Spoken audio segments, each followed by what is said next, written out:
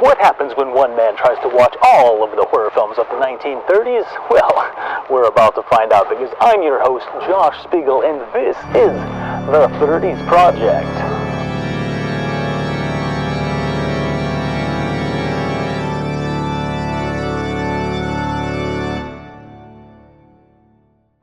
Welcome to the 30s Project, where I'm trying to watch all of the horror of one of the most influential decades in the genre. This is where everything began to click with the monsters and the moods, so I thought it was high time to check them all out. And, contrary to the 80s Project, I'm able to cover an entire year in a single episode. In fact, in this episode, we're checking out 2 full years, 30 and 31. And I'll give you my thoughts on the film, as well as how it ranks in terms of a cultural significance to the horror world. So, let's dive in now to those dirty 30s. The decade started off on a weird note on March 15th with the release of Inagi. It's in the form of a documentary, actually, and gives us a text crawl about an expedition to Africa in order to find a tribe in Inagi, where they sacrifice one of their women to the local gorillas in order to stave them off, I guess, for sex. So when someone tells you how we need to return to the good old moral movie-making days of old, you make sure to tell them about the 1930 movie about gorilla rape, okay? It's then a sort of expedition through the jungles with a voiceover placed over it, describing the things that they've seen on the journey. It's mostly animal antics like crocodiles on the hunt and some monkey shenanigans, and they don't even get to the tribe until a full hour into the movie, and most of that footage wasn't even for this movie. Seems it was all lifted from an existing film from 1915 called Heart of Africa. They took so much of the footage that the director of that movie's son filed a lawsuit, because if you thought that it was all smooth sailing with these classic films, think again. There's a ton of drama involved and multiple lawsuits involved with this one film, with a second one revolving around an actor who claimed to play the gorilla and was never paid.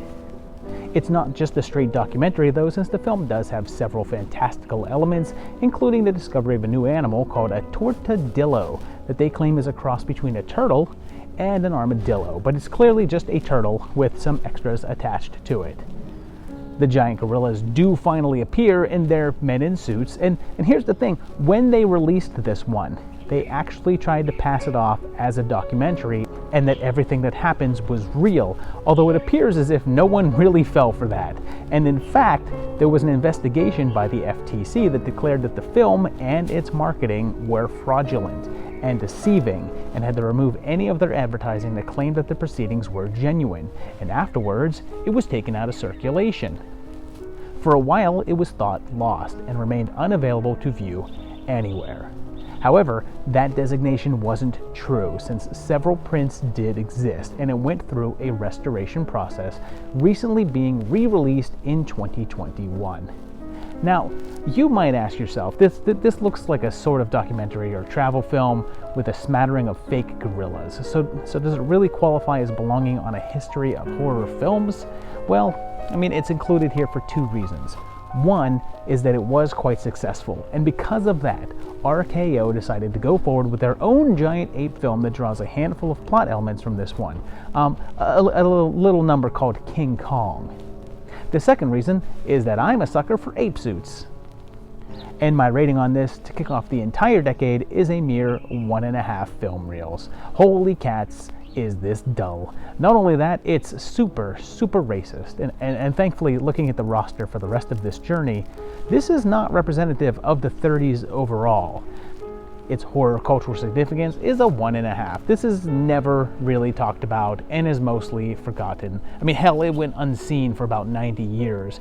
So it's hard to say that it had any sort of relevance to the genre. I gave it the extra half point for making King Kong possible.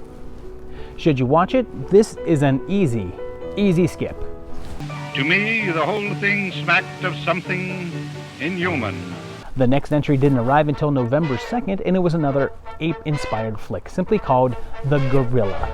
Now, As far as is known, this one is completely lost, with no footage at all surviving, so it's not one that can be viewed. It was actually a remake of a silent film from 1927 and also a play from 25. Shortly after, there was another lost entry arriving on November 7th, or possibly on the 10th, but definitely early November, and it's The Cat Creeps. This is another one that was a remake of a silent film from 1927 with the same name and involves the exploits of a villainous psychopath known as the Cat. All that remains is approximately 2 minutes of footage, although it was remade again several more times, most notably in a 1946 film also called The Cat Creeps. A few days later saw another film with a very similar sounding name and sort of similar premise to The Cat Creeps, and on November 13th we saw the debut of The Bat Whispers, which gives us the police on the search for a mysterious criminal on the loose known as the Bat, who is straight up sending notes to his intended victims. One night he manages to pull off a rather daring crime and leaves a note saying that he's retiring to the country, and the action then shifts there as we meet Mrs. Van Gordner, accompanied by her cowardly comic relief maid and a series of circumstances that arise. It seems that there was a local bank robbery, a missing cashier, and strange sounds around the mansion, including rocks thrown through the window. And I love that Cornelia is like, hey, whatever, there's weird stuff going on, saying get out, but I really want to know what's going on, so I ain't going anywhere. She's like the toughest, stubborn old lady in all of film. They get word that the Bat is also interested in the missing money, and the police are on hand. And your age?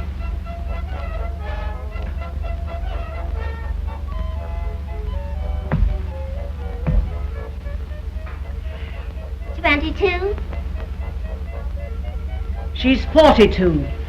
Jesus, how hard was life in the 20s that you have this woman in 1930 and she's 42 and looks like this? And the actress Maude Eburn was in fact 55 years old. The movie then becomes a mystery of who done it, who stole the money, where is the money, and is the Bat involved, and was directed by Roland West, the second to last film that he would make as his final work released in 31. And he had previously already directed a version of this. He made The Bat in 1926, and both were based on a play from 1920 called The Bat, and was one of the very first films to use the widescreen format. Besides that, it was an extremely innovative film in terms of camera work, and was one of the first films to use a smaller camera dolly for more fluid movements in shots.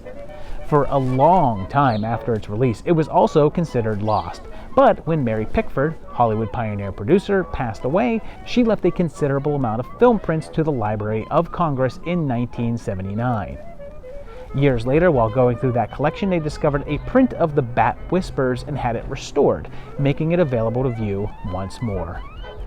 In the time between being lost and found again, it was remade another time in 1959, again simply titled The Bat, but this time with Vincent Price and Agnes Moorehead.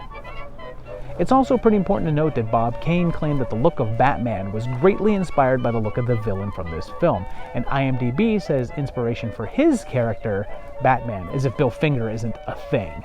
And I'm giving this one a 3.5. It's a ton of fun. It's a great mix between a haunted house, murder mystery, and crime story with one hell of a badass protagonist in Cornelia Van Gordner. It does take a little too long to get going though. Its significance is a 2.5 since it did have a bit of an impact, obviously inspiring a remake, and one of the most successful comic book characters of all time, but the film itself is still pretty unknown. Should you watch it? I'm not whispering this. Yes.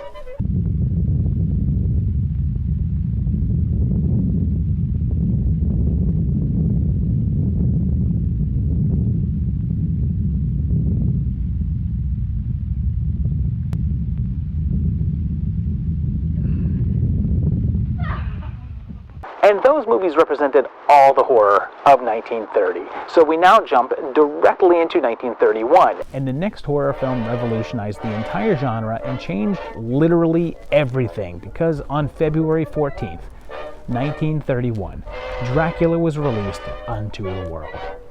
It technically premiered 2 days earlier, on the 12th in New York City, but went wide on Valentine's Day.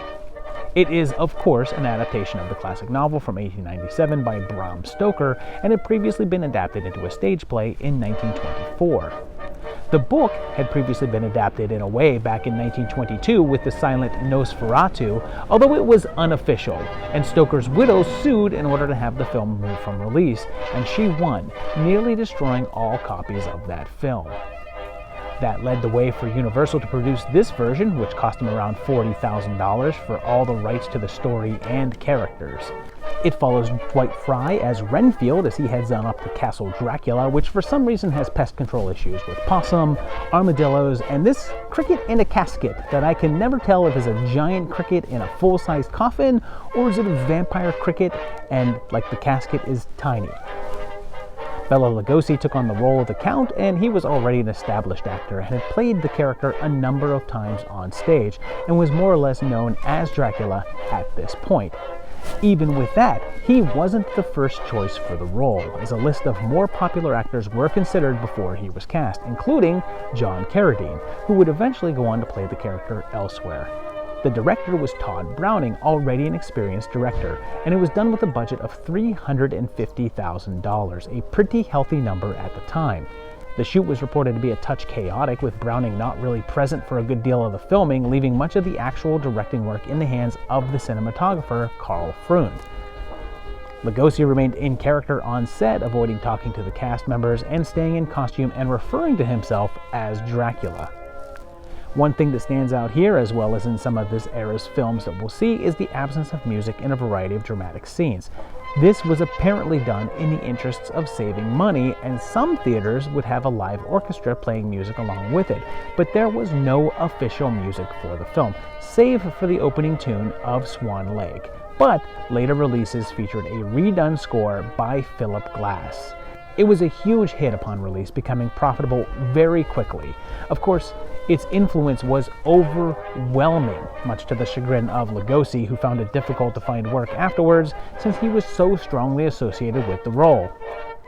It kicked off a whole slew of Universal horror, created an entire genre, and leading the way for a generation of essential monster movies. It would have some direct sequels a little later in the decade with 1936's Dracula's Daughter, and then again in 1943 with Son of Dracula, and then a few crossover films. The final Universal version of the character arrived in 1948 in Abbott and Costello Meet Frankenstein, which was the only film in which Lugosi would return to the character, the role having been taken over by Carradine.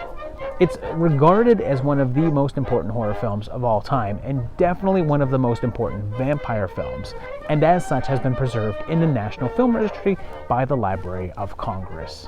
And this one gets a 4 from me. It's a great film with such effective mood and classic performances. It's creating an entire vibe and setting up a whole genre, but damn, I will never forgive this movie for not having an ending.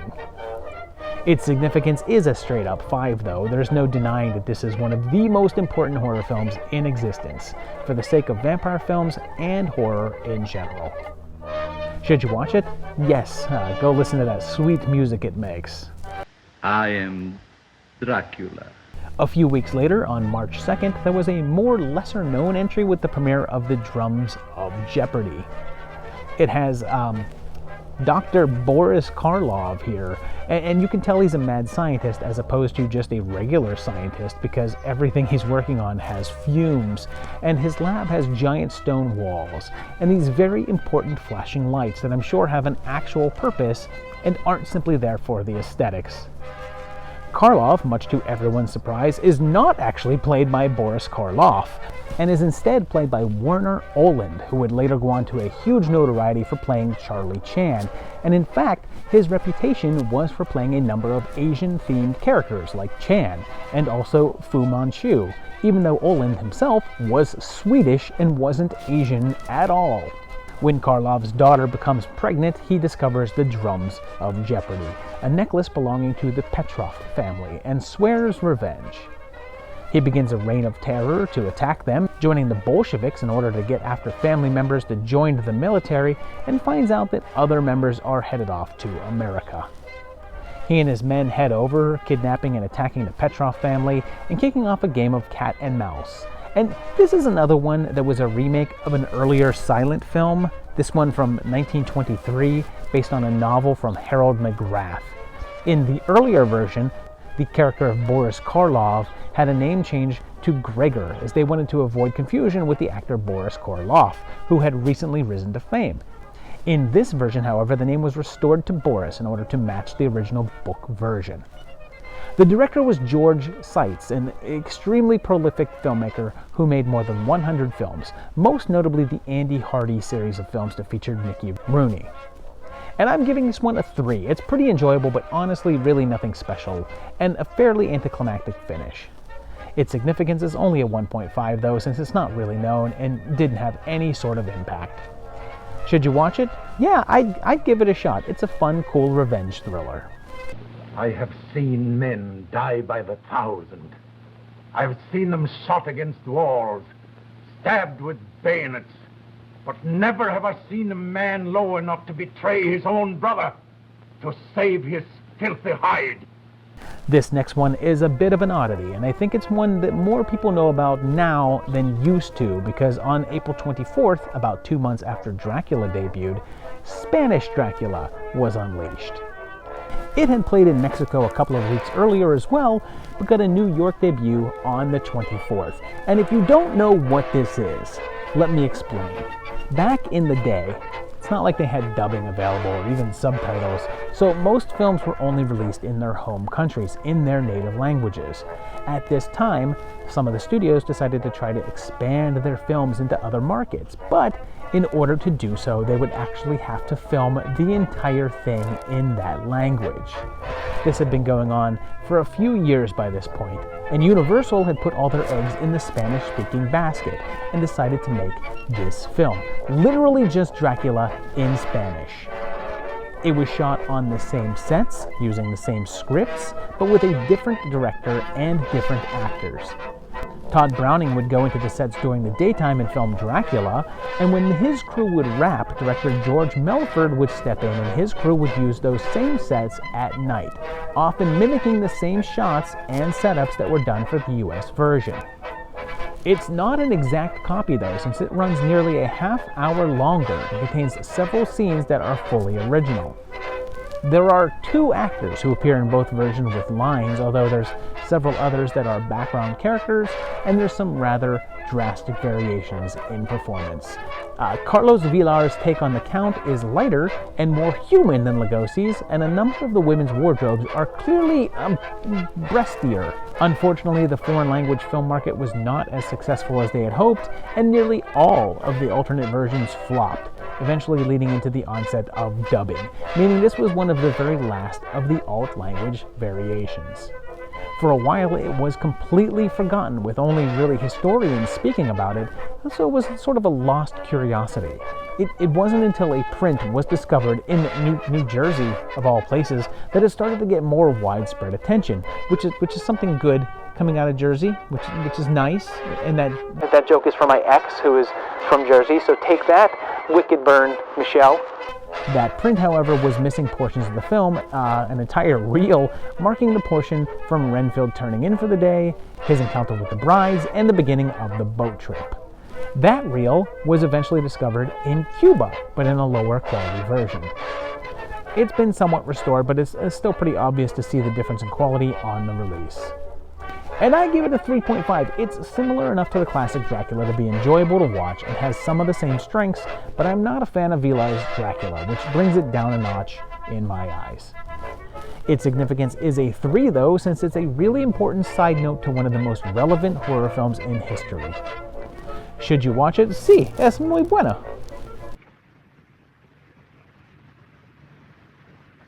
Soy Dracula.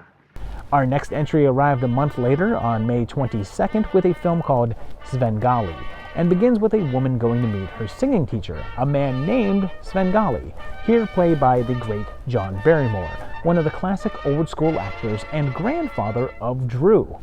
And this guy's got a whole Alan Moore thing going on with his look, and he spurns her when he finds out that she doesn't have any more money and gives her an evil look that makes her go out and commit suicide. He's essentially a leech and is dead broke, stealing and mooching off of others, and he encounters a young model. Oh yes, modeling's my business. Head, hands, feet, everything, especially feet. Isn't that a pretty foot? Nobody tell Quentin Tarantino or he'll remake this. Sven hypnotizes her with his creepy eyes, and somehow the effects manage to work from across town, so it's likely that something supernatural is in effect here. They fake her suicide, and he takes her on tour as Madame Sengali, becoming a famous singer, and after 5 years is finally recognized by her former love. Now, this may start to sound familiar here, but this is also a remake of a silent era film. Because man, I know that people say that Hollywood nowadays has no original ideas and only does remakes, but this is 1931, and almost every movie I've talked about on this episode is a remake of a movie from the 1920s, so it's nothing new. But this was another one that's also adapted from a novel, one called Trilby, from George du Maurier, and has been adapted into a play and also 5 different film versions before this one. Most of the previous adaptations went under the title Trilby, and this was only the second take using Sengali as the title, as the character became the most known. And nowadays, when someone refers to someone as a Sengali, they're making a reference to the character from this novel. And it's weird because it's sort of on the fence in terms of being a horror movie, and it's one that film historians have actually debated as giving that classification. But if you're in any doubt, can I show you the hypnotism eyes again? Barrymore was actually interested in playing up the comedy of the character, trying to add more laughs into it, and he became one of the very first actors to don a pair of contact lenses for the hypno effect. It stirred up some headlines with the inclusion of this scene, which appears to be Trilby nude, and she was 17 at the time, but it's actually a body double in a body stocking. And it was actually a disappointment at the box office, but wasn't a major bust or anything. And additional versions of the story appeared later on in 1954 and 1983, with that version featuring Jodie Foster. And I give this one a 3. It has a cool look and vibe and a couple of moody scenes, but it's overall a little too slow to get to the point. Its significance is a 2. It's not really that well known, and most of the relevance is for the source material, but it does have Barrymore in the lead and has some notoriety. Should you watch it? I think so, and no hypnotism is necessary to compel you.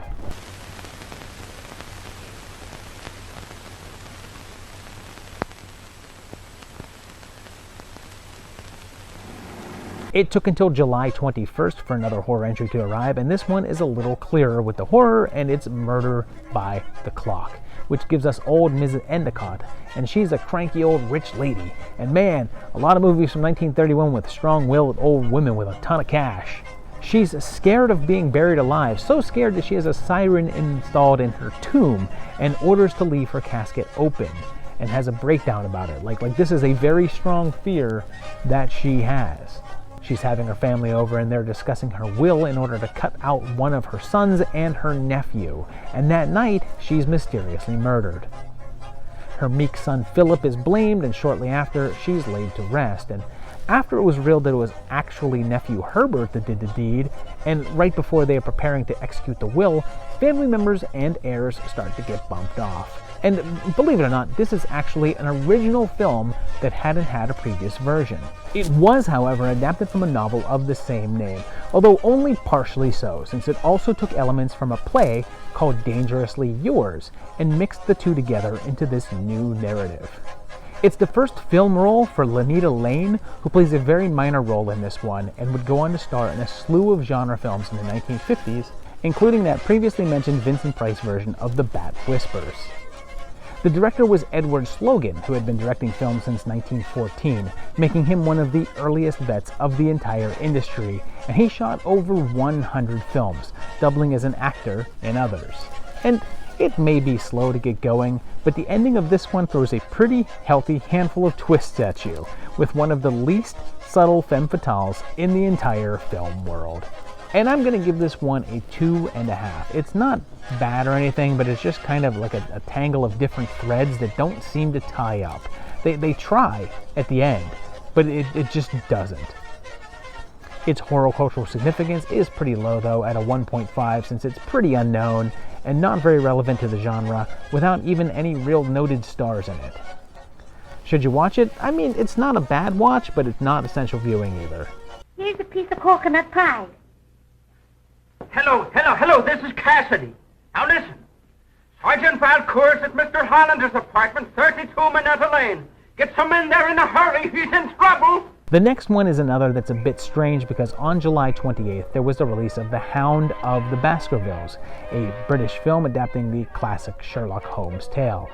It wasn't the first time it was put on film, and absolutely will not be the last, but it's one that can no longer be viewed. For ages, they only had the picture negative for the film, lacking any audio, so a complete print was thought to be lost. But in 1991, the soundtrack was found and the full audio was restored. After that process was completed, a single print was struck and was screened one time before being placed into the British Film Institute archives.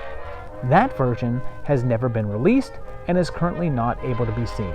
So in a way, it's once again lost. We jump all the way to November now as we near the ending of the year, and it's November 1st with the release of The Phantom. Slam evil. It begins with a daring prison escape with a guy jumping on the top of a moving train, which is pretty wild, and it's said to be the notorious criminal The Phantom.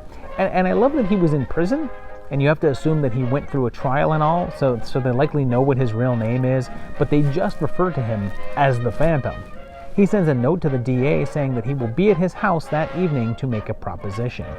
Instead, a reporter named Dick shows up, helping to catch the villain for the sake of a story, but a bizarre man also appears. Turns out that Dick has been secretly engaged to John's daughter, although... Even though I'd hope someday to be able to make her my wife. And you're like 30 years older than her, man. Come on.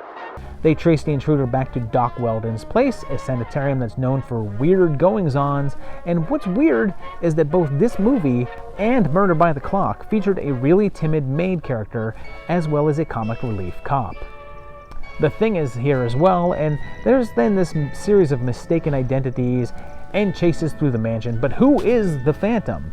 And this one was a bit of a switch-up for the director, Alan James, who mostly handled a bunch of westerns, so a horror-inspired flick was a little out of his wheelhouse.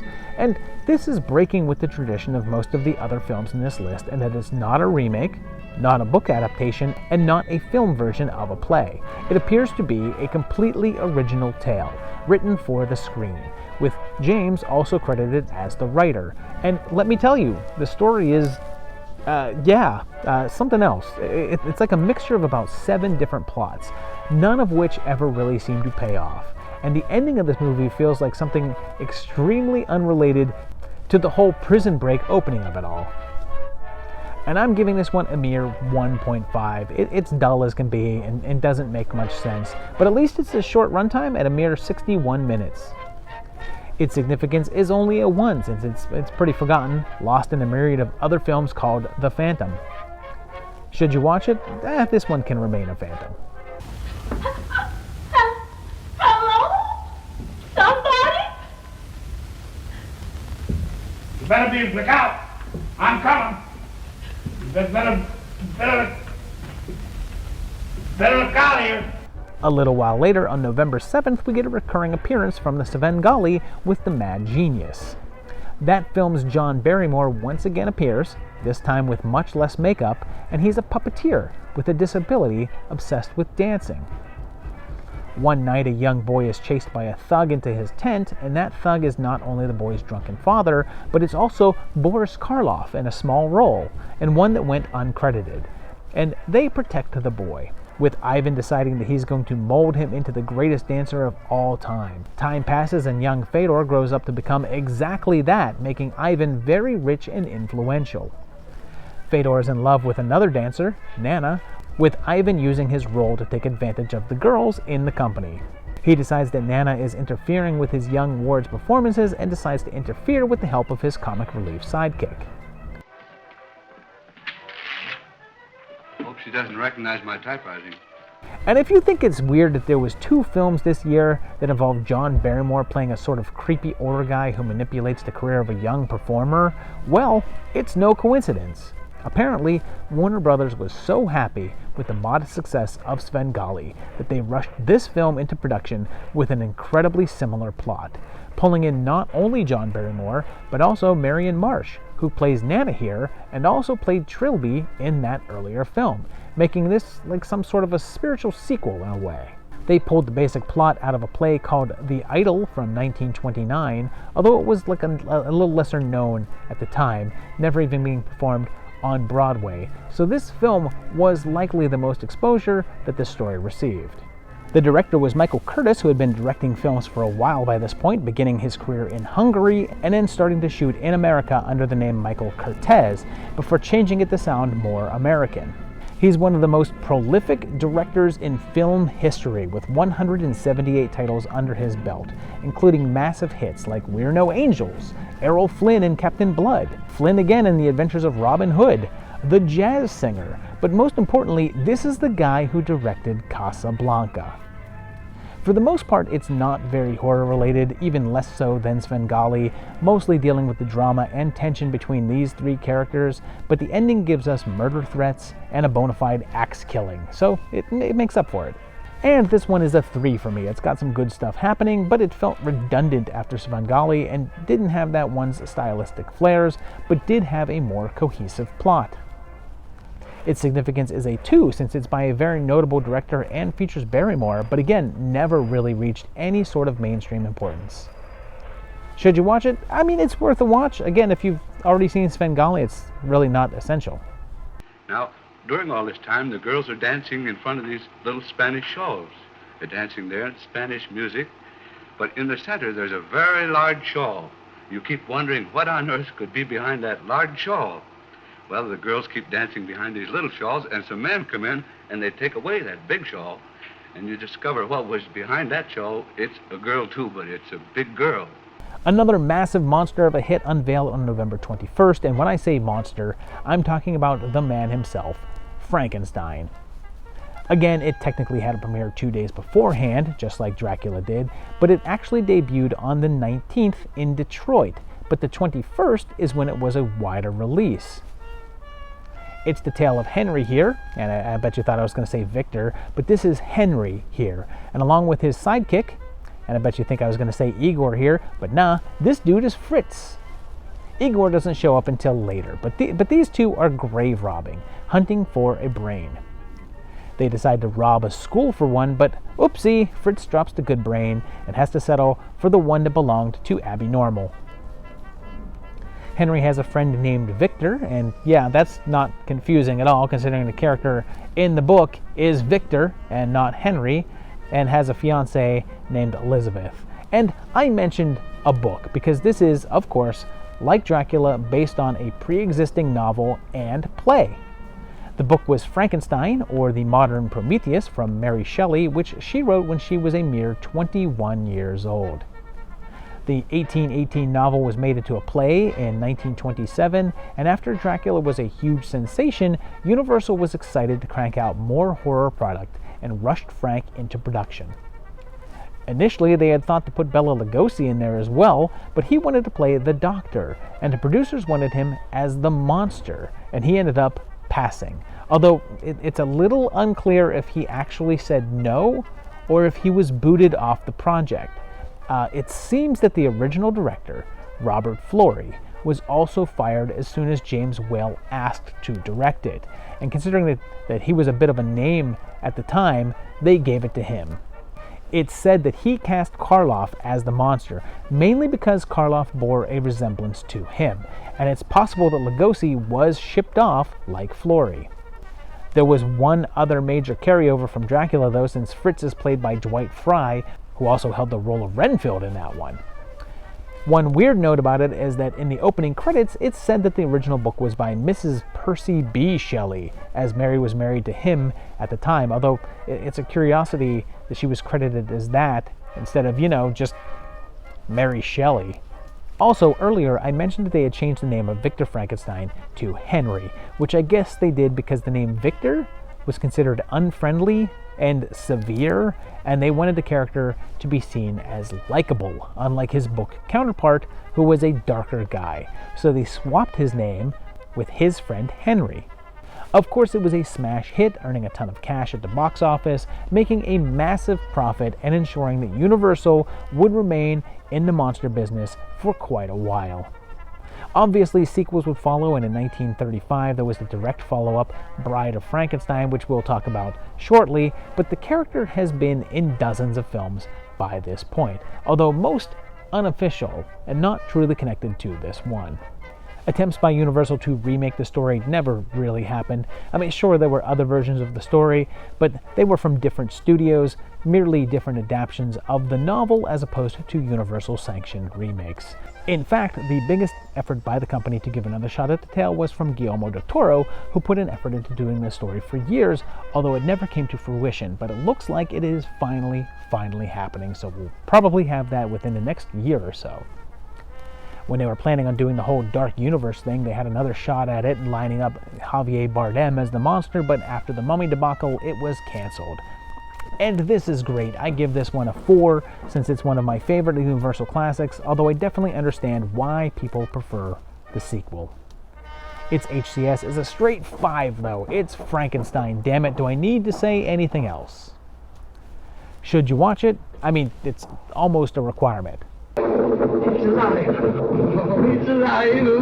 It's alive! It's alive! It's alive! 1931 ends in an appropriate way with a film that premiered in Los Angeles on December 24th, Christmas Eve, and in New York on December 31st, New Year's Eve, and it's Dr. Jekyll and Mr. Hyde. It got a wider release around the country a few days later on January 3rd of 1932, so like Dracula and Frankenstein, I could have dated this one on the general release date, but it seemed like a fun way to end the year, so I'm placing it here. So, in case you're unfamiliar with this one, it starts with a very early POV shot, including a cool mirror trick to introduce us to Dr. Henry Jekyll, and he's played by the great Frederick March. And he's determined that man is made of two sides, a good side and an evil side, and he wants to marry Muriel, but her father is making them wait. One night he comes to the aid of a prostitute named Ivy, who does a striptease for him, but mainly for the camera, in a rather saucy and scandalous scene for the time. Jekyll decides that he wants to purge the evil side from his body and comes up with a formula. And can I sidebar to talk about how all these old movies have everything come down to just some liquid that people drink? Like, what's in that liquid in modern science terms? Is it some sort of a massive drug stimulant or whatever? Anywho, he takes the formula, leading to this amazing transformation scene, and wow, is that amazing, and can only be done with black and white film. You see, it's done by having him wear a colored makeup and holding a colored filter in front of the camera. The filter combo makes the makeup invisible, more or less, and then when the shot is rolling, they remove the filter, and the makeups show. The secret of this effect was kept under wraps and wasn't revealed until after the director's death. Jekyll transforms into Hyde here, a simian-looking dude, and vaguely like a monkey Jeff Goldblum. He heads out onto the town, causing some chaos, encountering Ivy, and kicking off a battle between the two sides. And this was a super prestigious release, and I think a lot of people lump this one in with the Universal Monsters, but this was actually released by Paramount. It was an adaptation of the 1886 story of The Strange Case of Dr. Jekyll and Mr. Hyde by Robert Louis Stevenson, and had previously been a play, but was also put on film as well, several times. But the most popular up until that point was a 1920 US version.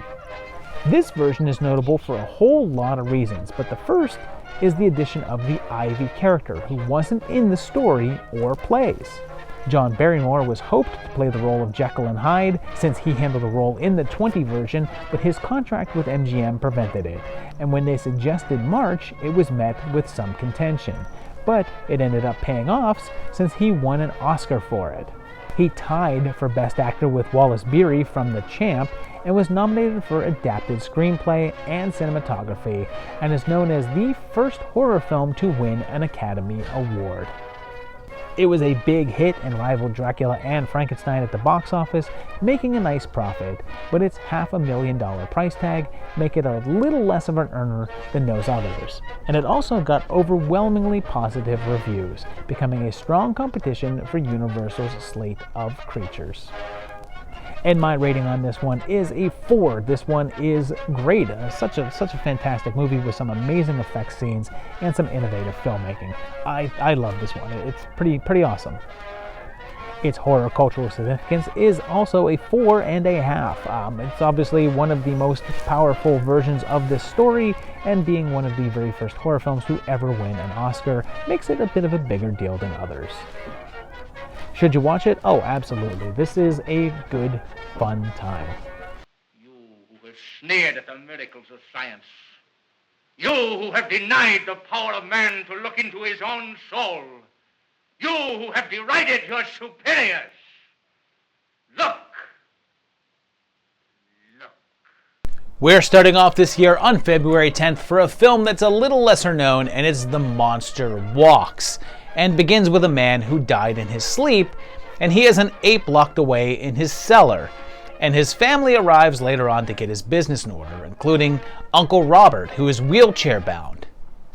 As everyone gets there, Yogi the ape freaks out a little, and they keep saying that he's angry and jealous, and that they used to run experiments on him. There's a big storm that night, and they read off the will, giving everything to his daughter, Ruth. And if she were to die, then Uncle Robert would get it. He leaves a paltry sum to his housekeeper, something her and her son take great offense to, and they conspire to get more of the money on their own. And that night, a giant furry paw tries to get at Ruth. And the tension, I guess, builds while the racist caricature comic relief character tries to make jokes.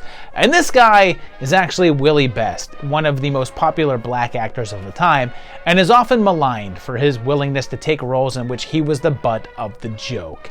And this one was handled by Frank R. Strayer, and he handled a lot of quick and cheap films from the era and a variety of different genres. And I guess this one is meant to be sort of a mystery. It's painfully apparent just what is going on here. And the worst part of it is meant to revolve around a giant gorilla, and the chimp they show you early on clearly ain't that big. And all they really give you is a hairy arm and a lot of walking around. It's relatively short though, at just under an hour, but has a minor bit in swear word history as being the first film to use the word damn in it. And what's kind of funny is that the film was re-released after the success of King Kong, only now they altered the poster to feature more ape action to make it appear to be more similar to that one. Since the film is past the copyright point, it's now in the public domain, so anyone could remake this, or release it, I guess. And I'm giving this one a 2. It's fine, I guess, but man, is it boring and predictable, and the character of Exodus is just eye roll after painful racist eye roll. Its significance is a 1.5 since it's a bit more forgotten and is one of the more obscure flicks of the era, but has a touch of merit.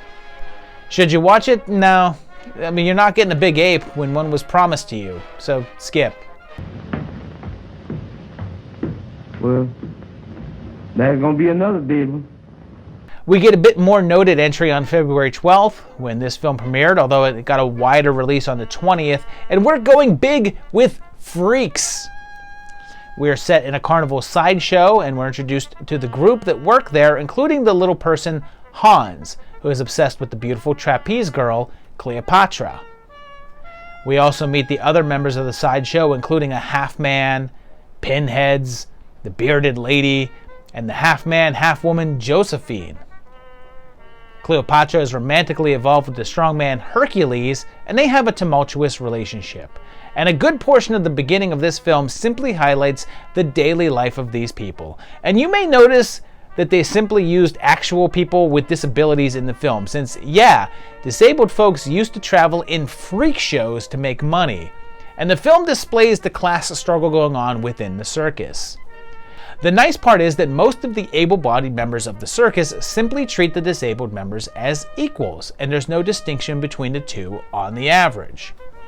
In the film, Hans and Frida were real-life people with dwarfism, and although they played a romantic couple, they were brother and sister in real life.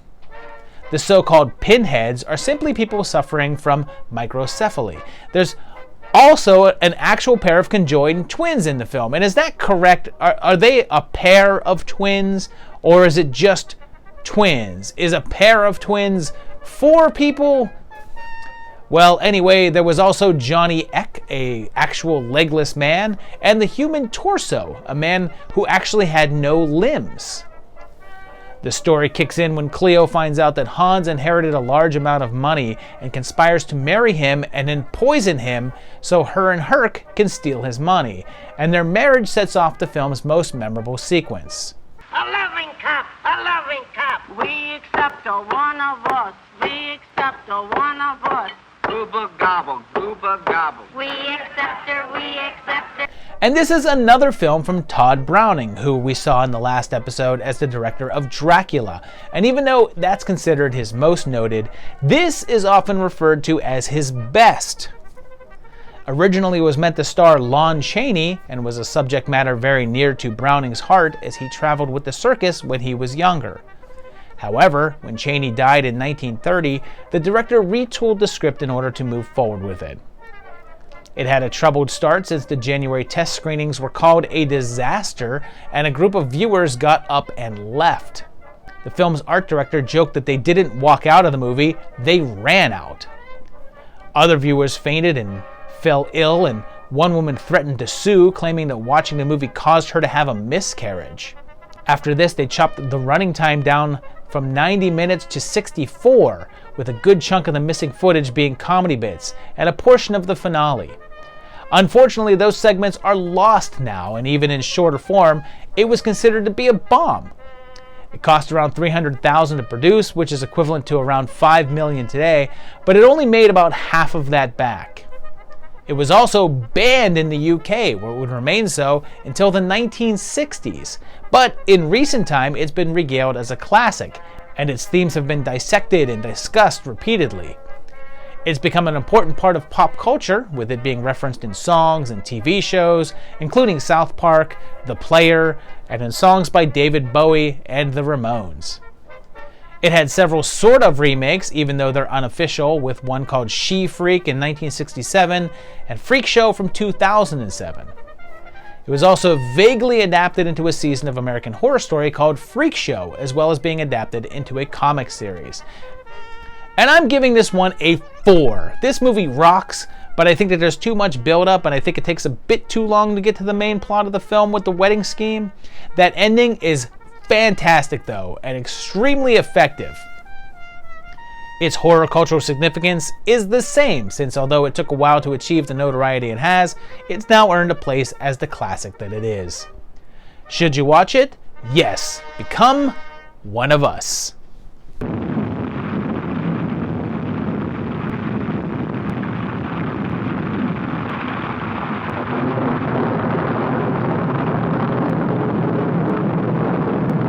February was pretty busy since just a few days later there was another release with February 15th's Murder at Dawn. It has an about-to-be-married couple, Doris and Danny, headed out to her father's mansion, accompanied by their bridesmaid and best man, and they end up renting a car. Her pop is this guy who's working in a lab with a mysterious man peeking in on him, and he's invented a machine to create free power for everyone. Of course, when everyone arrives, there's a storm happening, and there's chaos as they find the dead body of Judge Folger, and the doc is missing. They start to figure out what's going on and explore the mansion, finding more dead bodies along the way, and just like The Monster Walks, there's a creepy housekeeper woman and her son involved. It's kind of weird that 2 movies, released in the same month, had the exact 2 character types in them. This one's not a mystery though, since it's told almost right away that there's a nefarious mad scientist involved who plans to turn the doc's invention into a death ray. And the director here was Richard Thorpe, and this guy was extremely prolific. He started directing back in 1923, and his career would span until 1967, helming 189 movies, including The Knights of the Round Table, and Ivanhoe from the 50s, and Elvis's Jailhouse Rock film. Not much of his work was horror, though, although he would occasionally step in there, including this one, although it would end up being just a blip on his filmography. There's not really a ton of information about it, though, but it is known that the original title was meant to be The Death Ray, and AFI's site seems to claim a slightly different release date of February 23rd, and also give an alternate title of Time of Murder, although that doesn't seem to be repeated anywhere else. The funny thing here is that the identity reveal of the mad scientist is the exact same as the reveal of The Monster Walks, and if you've ever wondered if that whole saying about the butler did it was actually a thing, well, I guess it was. And this is another 2 from me. It's a little better than The Monster Walks, but it's still a bit of a bore. The ending is more exciting, though. Its significance is just a 1, since this one is never really talked about and is one of the more obscure entries of the era. Should you watch it, this one can probably be missed. Can't be serious about going through with this. I am. You're mad. Huh? It's material. Now let's go to another entry that has murder in the title, and coincidentally also one that features an ape, since on February 21st, Murders in the Rue Morgue was released. It starts with the Swan Lake Overture, the same music that Dracula opened with, and then a sideshow that features what they're referring to as a massive ape man. And they reveal him, and he's both a guy in a suit, mixed with close-ups of a regular-sized chimp. Mr. Miracle, the sideshow barker, claims that he can speak to Eric the Ape, and he's Dracula himself, Bela Lugosi, sporting a monobrow. He kidnaps a woman off the street and ties her up in his lab, but determines that her blood is not what he's looking for, and stabs her and dumps her in the river. Seems this has happened to several women, and draws the attention of Pierre Dupin, who's a medical student, but wants to get to the bottom of what's going on, and is played by Leon Ames from Mr. Ed. Miracle becomes enchanted with Camille, who just happens to be Dupin's fiancée, and sends her a letter to come and visit him, which sets a detective into motion to try to uncover the secrets of the murders. And this was, of course, a film version of the classic Edgar Allan Poe tale of the same name, and is generally considered the first. There were several silent-era films that used elements of the tale, most notably The Killer Ape, but this was the first direct adaptation. It was directed by Robert Florey, who was the director that was meant to handle Frankenstein but was removed from the project when James Whale said that he wanted it. After that happened, he suggested doing this instead to Universal, and they agreed, although his version altered the original tale pretty dramatically. The biggest alteration is the introduction of the Miracle character, who was written in so that they could use Lugosi. Florey ended up butting heads with the studios so frequently about the details of the production that he actually left the project, although eventually returned when they agreed to set the film in 1845 like he wanted. It ended up having a really hard time with the censor board, who removed several sequences including the dancing girls, the prostitute's death, and the scene where Miracle explains evolution, because heaven forbid people see that. There's some controversy about the runtime, since it's said that the original runtime was around 80 minutes, but the release version is merely 61. But there seems to be no information about those scenes cut, and no one can confirm if anything actually existed. There seems to be several sources online talking about how violent the film was, requiring those cuts, but there's no evidence that was ever longer than the 61-minute release. If such scenes actually existed, no one has seen them on record, and there's no trace of their existence, so they might be lost. The film did fine at the box office, but compared to Dracula or Frankenstein, the numbers were quite disappointing, and even Florey was unhappy with the finished product. After this, he severed ties with Universal and would go on to work with Warner Brothers, and only did one other horror picture, The Beast with 5 Fingers.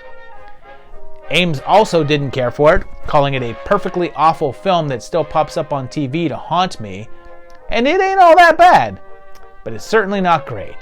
I'm going to go ahead and give it a 3 because I think the overall look of it is fantastic and Lugosi seems to be having a good time, but the story's a bit meh. Its significance is a 3.5 though, since it's the first real version of Poe's tale, had Flory at the wheel, and Lugosi as the baddie. Should you watch it? I'd say yeah. I mean, it's not perfect, but it's still a good time. It's my bonnet. Oh, of course. It's beautiful. And it's a gift? A gift?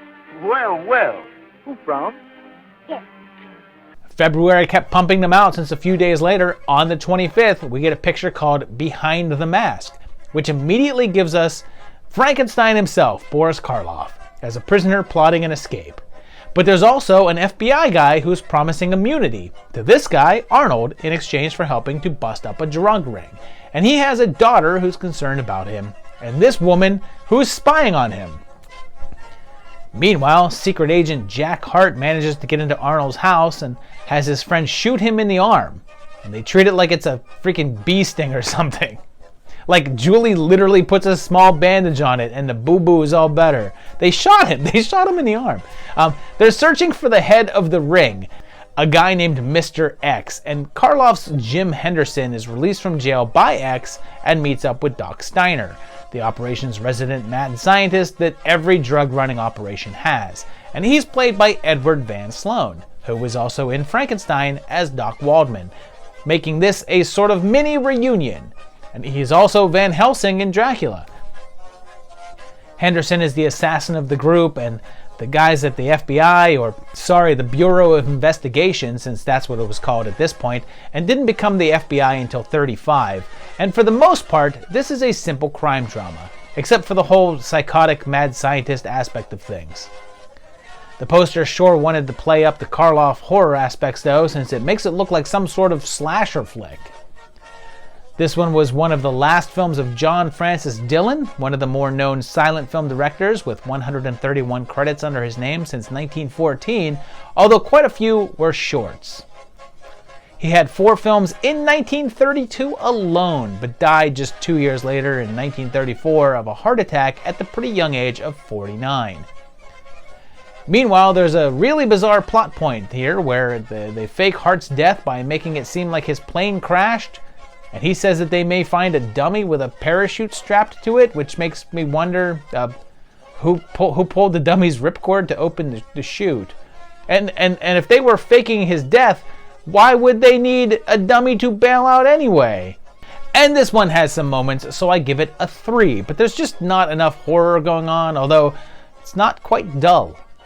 Its significance is a 2 since it has Karloff and Van Sloan together again, but it's barely horror and isn't really talked about that much. Should you watch it? Yeah, just don't get it mixed up with the 2000s era Leslie Vernon flick. You see, Chief, I kind of felt that I couldn't afford to drown just yet, as I wanted to see a lot more of Miss Arnold. This next one is our first international number and debuted on May 6th in Germany and didn't get a release in the US until August of 1934, and it's Vampir. We meet Alan here and he checks into an inn for the night, but hears a mysterious voice outside and encounters a guy with facial deformities. Later, another guy just strolls into his room because 30s Germany didn't have door locks, I guess, and he leaves behind a package that has "To be opened upon my death" written on it. Weird stuff continues as he sees some shadows outside that lead him to a series of spooky adventures until he comes across the man from his room. He's suddenly shot, and the man's servants ask Alan to stay there for the evening. He decides to open the package, seeing as how the guy is dead now, and finds a book about vampires. That night, the man's daughter goes missing, and they find her outside, unconscious, and Alan uses the book to realize that they're up against a case of the vampires, and wants to try to help Leon with a blood transfusion. And this was directed by the Danish man Carl Theodor Dreyer, and was his first film with sound, and to make things more complicated, needed to be shot in 3 different languages. They requested the film be done in German, French, and English, so Dreyer decided to cheat a little bit.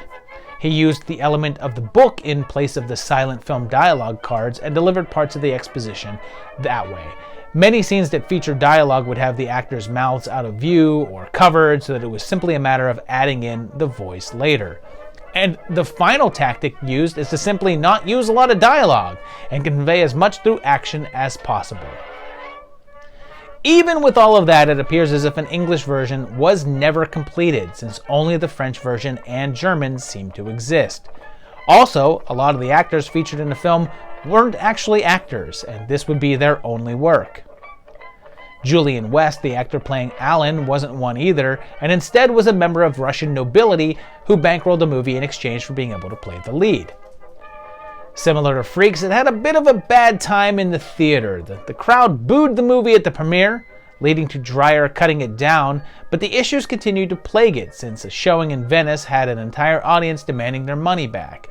But when they were denied, a riot ensued.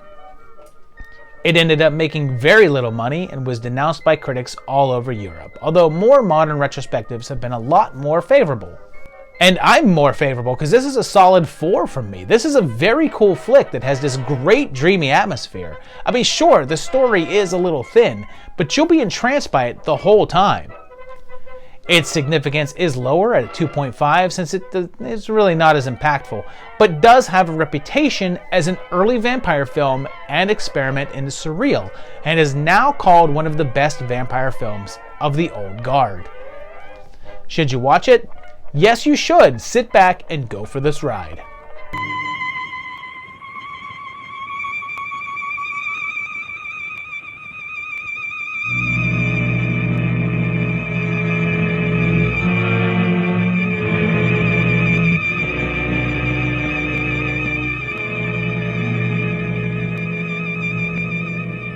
This next one is another big one, and there was a decently big jump in terms of release since this didn't come out until August 4th, and it's White Zombie.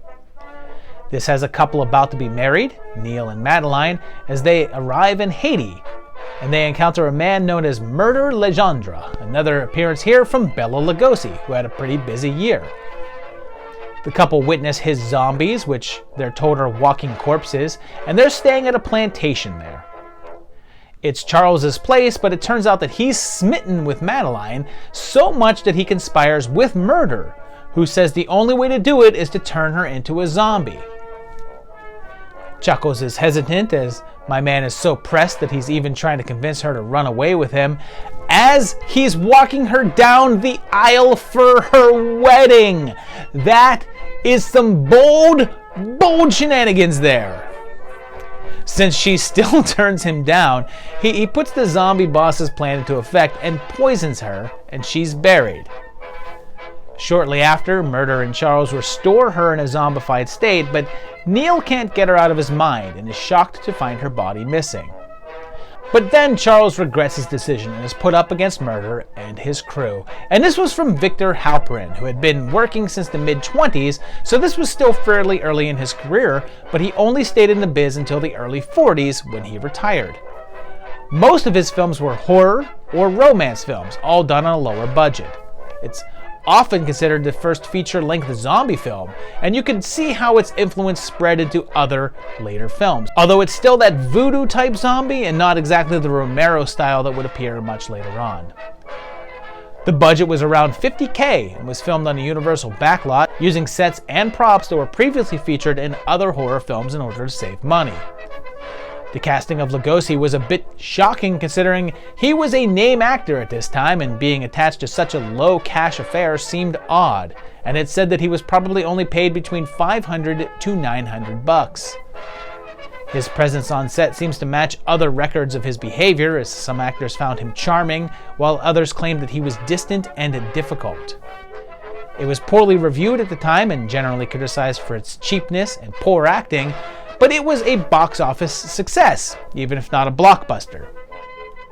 The film's low overhead meant that even a meager return was a positive one, but then something happened. The prince vanished and was thought lost for around 2 decades, finally being recovered in the late 60s, and led to a legal battle for the rights, but it was finally restored and made available. There was a sequel, Revolt of the Zombies, released in '36, again directed by Halperin, although Bela did not return. Attempts were made over the years to remake White Zombie, although none of those ended up happening, but the most famous one was in 2009, when Tobe Hooper announced he was giving it a go. And of course, another notable legacy the film had was being the inspiration for the name of the band, White Zombie. And I always kind of want to like this one more because it's got a great atmosphere and the finale rocks, but there's just too much filler in the middle of it, so it gets a 3 from me. But it's maybe closer to a 3.5, but just not quite there. Its significance is a 4.5 though, because even though it's still a touch lesser seen, it was the first zombie movie, kicking off an entire genre. Should you watch it? Yeah, I mean, don't be some sort of astro creep. You give me what I want, and you may ask anything.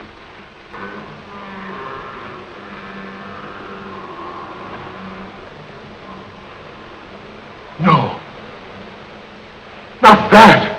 This next one came around a little later on in the month, and on August 27th, we had another sort of crime/mad scientist killer movie with Dr. X. This one is in New York, and there's a series of murders going on, all happening during a full moon. Newsman Lee Taylor is on the case, and it turns out that the victims have been strangled and then partially eaten, but there's also an incision with a surgical knot. They bring in Dr. Xavier here, the head of a nearby medical academy, for his opinion, and the police are suspicious that the murders seem to be happening in the vicinity of his school. They go to the school to check out the prime suspects, including a one-handed man, a guy with a penchant for nudie mags, a wheelchair-bound crank, and a dude obsessed with the moon. The police give Xavier a deadline of 48 hours to investigate his own people, and meanwhile, Taylor starts to do his own investigation, encountering Joanne, the doctor's daughter, who should be concerned about giant gorillas or something. Everyone congregates at the doc's mansion to hammer it all out, and they devise a test in which they're all strapped into a machine which would monitor their heart rates while they reenact the murder while they watch. And only Wells is allowed to sit it out, since the police investigation showed the killer had 2 hands. And this is another from Michael Curtiz, who directed the previous 30s project entry, The Mad Genius. As stated there, this is the guy who would later give us Casablanca, so he's sort of a big deal. And this was an early use of the Technicolor process, in an era which color films weren't heavily desired. Studios attempted to push some color projects, but when they didn't really perform all that well, they pushed the plans. There's actually 2 different versions of this one, a black and white and color version, although it's found that they're the same, except for a few small differences. There was a point in time that the color version was thought to be lost, but it was discovered in the private collection of Jack Warner, of the brothers Warner, after he died. This was another film that was based on an existing play, one called The Terror, but this was the first time that the story was put on screen.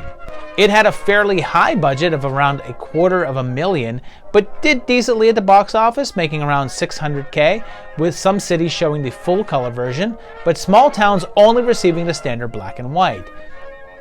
And this is a good 3.5 from me. This is a lot of fun, and the Technicolor really pops and works in the story's favor. It's a little sluggish at times, but an enjoyable adventure. Its significance is a 3 since it's a bit more known and was an early color film and it had Curtis behind the camera, but it's never reached that sort of mainstream recognition. Should you watch it? Yep, make an appointment with this doctor. Don't be afraid tonight. Be sure you keep your eyes closed and relax. We're heading into September now and just trucking through this whole year, and this one came out on the 16th, and it's The Most Dangerous Game. We start with a big old yacht headed through a portion of water that the captain is very wary of entering, and one of the passengers is a big game hunter named Bob.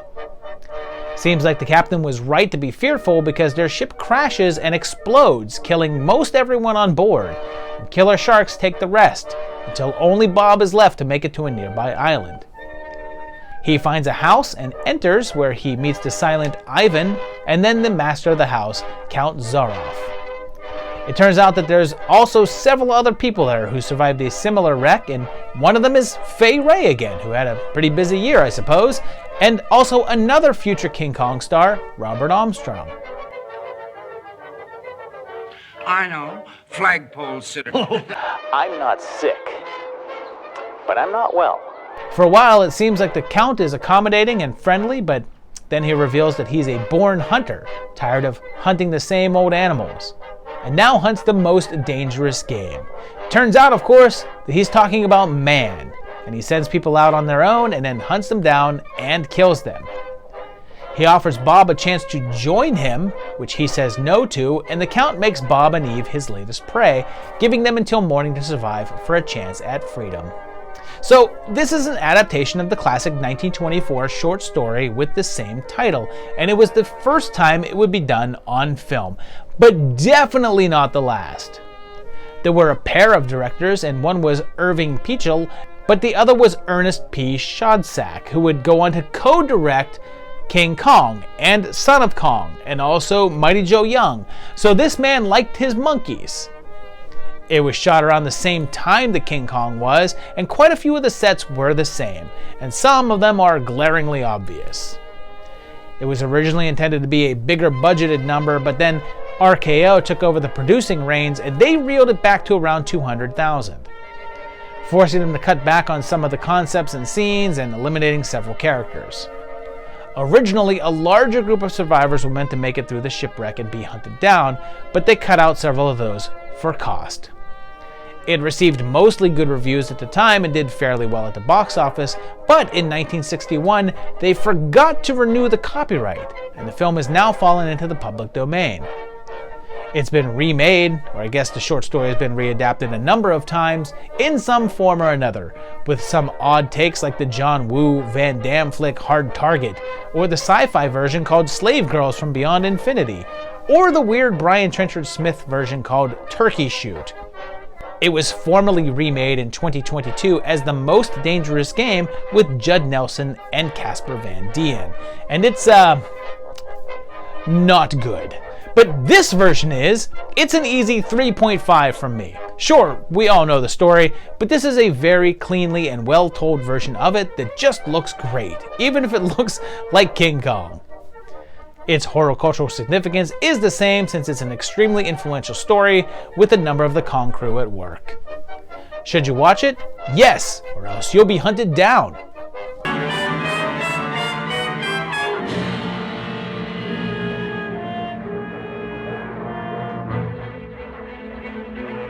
This next film arrived just 2 days later on September 18th and was one that's a little on the border of horror, and it's Chandu the Magician.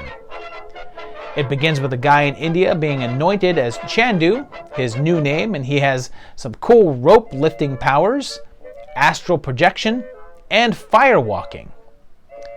He's told he has to go out and face Roxor, an evil dude who wants to take over the world, and also that his sister is married to a man who is developing a death ray, which is something that it seems like people used to do a lot.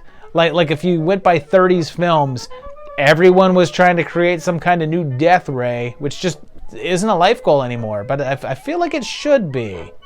Roxor and his men kidnap Robert and steal the death ray, so Chandu goes to help out. And oh yeah, his name is apparently Frank, and Roxor is once again Bela Lugosi for his third appearance this year, and the one where he's wearing the least amount of makeup.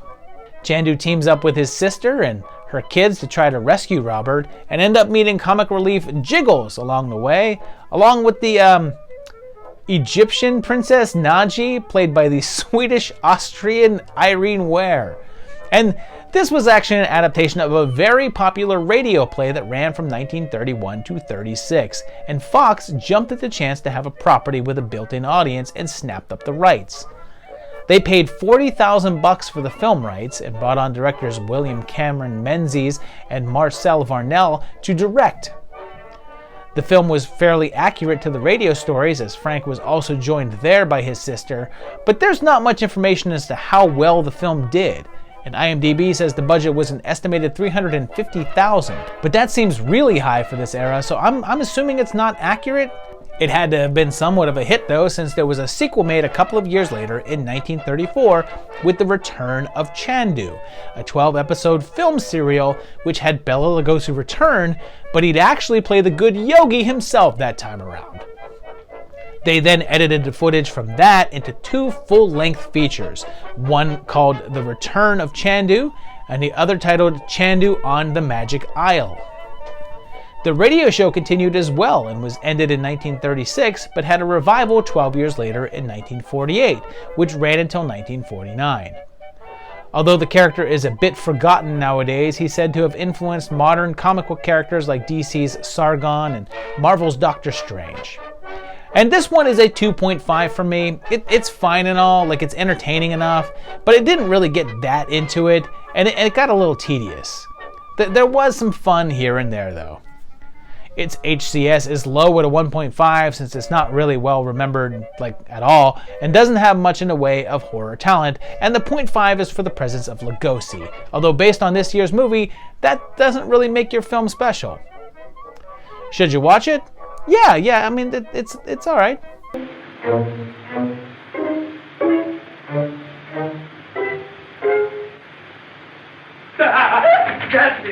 Getting into the spooky season now, we're looking at our first October entry with October 20th's release of The Old Dark House. This one has Philip and his wife Margaret getting lost in the middle of a storm with their good buddy Roger in the back, and they get a little stuck, so they take shelter at a... Say it with me now. An old dark house.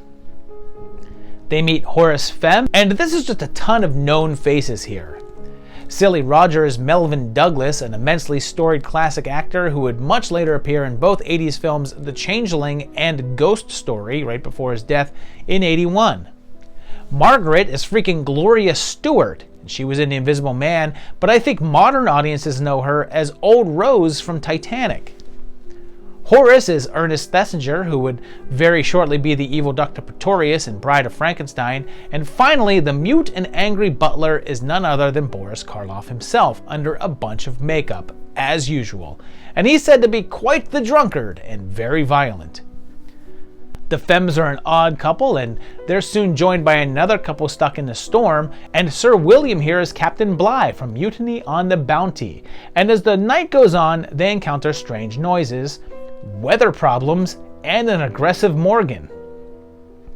Later, they discover the very aged Roderick Femme, bedridden, and he warns of another son, Saul, a pyromaniac that they keep in the basement. But who's the actual crazy one here? And this is another one from James Whale, which followed Frankenstein, although he had a romantic comedy in between those two as well, and it's an adaptation of a 1927 novel called Benighted, and was said to be a sharp social commentary on contemporary British class structures, and the film was a fairly faithful take on it, which is weird because I was under the impression that films only started having political and social messages like 5 years ago, right? It was given a pretty strong budget, around $250,000, and a lot of stock was taken in the picture, but it was not as warmly received. The reviews were mixed and had a strong opening, but people didn't like it, so it didn't have legs, and the ticket sales dropped dramatically, and it was pulled from theaters after just 10 days. And this was another one that was thought lost for quite a while until someone just randomly discovered a negative for it in the Universal Vaults, and it was then restored and made available again. There was a remake in 1963, this one by William Castle, and although the film didn't quite hit with audiences at the time, its reputation has simply grown over time, and is now seen as the forerunner to the whole breaking down and finding a house full of weirdos that films like Rocky Horror would cheerfully embrace. And I embrace this quite a bit, so I give it a 3.5, but it's not great or anything, like it sets up too much that never pays off, but it looks great, and it keeps you guessing. Its significance is a 3 since it features a ton of notable players and has a big influence with old spooky house tales. Should you watch it? Yep, don't wait for a dark and stormy night to do so either. Roast beef. There's nothing like roast beef when a man's hungry. Oh, the roast beef of old England. We're headed into November now, and on the 5th, we're looking at another Karloff and a ton of makeup movie, The Mask of Fu Manchu. This one is set in England with a British Secret Service man warning a professor, Lionel Barton, being told that he needs to take care of the evil danger of Fu Manchu, notorious crime boss. You see, Barton is searching for the tomb of Genghis Khan, and Manchu wants to find it to get the Conqueror's sword and mask. Right after, Barton is kidnapped, and Fu is to blame. And yep, the distinctly Asian villain is portrayed by absolutely not Asian at all, Boris Karloff, for his third, but not final appearance this year. His daughter, Fa Lo Si, is here too, and she is played by the Thin Man's Myrna Loy. And yeah, if you're keeping track, also not Asian whatsoever. They strap Barton underneath a bell in an effort to drive him mad to get the tomb location, while Barton's own daughter takes over the expedition. They find the tomb and the treasures within, but the crime lord's men try to rip them off, and negotiations soon begin for the life of Barton in exchange for the relics. And if you're not familiar with the character of Fu Manchu, he was a supervillain that was the subject of a series of books by Sax Rohmer that started in 1913 and continued until the late 50s. This wasn't the first adaptation or depiction of the character, since there were about 6 films that would precede this one, and there were plenty more after this one. And yeah, believe it or not, but this infamous Chinese villain was pretty much never actually played by anyone of Chinese descent or even an Asian background in general. Hell, Christopher Lee played him like 4 times. He's been used ever since in a variety of ways, and if you're an MCU fan, you may not be aware that the character is also meant to be the father of Shang-Chi, or at least he was until licensing lapsed and they can't really use the name anymore. He's not really used anymore anyway due to the pretty blatant racism baked into him. Mask of Fu Manchu was an adaptation of the 5th novel, which had come out earlier that year, and as they started shooting, they didn't have a finished script. Karloff had to be told his lines while he was sitting in the makeup chair. The shoot was fairly difficult, and halfway through, MGM took a look at the rushes and felt like it was going to be a failure, so they shut down the filming. The director, Charles Vider, was promptly fired and most of his footage was scrapped, and Charles Brabin was brought in to finish it. It did fine business, but was pretty frowned on by critics, and later received massive criticism from Asian American groups requesting the studio pull it from their roster. And I give it a 2.5. It's fine and all, but it's all over the place. It's very clear that there wasn't much in the way of a script involved. Its significance is the same since it was an early main character role for Karloff and part of a long-running controversial franchise. Should you watch it? Perhaps. I mean, it's fairly entertaining, but not great. I will wipe out your whole accursed white race. Oh, no! This next number is perhaps our highest profile release of the year and unwrapped on the 22nd of December, almost at the year's end, and it's The Mummy. It begins with Swan Lake, just like Dracula, and also Murders in the Rue Morgue. We're in Egypt, of course, and it's 1921, in the middle of an archaeological dig with Sir Wemple here. They discovered the tomb of Imhotep, an ancient high priest, and he looks like we'd expect him to, a dude wrapped up in bandages. Inside his casket is a cursed box and also a scroll that's meant to raise the dead. This guy finds it, and the first thing he does is read it out loud, because even in the 30s, people never learned, and this restores the mummer to life. It then jumps ahead 10 years, and Wemple's son is on hand, and one day, this crusty guy named Ardeth Bey comes strolling in, and it's Boris Karloff again for his 4th appearance this year, and he played the wrapped version of Imhotep as well. As this is him, and this is the way he'll appear throughout the rest of the film, and that bandaged stereotypical version from the intro is the only time we see him that way. And yeah, again, Karloff is not exactly Egyptian, like, at all. So in the space of a month and a half, we have him playing an Asian man, and now an Egyptian one. He's looking for the tomb of his princess and gets the crew to uncover it, and then meets Helen here, who bears a shocking resemblance to his past love. And it's funny, because this is our 3rd Universal monster flick of the 30s, and the one common link between all 3 is this guy right here, Edward Van Sloan. He was Van Helsing in Dracula, Doc Waldman in Frankenstein, and now Doc Mueller in The Mummy. Not to mention he was in Behind the Mask with Karloff again, although that wasn't Universal. And yeah, this is another entry of the Universal Monsters, and after the success of both other entries, they were ready for more. They wanted to do something Egyptian themed, and since Frank and Drac were based on movies, they wanted to do the same here. But there really weren't any, so a story was cobbled together from several sources. They had Carl Freund direct, and although this would serve as his official directorial debut, he was an established cinematographer and his works included Dracula, so he knew the game. Compared to its predecessors, The Mummy didn't do quite as well, but it was still a success at the box office, and the reviews were a little less favorable also. It was frequently pointed out how similar to Dracula this one is, right down to the opening music and the rivalry between the villain and man played by Van Sloan. Because of the odd nature of the narrative here and the lack of what you would think of as an actual mummy, the follow-ups to this one went in different directions. There wasn't a sequel until 1940 with The Mummy's Hand, and there were several more after that, but they all focused on a more classic wrapped-up dude and a different story and different mummy. Those would involve Karis, as opposed to Imhotep.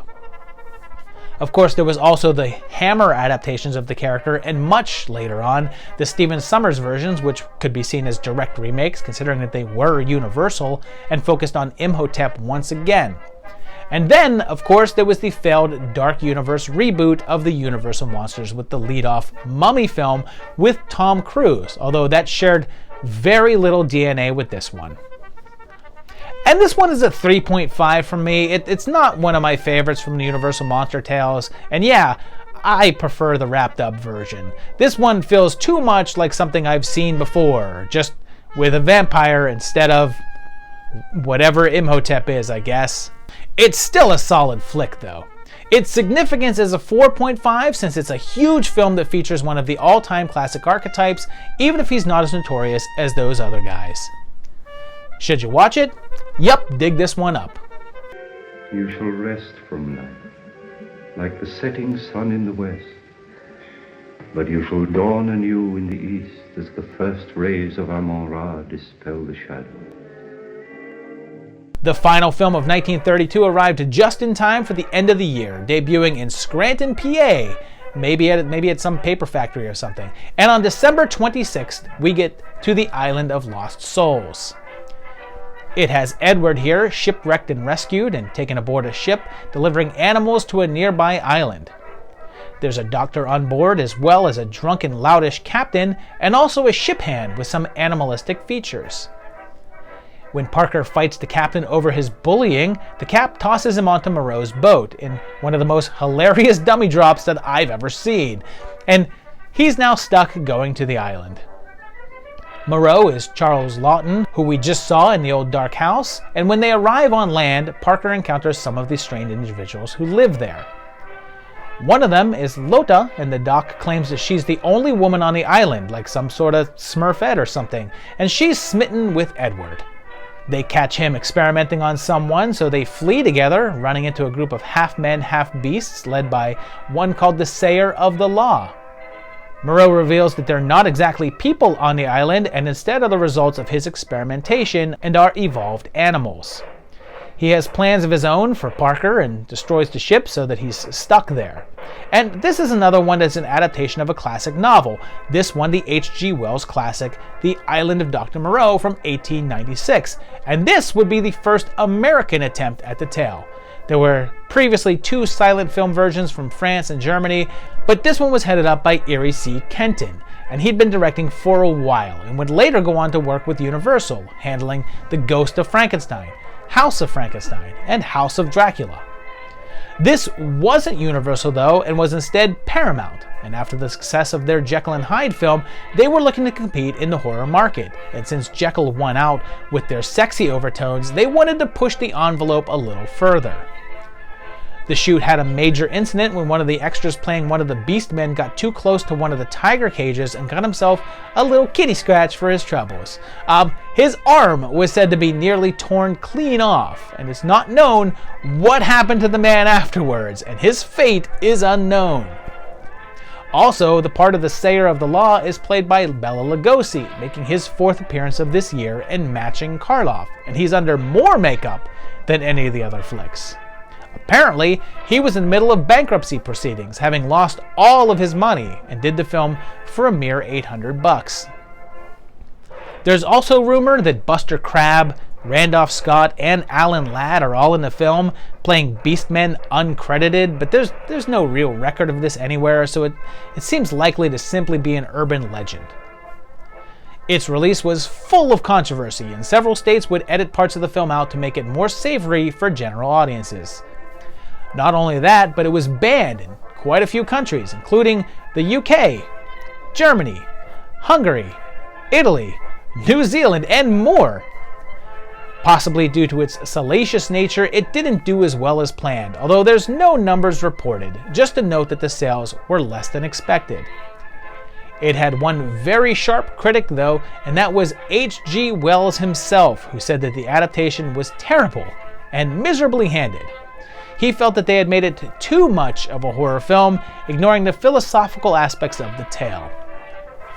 It's hard to call any of the other versions remakes as much as they were just new adaptations of the novel, but however chaotic things may have seemed with this one, none of that can match the insanity of the 1996 take, The Island of Dr. Moreau. And I'm giving this one a 3.5. This is a really solid watch. It's a lot of fun. It's not that great of a movie though. It's kind of lacking in depth, but it is really enjoyable.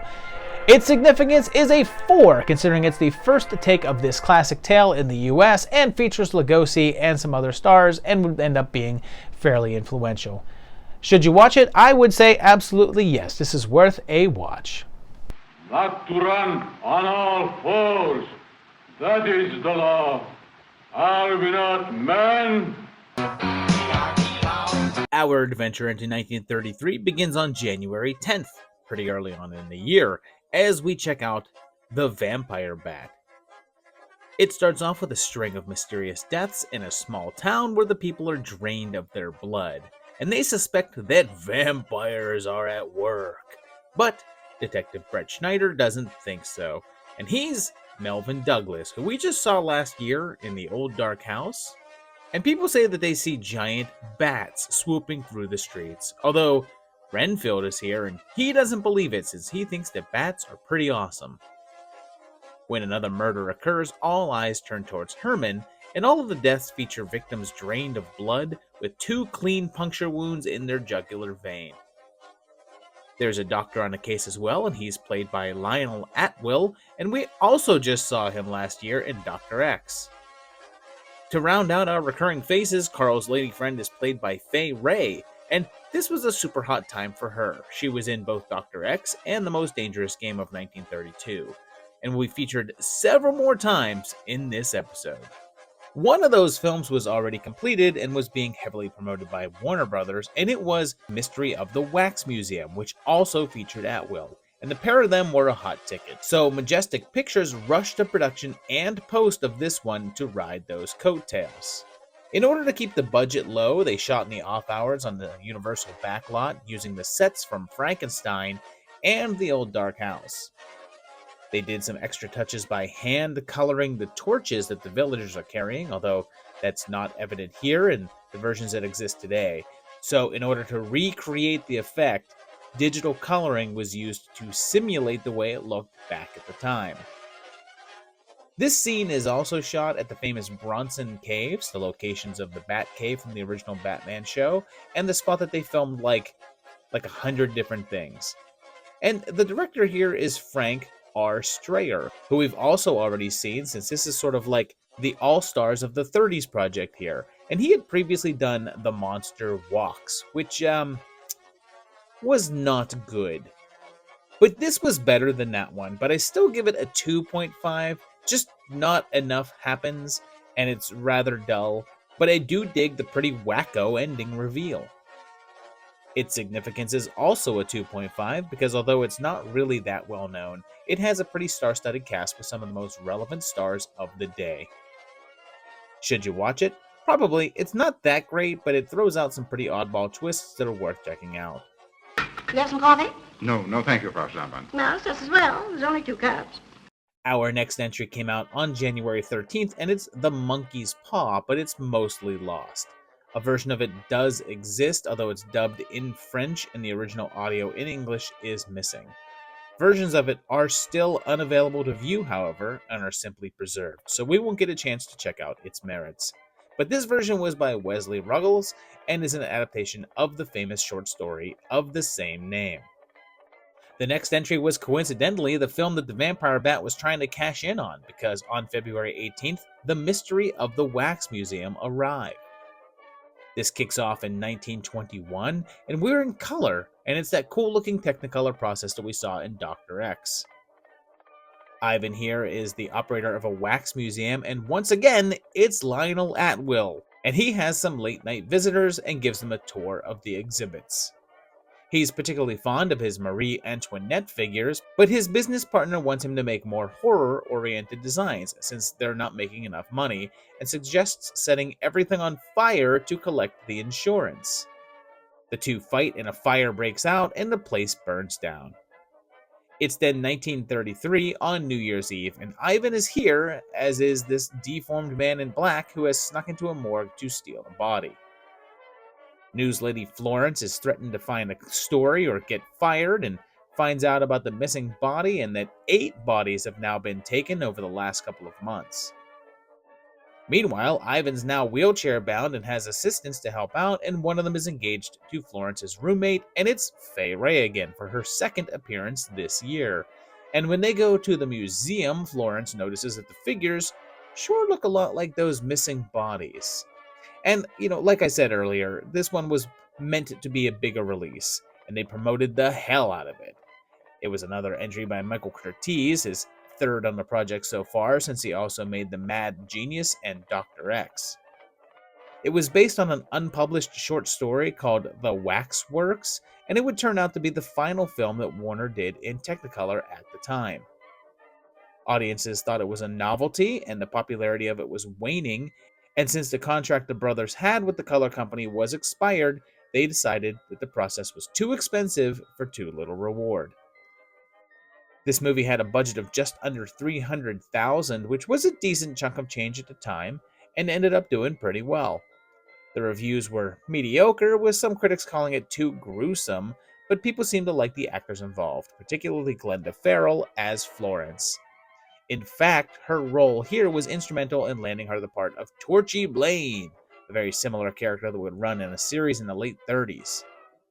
This is another one that was thought lost for quite a while until a print was found early on, although the color version was still thought gone until the 70s, when it was another film discovered in the personal collection of Jack Warner. It would be remade in 1953 as House of Wax with Vincent Price, and then again in 2005 with Paris Hilton, because, when you think of top-notch Hollywood legends in your film versions, you think Fay Wray, and then Vincent Price, and then the next obvious step, Paris Hilton. And this one gets a 3.5 from me. It's actually pretty fun, and Farrell is great as Florence.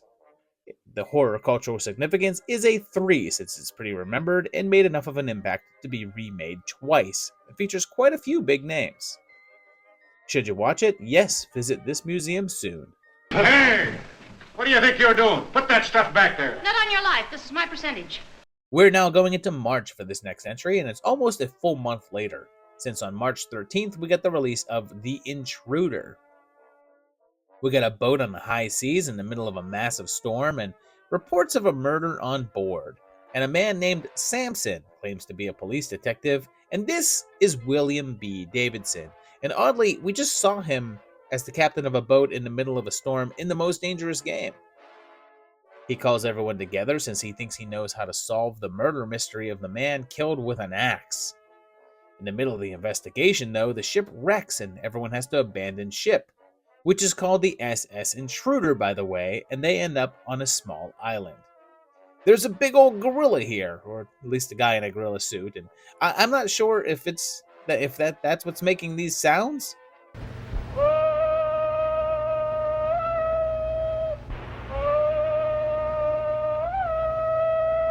Or if this is a bird. This does not sound like a gorilla. Samson is very curious about John Brandt here, who had a bunch of missing diamonds in his stateroom, although he claims to have had no idea how they got there. It's then up to them to figure out who the murderer is while they're stranded. But there's mystery there as well, since they find a skeleton in a cave, and they're running out of time because more people start showing up dead, and they realize that they're not as alone on that island as they think. And this one is relatively short at a little under an hour, and was originally titled Horror in the Night, was produced at RKO, with the director being Albert Ray.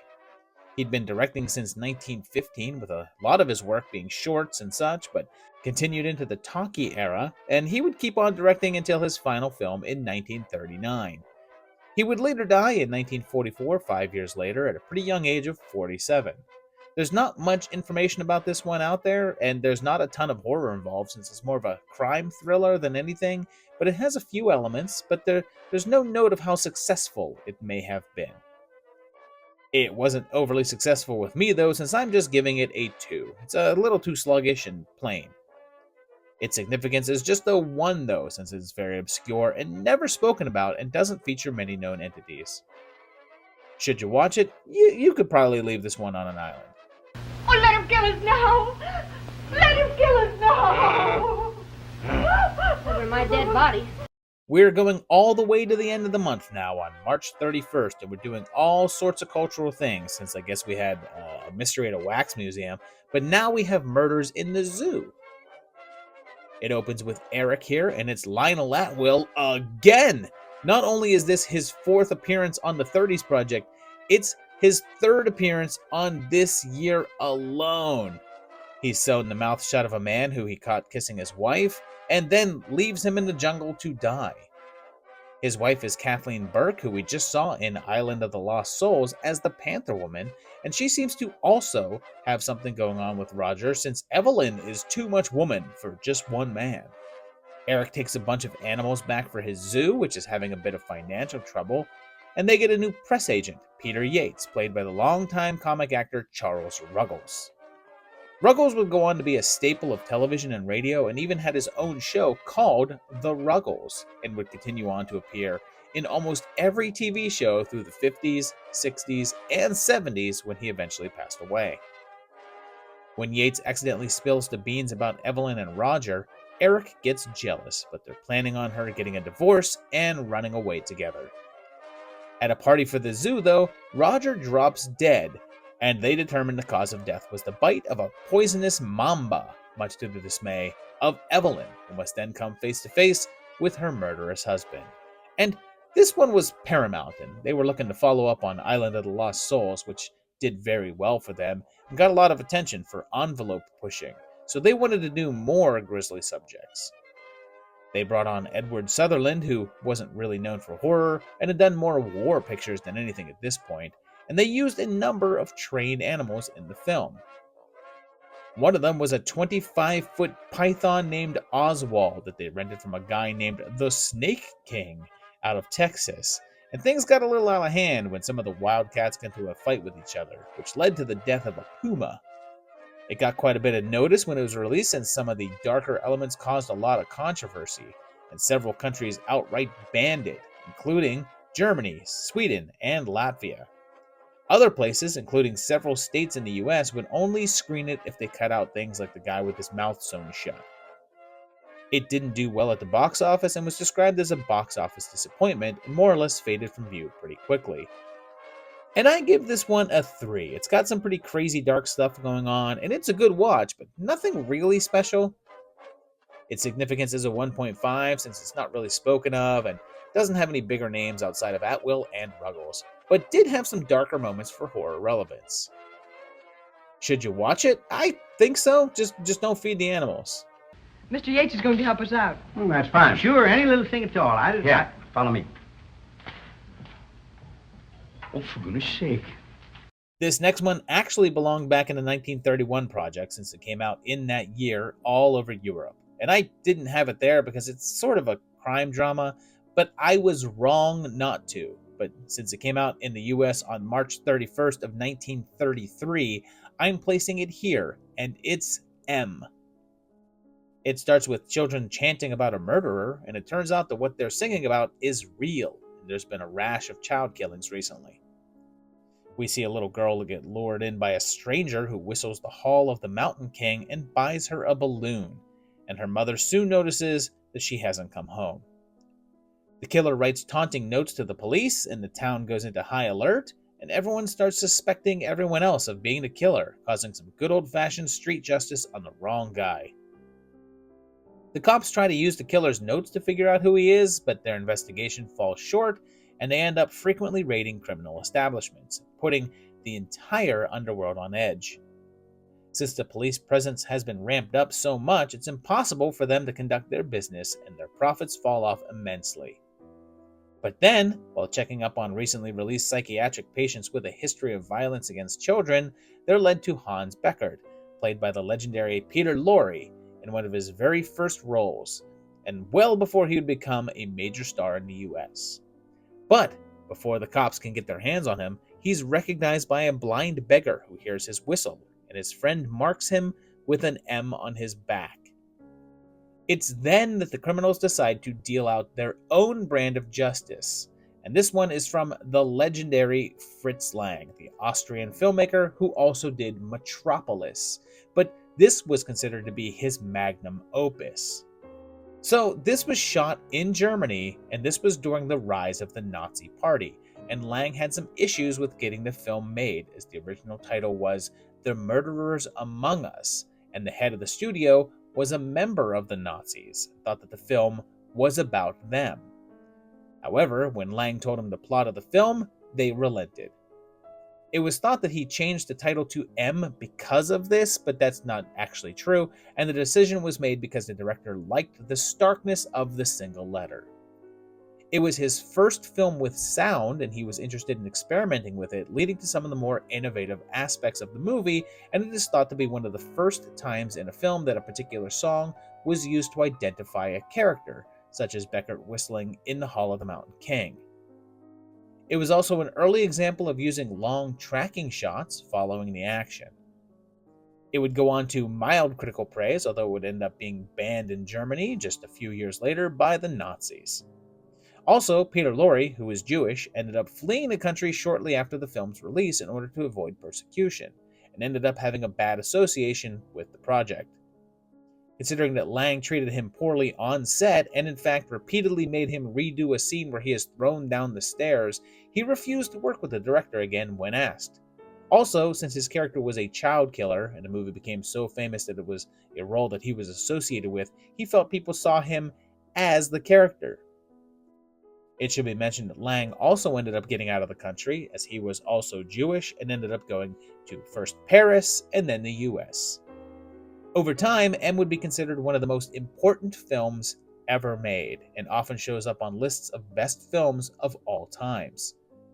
It was remade several times, with the first being a Hollywood version in 1951, and then into a radio play, and also an Austrian TV series that ran 6 episodes. There's also a gorgeous painted comic book adaptation and modern appreciation, for the film has it sitting with 100% rating on Rotten Tomatoes. And I have that appreciation as well, as this is a 4.5 for me. It's just gorgeous and engaging and a fascinating bit of social commentary. Its significance is a 4, and I wish I could give it higher, because it is a massively influential film that springboarded so many things into the cinematic world, and so many other movies used elements of it, but it's never been a massive phenomenon that large numbers of people have seen. Its significance may be great on the cinematic world, but I feel like it's a touch lesser on the audience. Should you watch it? Oh, hell yes. If you haven't, you absolutely should.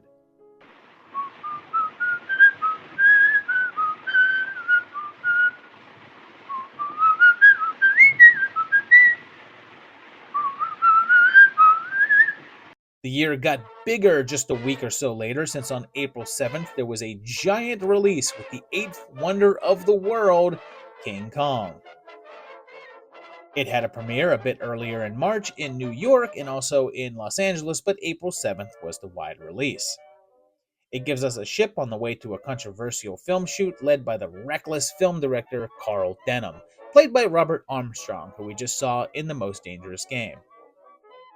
He's having trouble finding his leading lady for the film and ends up meeting up with Ann Darrow in the street, and she's Fay Wray, and these two were in The Most Dangerous Game together as well. And this is now Fay's 3rd appearance for this year, and she's cast in the movie. They head out to sea with the super charming Jack Driscoll. I guess you don't think much of women on ships, do you? No, they're a nuisance.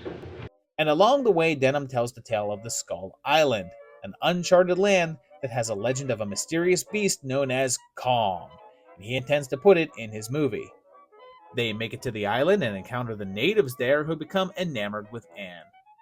So enamored that they make their way to the ship that night and kidnap her, and then give her up as a tribute to their god, King freaking Kong, who we see revealed in all his stop-motion glory. But he's not all done that way, as you can see a large head prop as well, and he takes her into the woods, with Driscoll and Denham and crew chasing behind. Along the way, they encounter a Stegosaurus, Brontosaurus, and of course, Kong himself. And the story of King Kong began with the 1930 film Inagi, since it was seen that the formula of gorillas plus sexy women in peril equals enormous profits. It was directed by two men, Marion C. Cooper, who was also one of the writers, and Ernest B. Schoedsack, who was uncredited on the film. He'd also done The Most Dangerous Game with Ray and Armstrong, and this film uses a number of those backdrops and sets. In order to pull off the massive amounts of special effects necessary, they brought in stop-motion animator Willis H. O'Brien, and those took up a great deal of time. The fight between King Kong and the T-Rex alone took a staggering 7 weeks.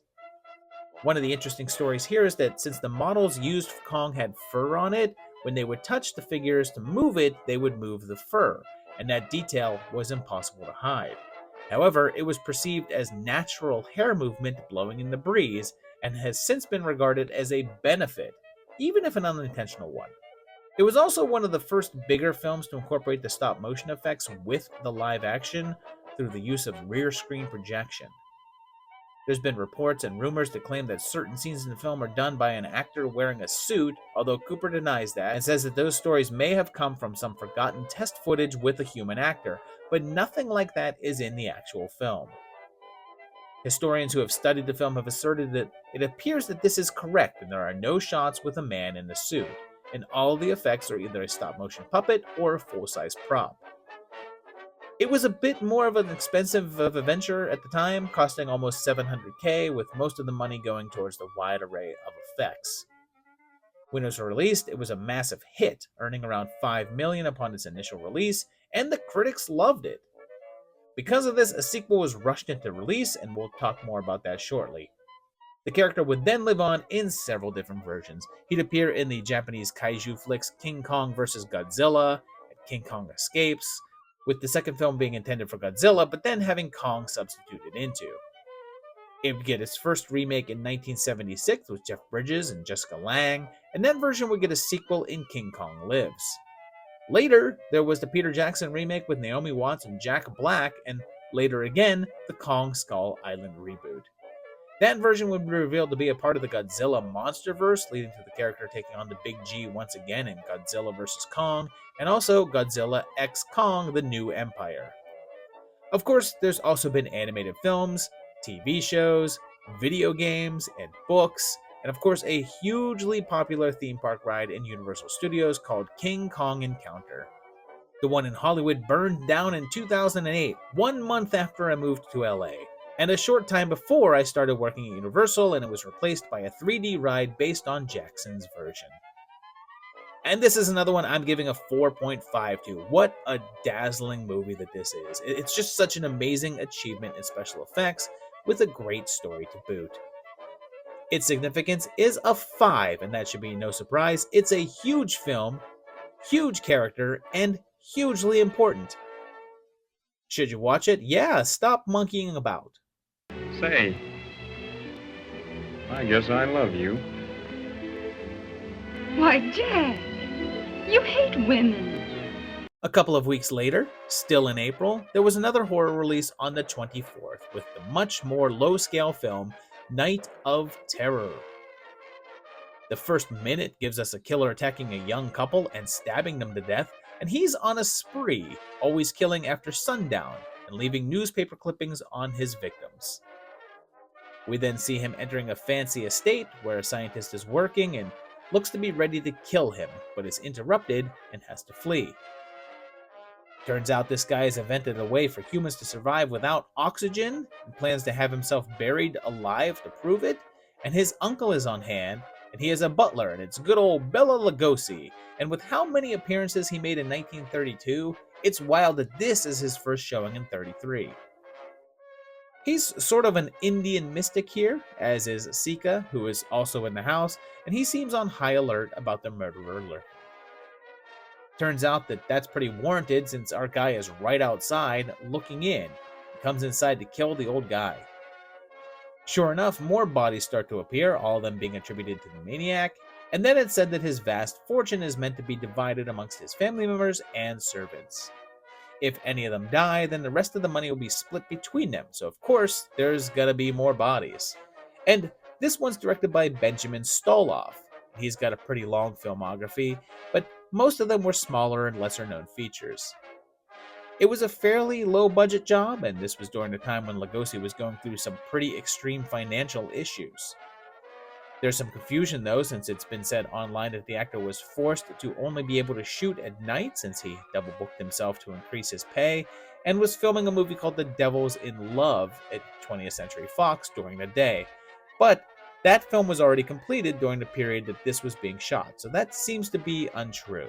And it's possible that the actual film referred to is another picture called International House. This one isn't necessarily a lost film, but it hasn't been released for ages and is rarely shown, and the existing prints appear to be of lower quality. And what's weird is at the very end of the film shows the maniac threatening the audience that if they reveal the ending twist, he'll come get them. But in this scene, he looks jarringly different than all of his other appearances, and this is because throughout the film, he's played by Bela Lugosi under a bunch of makeup. But then, for that final shot, another actor was used, although the reasoning for this switch is unknown. And I'll give this one a 3. It's a pretty fun whodunit and moves nicely, but we've seen it all before. But at least it's done well here. Its significance is just 1.5 since it's pretty obscure, and like I said, it didn't even get a regular release since VHS, but I'll give it an extra 0.5 for Lugosi. Should you watch it? Yeah, it's worth a shot even though it's not great. It's always best to keep your mouth and your eyes closed.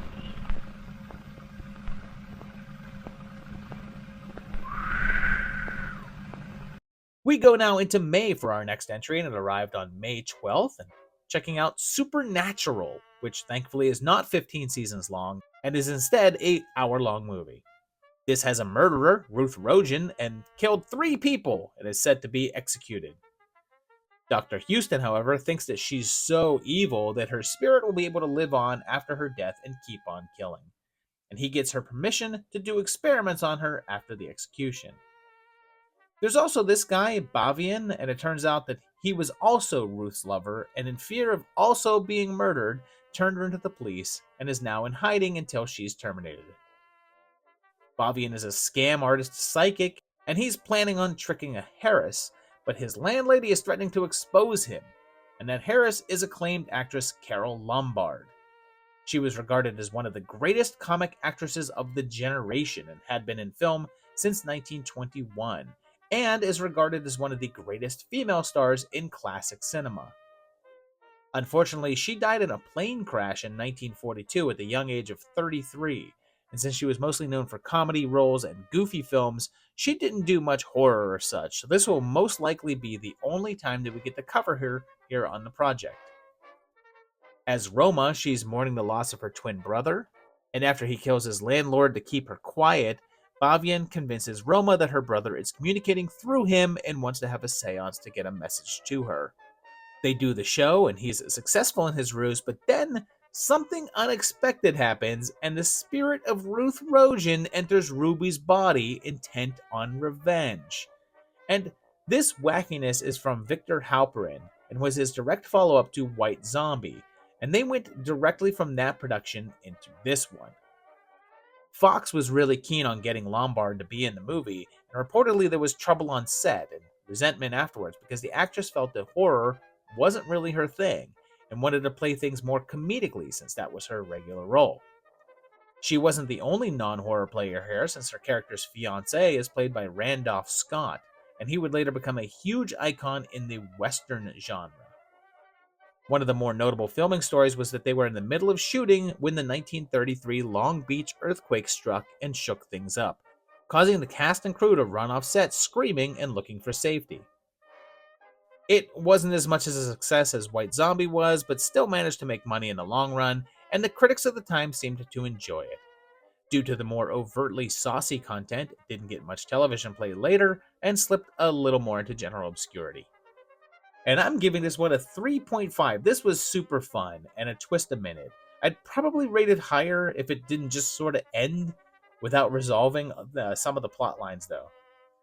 Its significance is just a 1.5, though, since it's also really obscure and not much known, but deserves some cred for being the only horror work for Lombard. Should you watch it? Absolutely. This was a treat.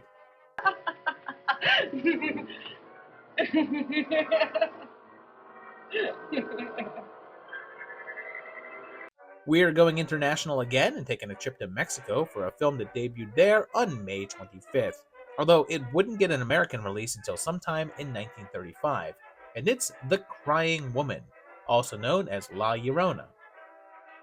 It begins with a man falling down dead as we hear the wailing of a woman nearby. Reports that he died after seeing a ghost are laughed at by Dr. Acuna, and later at his kid's birthday party, his superstitious butler freaks out that there's 13 kids at the table, so he sits down to get rid of that unlucky number. Ricardo's dad takes him aside and says that there's a curse on the family and that his brother died at 4, and his firstborn died at 4, and now Ricardo's son is 4, so he should take heed. While he reads from the family history, a strange hooded figure watches them, and in the story he tells, we flash back to the Elizabethan age and see Rodrigo here, and he has a child with this woman named Ana, but is arranged to marry another woman instead. He's attacked by robbers and is assisted by a man named Diego de Acuna, presumably Ricardo's ancestor, and is invited back to Rodrigo's house. He takes a shine to Ana and is offended when he discovers that Rodrigo is misleading her. Later, as Roddy gets married to that other lady, Ana shows up with their 4-year-old kid, embarrassing him, which makes him want to take the kid back, away from Ana. To prevent that, she does the unthinkable and kills the child, and then herself becomes a wailing spirit. Back in the present, Ricardo discards it as simply being the legend of La Llorona, but meanwhile, there's clearly more to the story here and its connection to Ricardo's family. And yeah, this film was from Mexico and directed by Ramon Peon, and he had been making films since around 1920 there. It has a couple of first distinctions. It was the first Mexican horror film to feature sound, and is also the first film to feature the character of La Llorona. It was fairly well hyped before it came out, and people seemed to appreciate not only the effects work that was required in the film, but also the period sequences with the costuming and sets. It was thought to be lost for a while, but then a lower quality TV print was put on YouTube. It said that the only version that survives is a 16mm print that is at least a 3rd generation copy, so any viewing of this particular film will be in a lower grade form. After this movie, The Legend of the Crying Woman will be featured in a large number of films, with one of the most notable being a 1960 film from René Cardano. Oddly, the character took a huge absence from Mexican cinema and wasn't featured for a few decades, and only started reappearing in the early 2000s. And this is pretty good, but a bit unfocused, so I give it a 3. It's only an hour and half in the past and half in the present, so it's a little hard to really get a dedicated storyline. Its significance is a 2, and that's viewing this from an American perspective. I think that this one may have more relevance in Mexico, so this doesn't reflect that, but this particular version of the tale just isn't that known here. But as the first appearance of a fairly well-known legend, it deserves some points. Should you watch it? Sure, just be wary that the print is not great.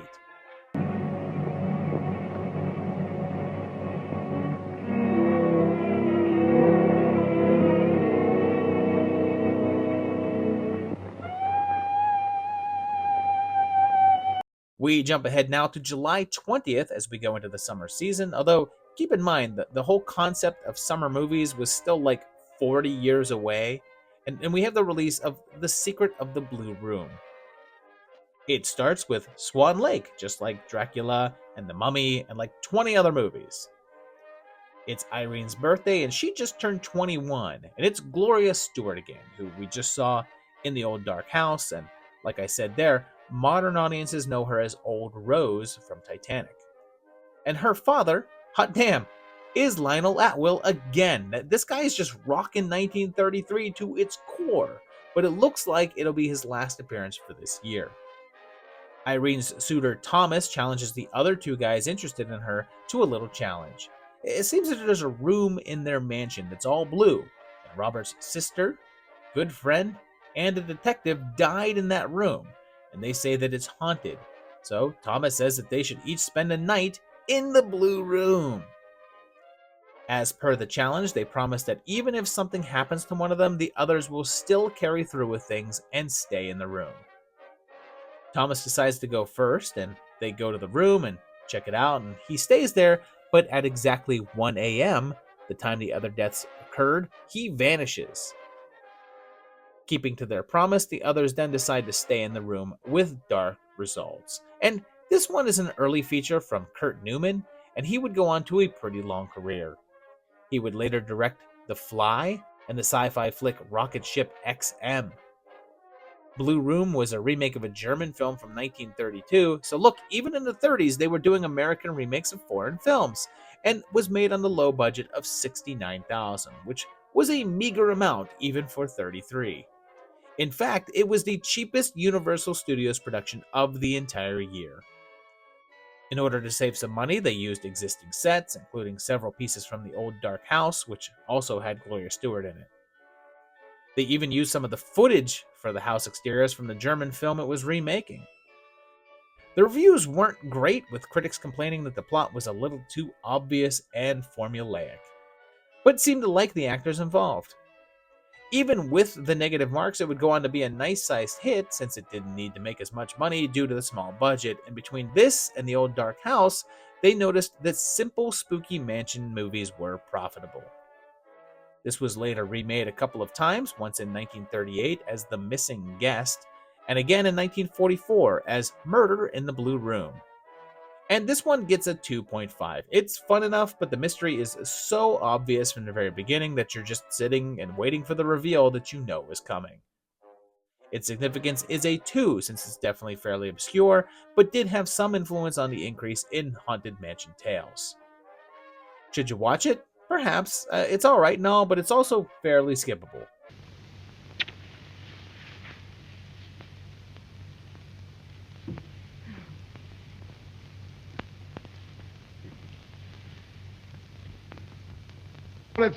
Another big entry arrived closer to the end of the year, since we're skipping all the way to November 13th for The Invisible Man.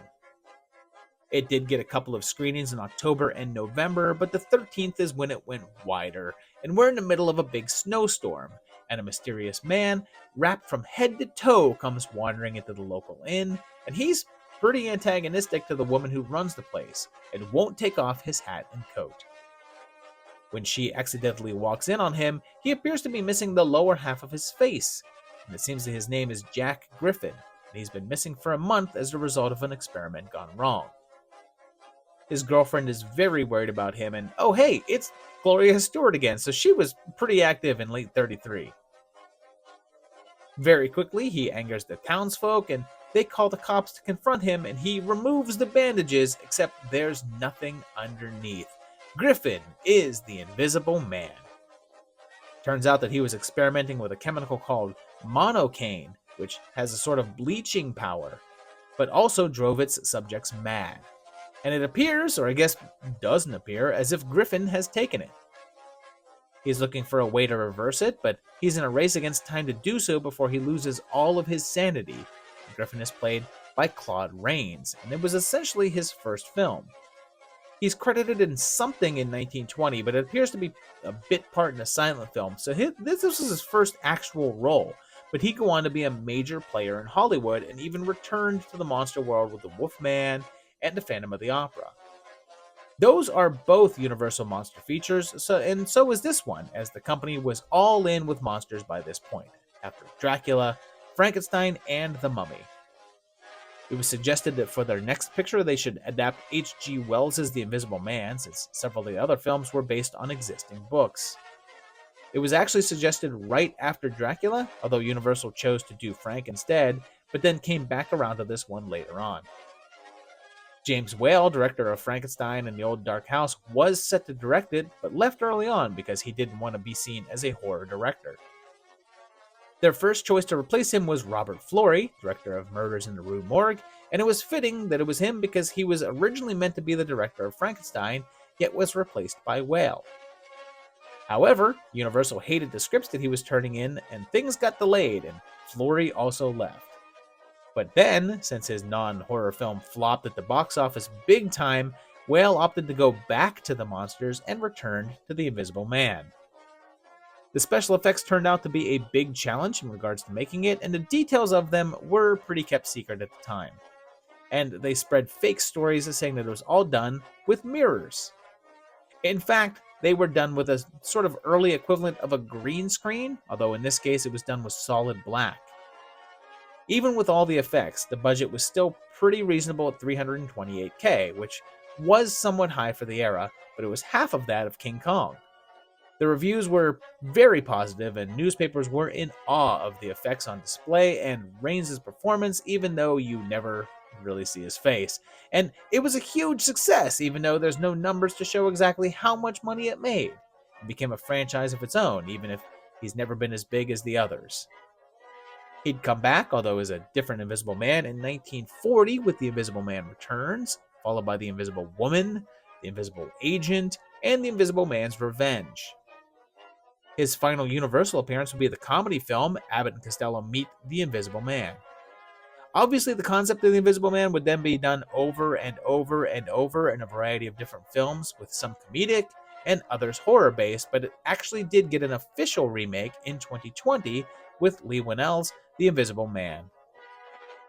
And I really enjoy this one, so it's a 4 from me. It's a bit unfocused as far as the story goes, but I just love how much Griffin seems to really enjoy being invisible and killing people. He's possibly the most sinister of the Universal monsters because he's doing it all for fun. Its significance is a 4.5 since he's one of the definitive Universal monsters and has kicked off a massive wave of movies of invisible people and Claude Rains' career. Should you watch it? Yep. See it or see through it today. Here we go gathering nuts in May, nuts in May, nuts in May. Here we go gathering nuts in May on a cold and frosty morning. We're almost at the end of the year now, and this one may have premiered in the UK in August, but it got a US release in November 25th, and it's The Ghoul. This has a man who has stolen a jewel from a tomb called the Eternal Light, and it's been taken away by a Professor Morland. And he's dying, so they say that he can just recover it when he's dead. The professor is the Frankenstein monster himself, Boris Karloff, and much like Bela Lugosi, he had a bunch of projects on the 32 list, but just this one here. As he passes on, he wishes for the jewel to be buried with him and leaves behind a strict list of things for an associate to carry through, in order for him to be resurrected by the power of Anubis. However, his servant, Lang, played by Ernest Thesiger, who we just saw with Karloff in the Old Dark House, steals the jewel. His nephew is quite mad about not being told about the funeral, and his niece Betty is also informed. A group of people all end up at the professor's manor to seek information, and some invited on the night of the full moon, and one of them is this priest, and this is Ralph Richardson, and you may not recognize him here like this, but this guy is a genre legend, since he go on to much bigger things. Sure, a lot of people may know him from Dr. Zhivago, but he's also the Crypt Keeper from the 1972 Tales from the Crypt movie, and more importantly, the supreme being in Time Bandits. But then things take a turn, with Morland actually coming back from the dead, and he has one thing on his mind: revenge. And this was actually a British production from T. Hayes Hunter, and he didn't do as many films as others on this list, but he still directed 36 films, starting in 1912. This would actually be one of his last films, as it seems he retired from the industry 1 year later. This was considered to be the first British horror movie with sound, and it was based on a novel from 1928 with the same name. It would be Karloff's first film in England, even though it was his home country, and he made it during a short time that he wasn't with Universal, as they were in the middle of a contract dispute. He had a rough time on the film, though, and hated the makeup that he had to wear through the role, which was uncomfortable and made it hard to talk. When it was released in the UK, it did pretty well, but that didn't translate over to the States, where it underperformed, and then just sort of vanished. And I mean that literally, since it was thought to be a lost film for a couple of decades. In 1969, though, they found a really terrible copy that was mostly inaudible and had around 8 minutes of it cut out.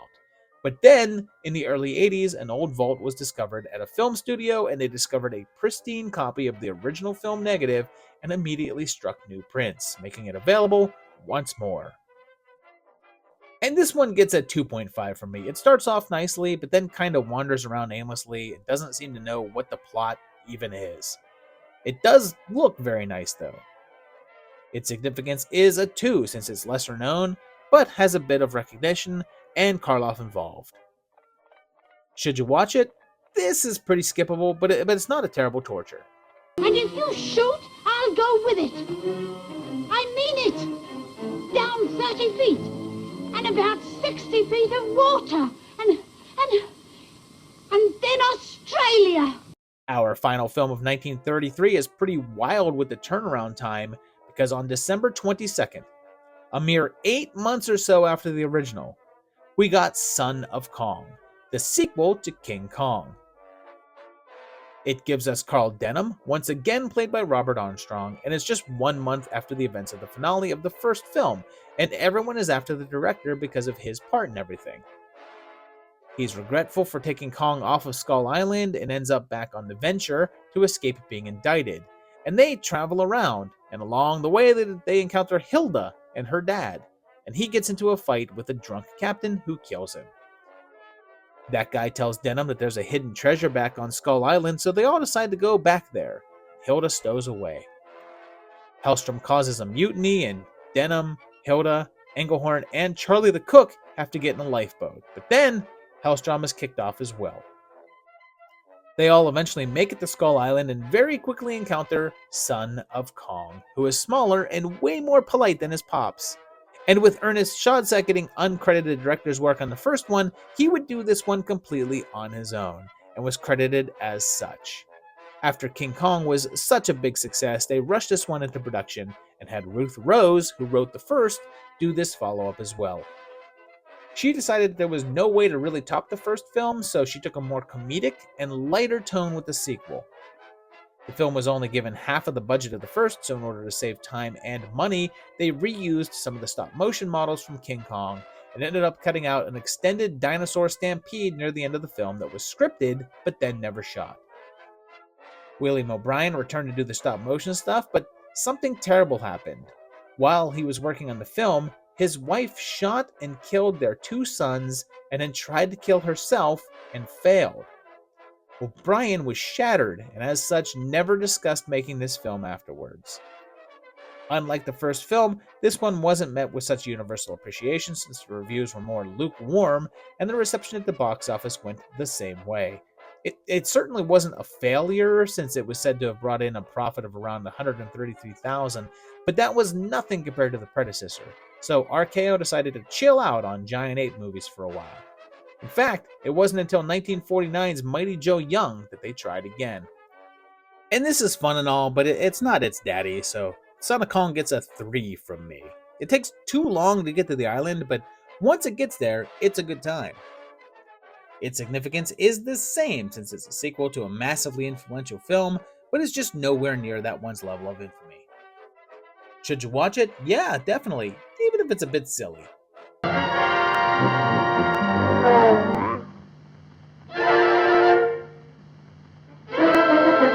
We'll begin this year on January 31st as we take a look at the 9th guest. We begin with some telegram operators. I'm sorry, sir, but you can't send any swear words in a telegram. Well, telegrams are no fun then. We meet Mr. Osgood, played by Edwin Maxwell, who we just saw in Mystery of the Wax Museum. And there's a big mayoral election coming up, and Osgood's guy has been discovered to have a troubled past. He's also been elected to a party via telegram. His rival, Mr. Cronin, has also received an invite. In fact, 8 different people all get the gram, and some reluctantly attend. They show up at a fancy pad, but no one knows exactly who threw the party, but there's a butler and bumbling assistant butler provided, and the butler has been informed to turn on the radio at a specific time. A voice comes on and says he's the host and that they've all been chosen to play a game of death and have to put their wits against his. The phone lines are cut, the radio is rigged to electrocute them, and the gates are as well, so they can't leave. If they choose not to play, there's a bottle there that he says offers an escape, and it's poison, and they soon figure out that this is not a joke. The voice comes back to tell them that there is in fact a 9th guest to the party, and his name is Death, and Osgood immediately drops dead, and then they realize that they have to play his deadly game to get out alive. So this one is from Roy William Neal, and he'd been directing since 1917, but this is his first project that would be horror or horror adjacent, although he'd eventually go on to direct the classic Frankenstein meets the Wolfman. It was an adaptation of a stage play from 1930 that had the same name, and was based on a novel, also from 30, called The Invisible Host.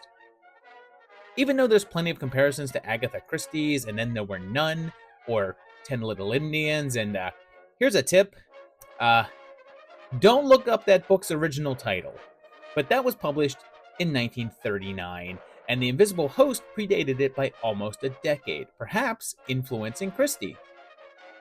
This didn't leave quite as big of an impression on the mystery world as that later novel, but it certainly did leave an impression, although some sort of legal issues seem to be plaguing the film from getting any sort of remaster or new print, and the existing versions are of a lower quality.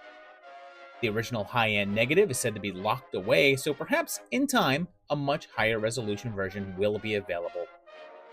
And this is pretty good stuff. I give it a 3, since its pacing is a little wonky and it takes too long to get to the point, and then it just feels like rushed, but its significance is higher than you'd think, since it's also a 3, but doesn't contain any known faces and isn't really all that well known. But this is the template for practically any locked room mysteries, and even shows some influence on Saw and the like. Should you watch it? Yes, invite yourself to this party.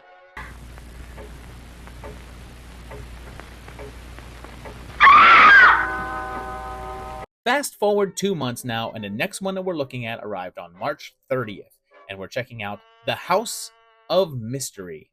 And it kicks off with a drunken archaeologist named John, and he's on an expedition in India. He's accused of desecrating a temple, and a Hindu priest places a curse on him, but he's a bit miffed about that.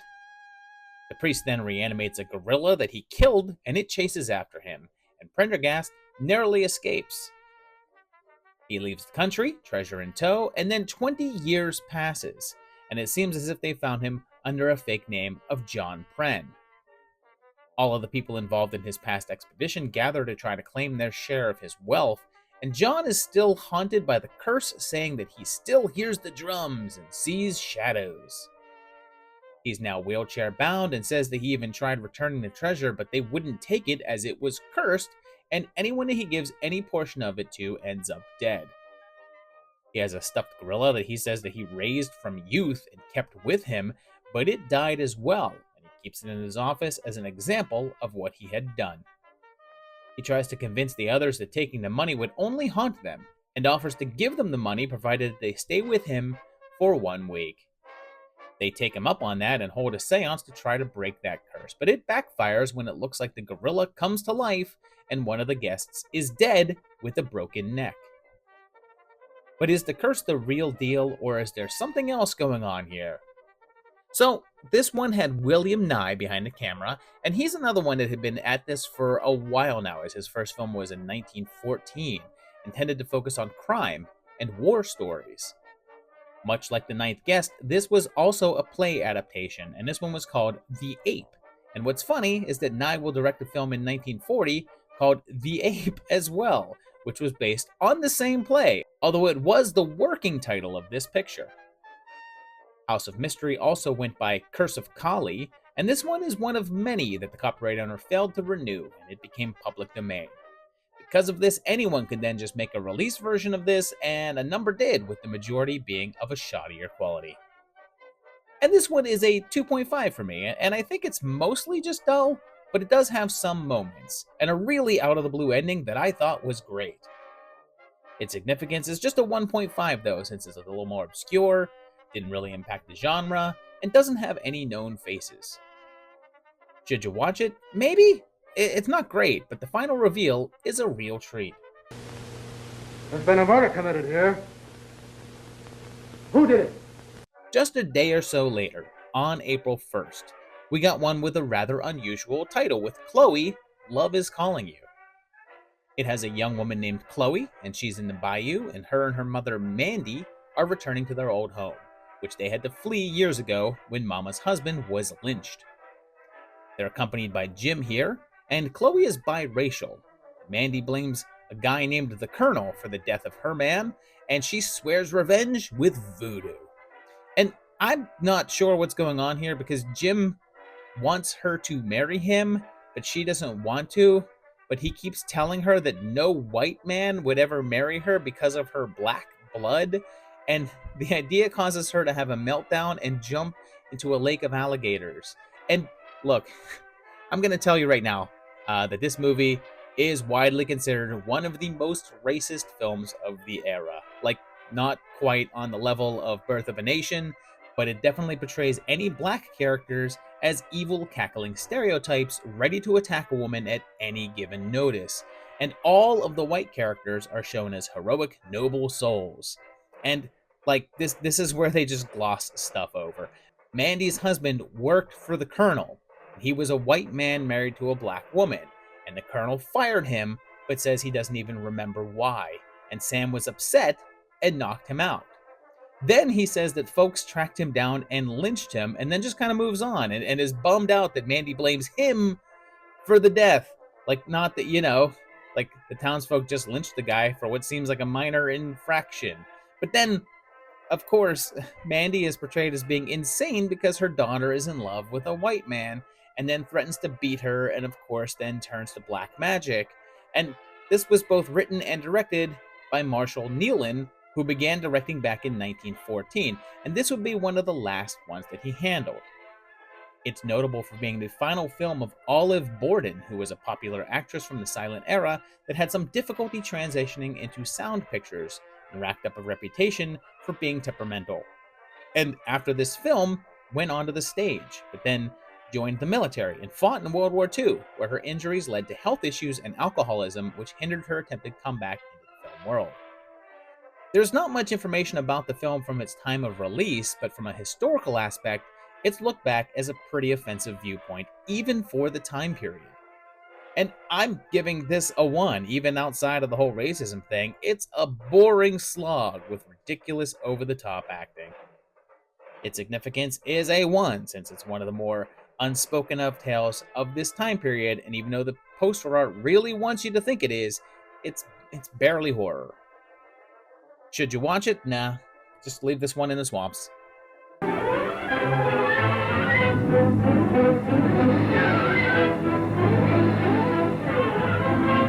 We move into May now, and on the 4th, there was a smaller release with Double Door.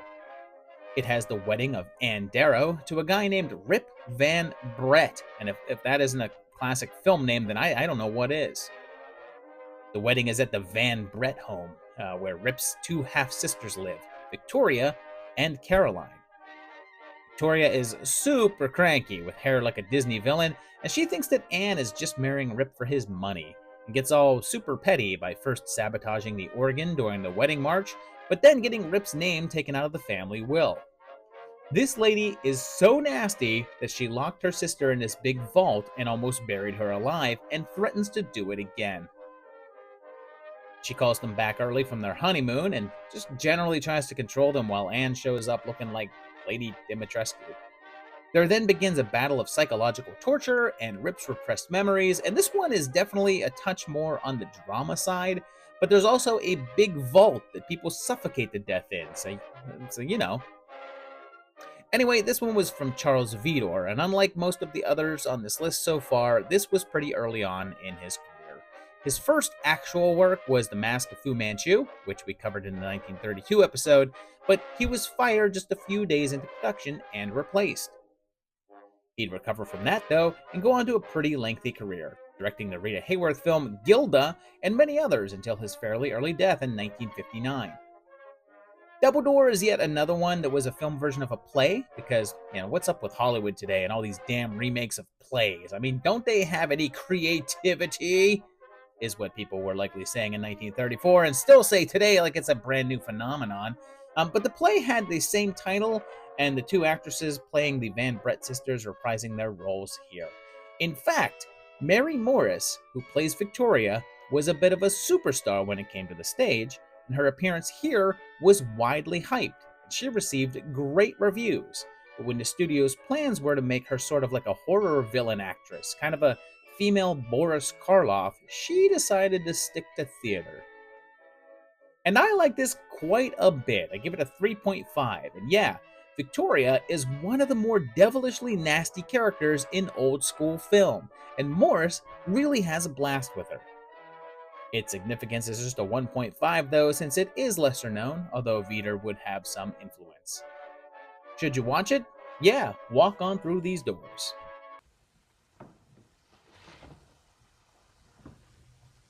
I'll show you. Come. Fast forward a couple days and now we're up to May 7th and taking a look at The Black Cat. And I've already featured a story of this version in the 80s project from Lucio Fulci, so let's see how different this one is. Very, very different. There's a young couple on their honeymoon and they're taking the train, and it's John Harker from Dracula, so go figure when they accidentally have to share their car with the Count himself, for Bela Lugosi's very first appearance on this year's worth of film. He says that he's going back home for the first time in 15 years, and has been in a prison camp ever since. They get off at the same stop, and when their bus driver gets into a crash, they're forced to go with Werdegast to his friend's estate. And that friend is Polzig, played by fellow Universal monster Boris Karloff, for the first time on the 30s project to feature them together.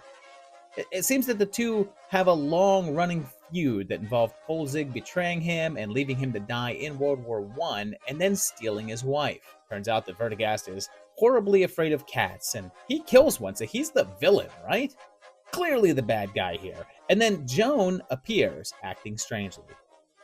It seems like Polzig also has a Mr. Freeze's wife collection in the basement, and one of them is Verdi's wife, and he says that she died a few years after the war. It turns out, though, that his daughter is still alive and is now married to Polzig, and he's reading up on satanic rites, and man, there's a lot going on here. It then turns into a three-way challenge between the two old enemies and the unsuspecting Americans. And yeah, this doesn't sound very Edgar Allan Poe now, does it? Well, it's actually shown in the credits as being suggested by the story of the same name from 1843, and this wasn't the first attempt at adapting the short tale, since there were short films before this, and honestly, this is hardly an adaptation anyway, but you could refer to it as the first American version of Poe's story. And it was by Edgar G. Ulmer, and this is his first appearance here on the project, but I've actually covered another of his films recently in an Invisible Man list with The Amazing Transparent Man. He's also done things like Daughter of Dr. Jekyll and The Man from Planet X, but this was more or less his breakout film, although he's outright admitted that it has nothing to do with Poe, and that the name was just slapped on there to sell tickets. It was from Universal, and technically, I guess, part of the Universal Monster series, although it doesn't feature any of the mainstay characters, and merely the performers. It was one of the earliest films to use a continual score throughout the film, and there's very little screen time in which music is not playing, which was very uncommon at the time. Even if the reviews weren't great, it still went on to be a nice-sized hit, and it was actually Universal's highest-grossing film of the year, further proving to them that horror was the way to go. And in terms of horror, this one goes further than most from the era, since a guy gets skinned alive. And I'll give this one a 3.5 as well. This is a solid flick. Like, sure, it makes absolutely no sense, and it's kind of a whole bunch of things just thrown against a wall, but seeing Karloff and Lugosi go toe-to-toe for the first time is tons of fun. Its significance is the same since it's part of the Universal series, features two of the biggest horror stars, and was a nice hit, but it's still a touch lesser known and never reached the level that the other monster-oriented films did. Should you watch it? Yep, let it cross your path. It has been a good game. We're headed into June now, and on the 14th, hey, speaking of Edgar Allan Poe, it's The Telltale Heart. It's got a guy in prison, drawing some pretty nice eyes on the wall, and he's brought before the board to tell his story. And we flash back. He's being taken care of by an older man with an eye deformity that gives him the ickies. Like, to the point that even the trees outside all look like distorted eyeballs to him. It keeps bugging him, and he forms an obsession, and one thing to notice here is that there's virtually no dialogue, even though it's clearly a sound picture. The young man, who is credited as just the boy, soon starts hearing things like the old man's beating heart and the amplified ticking of a clock, and it gets so bad that he soon plots to murder him and hide his body underneath the floor. And that should be no spoiler if you know the story that this was based on, since it is an adaptation of The Telltale Heart, which, like The Black Cat, was also published in 1843. Although there were silent versions of the story, this would actually be the first take on it with sound, even though you might not be able to tell. The cast was mostly amateur actors and not great with the dialogue, so the spoken aspect was kept to a minimum. So much so that the buzz about it was that it was practically a silent film. It was directed by Brian Desmond Hurst, and it was his first film, but he continued making films throughout the 60s, even though he never really broke into the mainstream, as a number of his films were smaller scale art features. Here he makes use of some different techniques, particularly the German expressionistic styles of a number of shots, and it also makes fair use of a number of Dutch angles, which, if you're not sure what it is, it's when the camera is tilted to give a feeling of unease or that things are wrong. This did get a bit of controversy in the UK and was pulled from several theaters as it was considered too gruesome. It got an American run as well, although it was titled Bucket of Blood over here, not to be confused with the Dick Miller film from 1959 with the same name though. And this is alright, I'll go with a 2.5. It's really nice to look at, and I appreciate the filmmaking techniques on display, but it's way too slow, and what little acting there is feels very wooden. Its significance is a 2, since it's the first adaptation with audio of the Poe tale, but that's probably the only thing notable about it, except kicking off Hurst's career. Should you watch it? This is likely a skip, as there's better interpretations out there. And so on, and on, and on, forever! Repeating itself forever! One day later, on June 15th, back in the USA, there was another one with voodoo influences, but maybe less racist, I guess we'll see, with The Black Moon. There's a young woman named Juanita Perez Lane, and when she was younger, her parents were killed in a voodoo ritual on an island where she was born. She escaped, but is now an adult and feels the urge to go home, against the wishes of everyone around her. And Juanita Perez Lane is played by Dorothy Burgess, who is frequently cast as a Hispanic woman with names like Concha Ronaldo and Margarita Valdez, although from what it appears, she was not Hispanic in any way. She was just typecast in that manner. Her story is kind of interesting since she crashed a car and the passenger of the other car was killed, and she was charged with manslaughter, which caused her to have a nervous breakdown.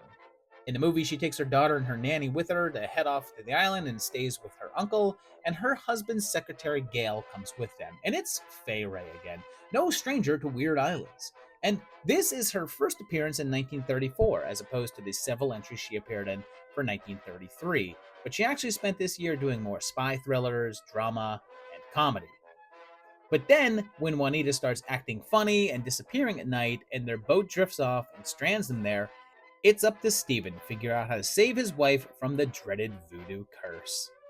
And hey, look at that! This film is also directed by Roy William Neill, who earlier did The Ninth Guest. And even though these are the only 2 times he's going to show up again in this video, he actually made 7 films over the course of 1934, with the other films being either romance or comedy-oriented.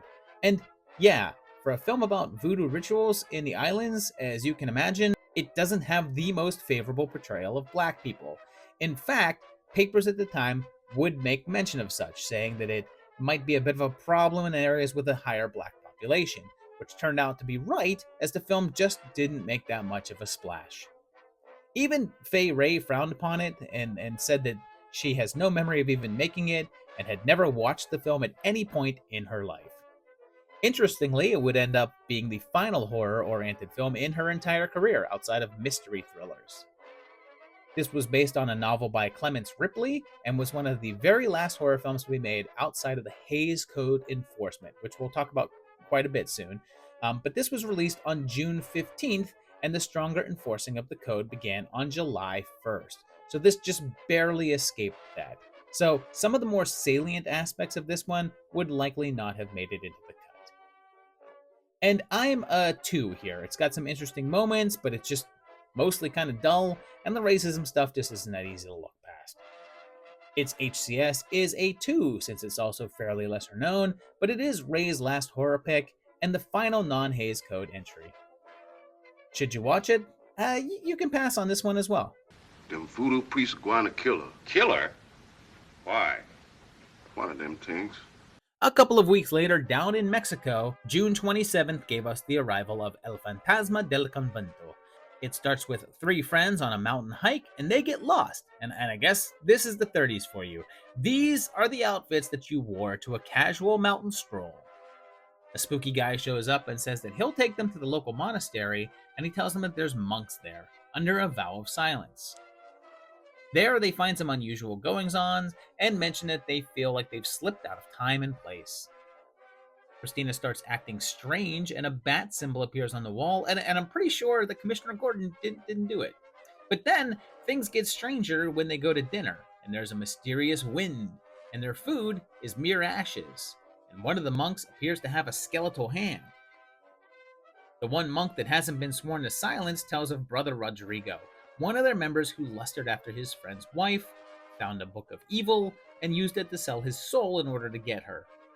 But then, his friend died, and he was racked with guilt and fled to the monastery, and shortly after, died, but his room is said to be cursed. And hey, speaking of adultery, it seems like Christina wants to ditch her husband Eduardo in favor of Alfonso. But will their story play out like Brother Rodrigo's? Especially when that damn book shows up? And this was from Fernando de Fuentes, the same director who we covered last year with The Crying Woman, the first La Llorona tale. Since that was quite successful, they decided to follow it up with another horror entry, this one directly inspired by mummies. It's pretty clear that it had an influence on the Blind Dead films, what with the undead monks with skeleton hands, although it wouldn't have as much reach as their previous entry. This one didn't get an American release, but was nicely successful in its home country, and has since developed a nice cult following as it becomes more available. And this is alright. I'm going to go with a 2.5 here. The story's just way too slow, but there's some good, genuinely creepy imagery on hand here, and some inventiveness, but just not enough to sustain the runtime. Its significance is a 1, since it's practically unknown here and didn't really make an impact. Should you watch it? I think so. I think it's a good watch.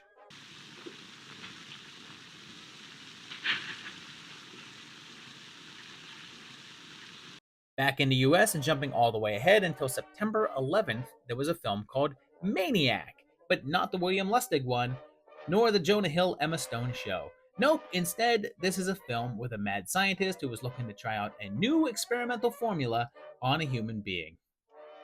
He's looking to bring a dead person back to life, like I don't know, some sort of reanimator or something, and they're looking for the most suitable specimen. And for some reason, there's a whole cat farm behind their secret lab. But when the doc seems to want to use his own assistant for the test, he shoots him dead. But then, Don sort of loses it himself, and there's a quick reference to the murders in the Rue Morgue, and in order to cover his tracks, he decides to impersonate the doc and administer some medication which has this effect. Stealing through my body, creeping through my veins. He's said to have simply given him adrenaline, which, does not do that to people, and he just goes mad and then kidnaps one of the women that the doc brought back to life. To complicate things, his crime is discovered, and he's blackmailed into using his zombie formula to bring a woman's husband back as well. And, oh boy, this is some crazy stuff going on. It's from Dwayne Esper, and he was known for being an early pioneer of exploitation flicks, and the content here definitely pushes the envelope. And it's said to be an adaptation of The Black Hat, as well as The Telltale Heart a bit, the second film for each this year. And this is what you'd call the equivalent of extreme cinema for the era, as there's a particularly cruel bit where a man attacks a cat and pops out its eye and eats it. But if you're concerned that they did it for real, they did not. It seems that the cat was real and only had one eye and a glass eye in the other, which is what the audience sees pop out. It was shot on a mere $7,500, super low, even for the time, and this wasn't released in a standard manner. At first, it only played the roadshow circuit, and Esper essentially traveled around and screened it himself in smaller theaters. It didn't earn much money and didn't get any attention, but later on, they changed the title to Sex Maniac, and lo and behold, it became a big hit. And the crazy thing is, this one has only grown in notoriety as time goes on. It's shown up on a large number of worst film ever made lists, and has the distinction of being the first film dubbed the worst movie of all time. And holy crap, what a wild ride. I'm giving this a 3.5. This is so strange and over the top, I can't help but have fun with it. I had no idea what I was watching half of the time, but I was laughing all throughout, so that's a good sign, right? Its significance is just a 2, and it's fairly unknown and not spoken of much, but its reputation for being bad and even getting a riff track episode gets it the extra point. Should you watch it? Maybe? This is aimed right at my silly sensibilities, but if you're a fan of enjoyable trash, do it. This torment! I can't stand it! I won't!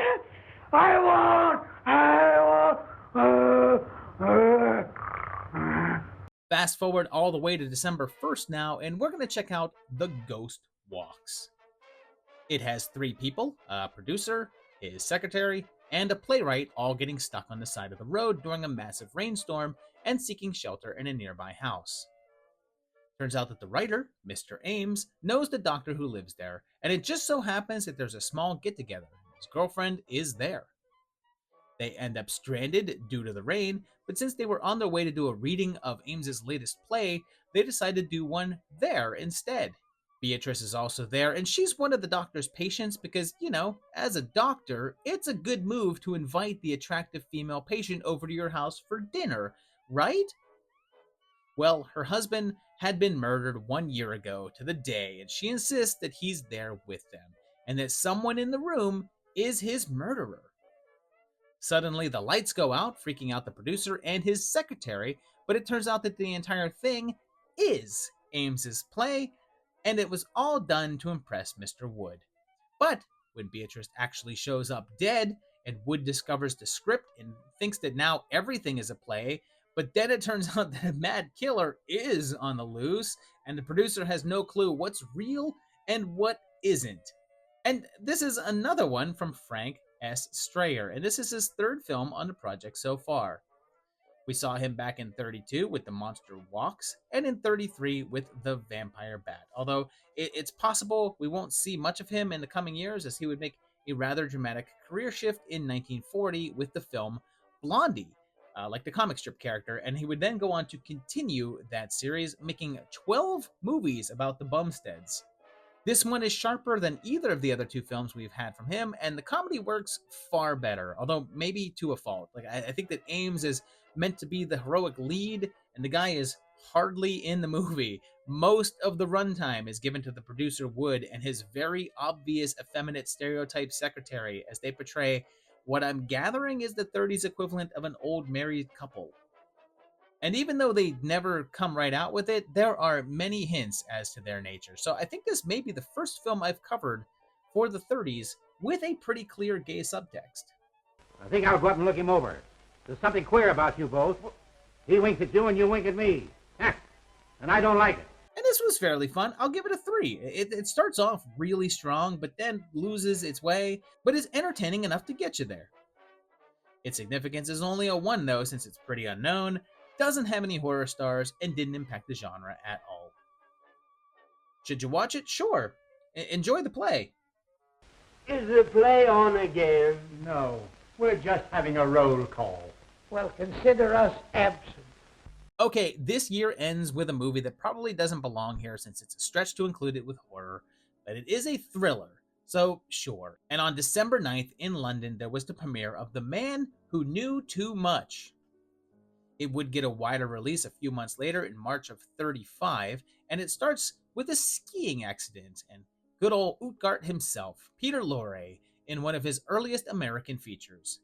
In fact, this was only his second English language film, with the first being the English language version of M.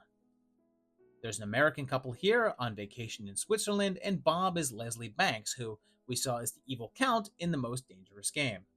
They meet Lewis, and that night, he's shot by someone from outside and gives Jill a key that says to retrieve a note from his room. It contains the time and place of a planned assassination, but then the Lawrence's young daughter is kidnapped, and they're told that if they talk about the note at all, they'll kill her. Bob decides to take matters into his own hands and try to find the kidnappers and help stop the assassination, and discovers that Abbott is the villain and is connected to some sort of sun-worshipping cult. He then has to try to retrieve his daughter and stop the assassination, and this is our first time encountering the legendary Alfred Hitchcock, and it was from what was referred to as his British period before he moved over to Hollywood. At this point, he wanted to adapt the story about Bulldog Drummond, a dime store novel character who was an adventurer that was very big at the time. The story was about Bulldog being wrapped up in conspiracies and a kidnapping, but when the rights fell through, they took that basic outline and modified it into this. There's some misunderstanding that it might be based on a 1922 book with the same name, but they only share the title. The director didn't just lift it, though, since he already had the rights to the book and the stories within. Hitchcock was very excited to cast Laurie, who had just fled Germany due to the Nazis, and met with him to discuss the role, and the only problem was that Laurie didn't speak English that well. And by not well, I mean at all. But he just smiled and laughed through the meeting, and Alfred thought it went well, and hired him, never realizing that he didn't understand a word that he said. The actor ended up having to learn his dialogue phonetically. It had some struggles, though. The producers hated the film and gave it a lower profile release as the bottom half of a double feature, generally reserved for the lesser of the two movies. Then it was banned in Norway, although no reason for the banning was given except to say that it was not approved for public viewing in Norway, which is pretty weird behavior for those Swedes. And yes, I know the difference. It's a Thing reference, alright? It ended up overcoming that, though, and went on to be hugely acclaimed to do fantastic business. The director would return to the concept over 20 years later with another film that featured the same name, and although they had some similarities, they were pretty different films. And I have to say, I definitely prefer the later version, but this one is still pretty strong, and I'll give it a 3.5. You can tell that the director is still finding his feet, and it's a smooth story, but it's lacking a whole lot of the punch that his later films would deliver. Its significance is a 4, since it's by the master and one of his better-known titles, even if it's the slightly lesser-known version. Should you watch it? If you don't, then you don't know enough.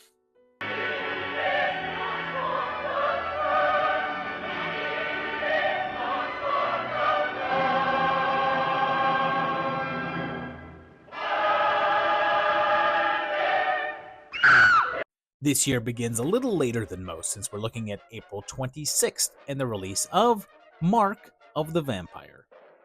It begins with an old woman in a cemetery being attacked by a very realistic bat, and there's rumors of vampire activity around.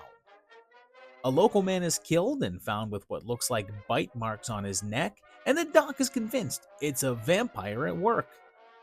There's an inspector on the case, and it's Drew's uncle, Lionel Barrymore. And there's been sightings of a mysterious man named Count Mora around, and they suspect him of being the vamp. When we meet the Count, well, it's certainly a vampire, as it's Dracula himself, Bela Lugosi, and he's with his daughter, Luna, and he has this wound on his forehead, and we'll talk about that in a bit. They're targeting a young woman named Irina, and an occult expert arrives, and it's good old Lionel Atwill again. He's becoming the MVP of the 30s project, and has just been in just as many entries as either Lugosi or Karloff. Professor Zelen is very keen on trying to get the vampires destroyed, and teams up with Baron Otto and the Inspector to try to stop him from claiming Irina's life. But there's something else at play here, and not everything is as it seems. And this is another one from Todd Browning, director of Dracula, and this would be the reunion of him and Lugosi for the first time since that film. Browning had just had a major bust with Freaks and needed to do something a bit more familiar to get back into good graces with the studio, and he took this on as a safe bet. In fact, it's said to be nearly a shot-for-shot remake of Browning's earlier film, London After Midnight, with Lon Chaney in that iconic makeup, although that film is long lost and only photographs remain. The original run was said to be around 80 minutes, although the version that was released was only around an hour long, leaving 20 minutes of footage unaccounted for. There are several actors listed in the credits who no longer appear in film, as well as an entire subplot explaining that head wound. The script states that Mora had an incestuous affair with his daughter, and in shame committed suicide with a gunshot to the temple. It's unknown if that stuff was actually shot or not, but since it's in the script and it's known that many scenes were cut, it's assumed to be one of the things lost, particularly since it went against the production code standards. This is disputed though, as some historians state that those aspects were never filmed and that a studio would have never allowed scenes such as incest and suicide to be filmed in the first place. It was by MGM, and it was their attempt to get into the horror game that was making Universal so much money at the time, but this didn't quite make the same magic, as it only profited around $50,000, and MGM decided to stay out of the horror biz. And I'm gonna go with a 3 on this one. It's a bit standard and aimless until that fantastic twist ending, which is what boosted it up to a 3. Its significance is a 2.5 since it's got Browning involved, and Lugosi and Atwill, but it's a touch lesser known, but did make a bit of an impact at the time, and is still said to have had a touch of influence on modern meta films. Should you watch it? You should. It'll make a mark.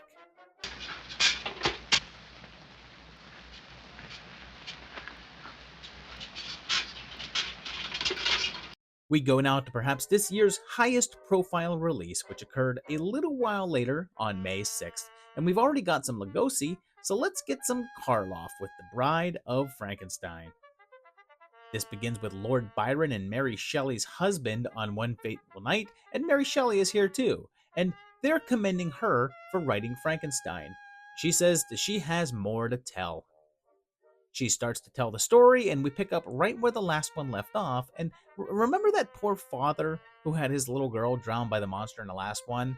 You know, that poor guy? Well, I guess screw him in particular, because he's the one who discovers that it's still alive and survived the windmill fire, and strangles him and then kills his wife as well. Henry is taken back home to his new wife Elizabeth and is soon visited by Dr. Pretorius, played by Ernest Thesiger of The Old Dark House and The Ghoul. The doc has heard of Henry's experiment and wants to partner up on further ones. To a new world of gods and monsters. And he shows off his creations, little homunculus people, and declares that they should make a woman, a mate for the monster. Meanwhile, he's captured by the townsfolk, but escapes and ends up in the home of a kindly blind man before finding Pretorius and preparing for his bride to be created. And this, of course, is the sequel to Frankenstein, and Universal was just itching to do one. In fact, in the original, the ending was meant to have Henry die, but they changed it to allow for a follow-up. They asked James Whale to return, but he didn't want to, and they considered having Kurt Newman do it, but He did The Black Cat instead, which we covered in the last episode. After that, the studio went hard after Whale again due to his success on The Invisible Man, and he relented, choosing to make it what he referred to as a memorable hoot in order to top the original. One cast member that couldn't return was Mae Clarke as Elizabeth, since she had recently been in a car accident that left her with a broken jaw and facial scarring. She was replaced by Valerie Hobson. The shoot was troubled since Colin Clive was battling with alcoholism at the time, and his condition had worsened, even though Whale thought that it improved his performance as it made him come off as more agitated. Clive also broke a leg shortly before filming, which is why so many scenes feature him either sitting or laying down. The cinematographer John Mescal also had drinking issues, and they had to have him escorted around set continuously. By this time, the Hays Code was in full effect and enforcement, and it had an effect here, as they had to censor several scenes in order to get approval. Upon release, it was well received and did quite well at the box office, and was even nominated for an Academy Award, although for sound recording. Since then, it's only grown in regard and is now frequently considered the best of the Universal slate, and an improvement on the original film, showing up on a number of greatest film of all time lists.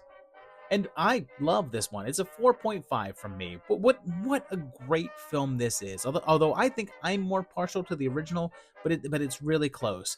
But it has great characters, it's amazingly well shot, and a deeper storyline than you'd expect. Its significance is also a 4.5 since it's hugely known, one of the most popular franchises in horror, and the only reason it's not a 5 is that it's a sequel, and part of its significance is due to the original. Should you watch it? I mean, do I think you should watch it? I do. She's alive! Alive! A mere 1 week later, another Universal horror entry would be released, bringing yet another monster legend to the screen on May 13th with Werewolf of London. It begins in Tibet, or actually Vasquez Rocks, which is right here in California, and I've done a few different videos there. Wilfred here is on the hunt for a rare flower that is said to only bloom in the moonlight. He heads off into a forbidden valley and finds it, but is then attacked by a man-like creature. He goes back home and, while at a party, is approached by Dr. Yagami. And this is pretty wild because he's meant to be Asian, and he's played by Warner Oland, a Swedish-American man who has no Asian lineage at all. Although he claimed to have some Mongolian ancestry, even if that was never substantiated. It's wild because this is not the only film in which he'd play an Asian character, and most of the roles that he held were. He'd star as Charlie Chan in 16 films, played Fu Manchu multiple times, and many, many others. Yagami tells Wilfred that he's a werewolf now, and I don't know, maybe it's me, but I believe that there may be a bit of subtext. This older man is telling him that he went to Tibet, had an encounter with a man-like creature, and now is different, and that he knows he's different now, making sure to touch him and get in close. Sure enough, he's right, and we get our first werewolf transformation scene, and yep, this is officially the first feature-length werewolf film. By this point, Universal's horror staples were in full swing, and it seemed like a lycanthrope would be the next obvious direction to go.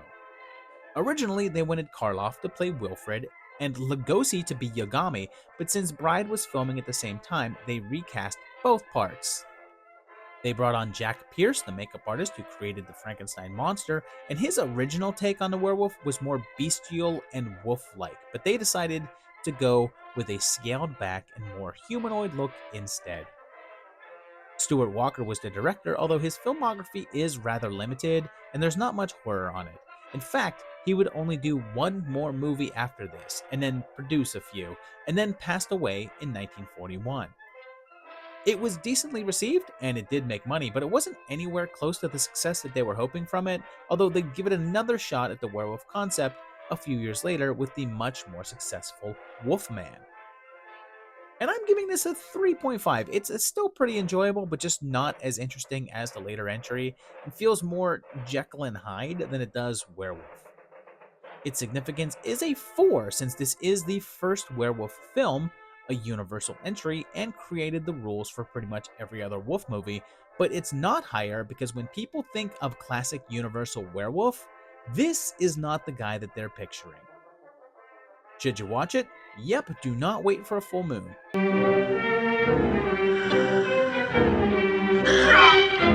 Fast forward now to July, and on the 8th we get another film from Universal as they had a really busy year, and this is The Raven.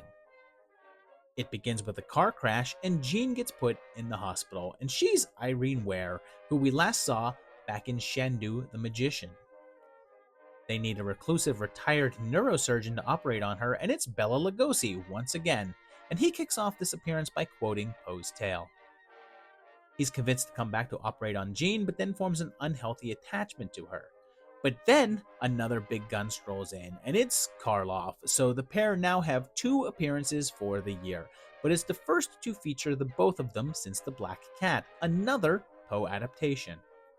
Bateman is an escaped convict, and he wants Volin to operate on him and give him less of an ugly face. Instead, the doc disfigures him and says that he'll restore his face if he does his bidding. Another Poe story is incorporated as we have the pit and the pendulum here as well, and the two commence a game of cat and mouse as Volin tries to get him to kidnap Jean and claim her for himself.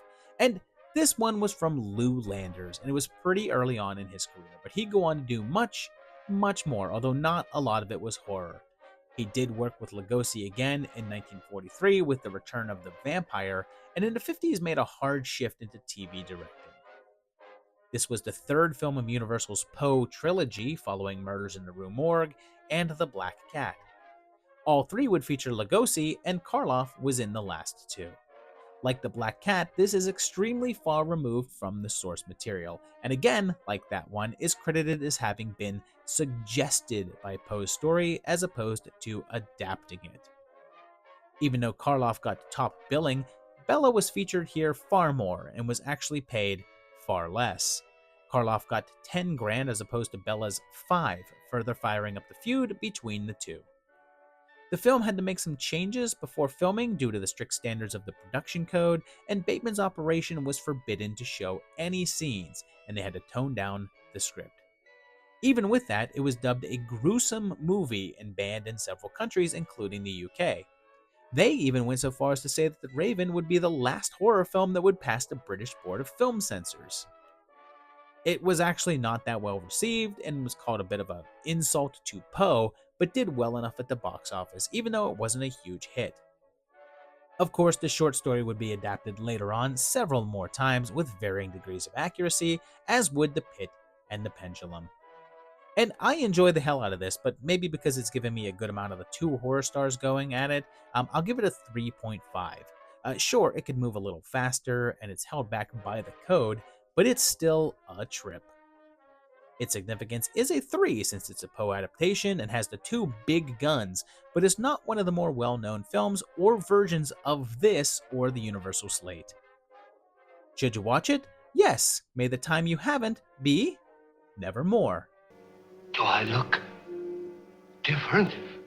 Just a few days later, on July 12th, there was a different kind of horror unveiled as we check out Mad Love, which gives us a young actress named Yvonne. And she has a dedicated fan named Dr. Gogol, played by Peter Lorre, his first appearance on the project that's more of a horror flick since his previous films featured here were M, and The Man Who Knew Too Much, more crime thrillers.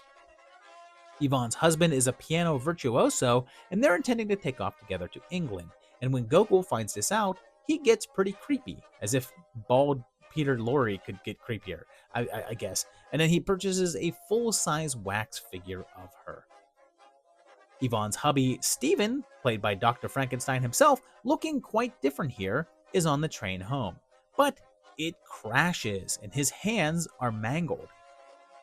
The doctor recommends amputation, but she remembers Gogol and takes him there, and he uses the hands of an executed murderer. The operation is a success, but it takes all of their money, and Stephen is unable to play the piano. But then the problems begin as the hands start to show signs of their former knife-throwing owner, kicking off his downfall, all according to Gogol's plan. Or is it? And this is another entry from Karl Freund, director of The Mummy, and parts of Dracula. It was actually the last film that he would direct before he returned to his main focus, cinematography, and he'd keep going in that role until the early 50s. This was an adaptation of a novel called The Hands of Orlac and served as Laurie's first American film. He had been in German and British films before this, and now was officially a part of Hollywood, even if at this point his English was still a bit rough. Filming was rough as well, as Freund was more interested in the cinematography than actually directing, and the Hays Code was breathing down their necks to make sure that they didn't include any violent scenes, particularly the aftermath of the train wreck. To perhaps capitalize on its salacious nature, the poster was adorned with the phrase, "suitable only for adults," although this was well before any sort of rating system, and it passed the code, so this was more for promotional purposes than an actual warning. It wasn't well received at all, and even though they would praise Laurie's performance, it was panned. It didn't do too well with ticket sales either, since it cost around $400,000 to make and only earned around $350,000. However, more recent reviews have been far more positive, with more regard towards the performances and the story. It even got a remake in 1960 called The Hands of Orlac and had Christopher Lee in it. And this is pretty good stuff here. I'm going with a 3.5. It's a weird story that's a bit all over the place, but man, does it give you some wild twists in the final 15 minutes for a film from the 30s. Its significance is just a 2.5 though, since it's still a very cult picture and never really gained that larger following, but it's Laurie's first US flick, Freund's last, and had Colin Clive in there as well. Should you watch it? 100%. This love isn't exactly all that mad. He put it back.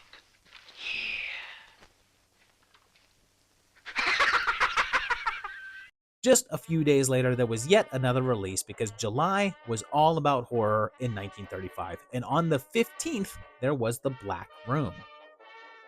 We begin in an old castle in the late 1700s, and a baron is told that he's just had twins, but the family legend is that the family began with one twin killing the other, and a prophecy states that will happen again in the castle's Black Room.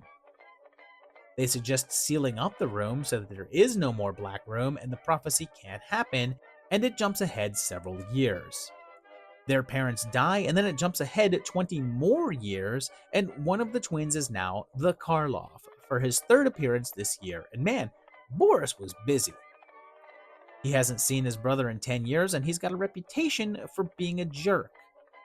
Anton returns home, also played by Karloff, and his brother is very paranoid about people trying to kill him. Tensions are immediately high between the twins, and Gregor kills a servant, so the townspeople storm the castle, and he renounces his title to his brother. This kicks off a game of wits as Gregor reveals that he's reopened the Black Room, and betrayal and mistaken identity awaits. And this is yet another one from Roy William Neill, who we've already seen twice in 1934, and he had previously done The Ninth Guest and Black Moon. It's likely the last that we'll see of him for a while though, since all of the rest of his 30s output were crime and comedy. This was a rare horror flick from Columbia Pictures, and it's said that they were trying to make this look more like Paramount's pictures, given its more lavish stylings and bigger cast. Oddly, the film was promoted with a series of photos that showed Karloff holding the servant woman in bondage, tied up with ropes and shackles, but no such scenes are featured in the film. It's thought that there might have been footage that didn't make the finished piece, but historians have suggested that that's not the case, and that they were more likely done for promotion. But there's also a theory that Karloff had a contract clause that demanded a scene in his films featuring a woman in submission to him, and since there were no such moments in this one, they shot the photos to fulfill that clause. It does not appear to have been a hit at all, although Karloff's double performance was praised. And I'll praise it too. He's pretty great here, and I'll give this a 3. It's a decent film that just doesn't do too much out of the ordinary, but it's entertaining, and its significance is just a 2 since it's not that well known and didn't really impact the genre, but it did have 2 Karloffs. Should you watch it? Sure, this room is worth a visit.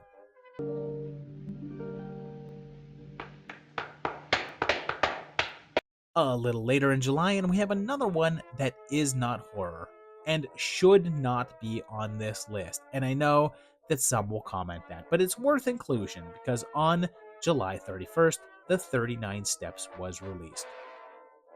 It begins with a live performance by a man named Mr. Memory, and his shtick is that he memorizes up to 50 facts a day and can answer whatever trivial question you ask him.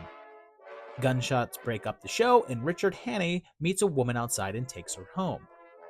She says that she was the source of the gunshots, and she's a spy who has discovered an enemy agent's plot and is now being sought after by assassins, and he's now wrapped up in it. She says that it's all about the 39 steps and that the villain is a man missing a part of his finger. That night, she's killed, but is holding a map that Richard then decides to try to follow. Along the way, he encounters intrigue and a touch of romance and ends up in the Scottish Highlands, takes up with a man out there, and immediately starts hitting on his much younger wife. Soon, he locates that man missing his finger and finds that the spy game isn't as easy as he had hoped. And my reasoning for including this one is that it's from Alfred Hitchcock, and as one of the masters of horror, I thought it would be of note to include where his career stemmed from and mark his history. It was loosely adapted from a novel from John Buchan, also called The 39 Steps, only maintaining a handful of moments and then diverging wildly from the rest. This was before Hitch had made his move to American productions, and it was a British company called Gaumont British that produced it, but they were looking to push into the American market, and this movie was where they wanted to do that. It was a bigger budget than the director had previously had access to, and it was used to draw some name talent. And whereas his previous film, The Man Who Knew Too Much, became a big international success, this would top it. It was critically acclaimed and became a financial success and has only grown in regard over time and is often called the kickoff of escapist cinema. There would be several other adaptations of the book, although several were more remakes of this film than they are alternate adaptations, but there was one in 1959, 1978, and also 2008. And this is also a 4.5 from me. Anyone who thinks that old movies are boring need to check this one out. It's moving a mile a minute and has a good mix of laughs and action to keep it going, and you can see Hitchcock starting to develop the auteur that he would become. Its significance is a 4 since it's certainly influential and key to Hitchcock's greater fame, but it's not horror and never became the household name his other works did. Should you watch it? Absolutely. Great stuff here.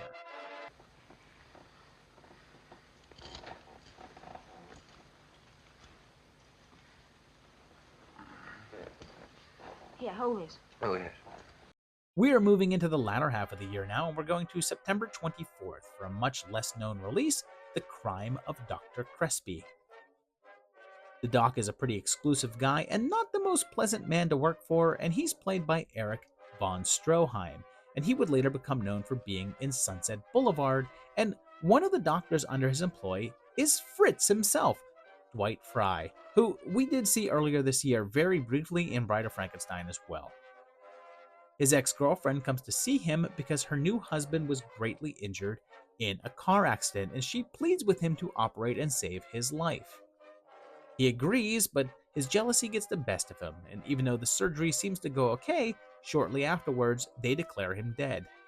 But then, Crespi moves in on Estelle, just before it's revealed what exactly the crime of Dr. Crespi was.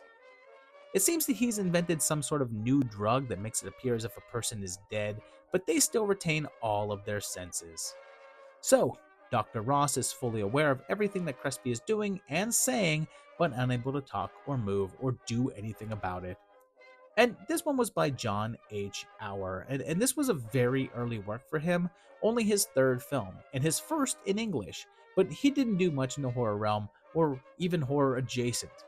Most of his films were musicals or crime dramas, and this could somewhat fall into that latter territory, but it has horror elements going on. On the poster, it very boldly claims to be Edgar Allan Poe's The Crime of Dr. Crespi, and is said to be based on the Poe story, The Premature Burial.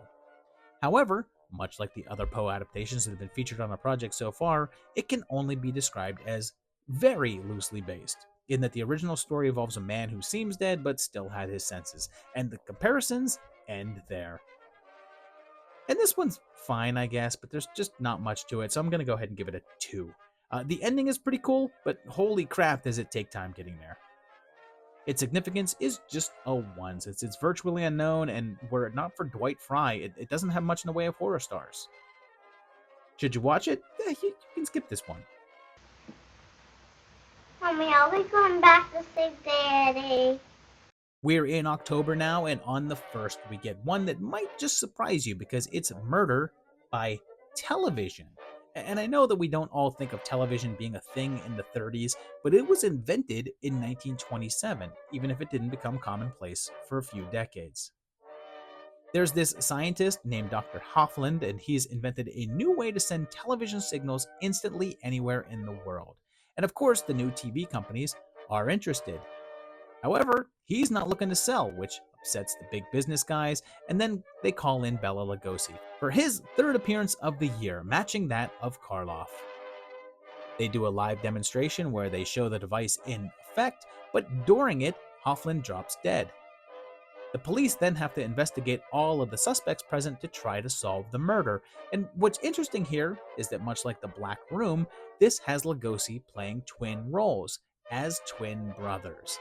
And, much like that film, one twin is good and the other is evil. So it's interesting that these two heavy hitters of the industry, who were somewhat bitter rivals, would do 2 similar features within such a short period of time. The director was Clifford Sanforth, and this was actually his first film, but he would only direct 4 features overall. After that, he continued on as a producer for a while, but then was no longer in the industry, and nothing else that he was associated with seems to be horror-related. This one is somewhat notable for another screen legend with Hattie McDaniel, most known for playing Mammy in Gone with the Wind, and like usual, she's the comic relief here and also a silly stereotype. But she plays it really well and steals every scene that she's in. And it's strange that this movie was able to predict the concept of internationally broadcast television signals decades before that would become a reality.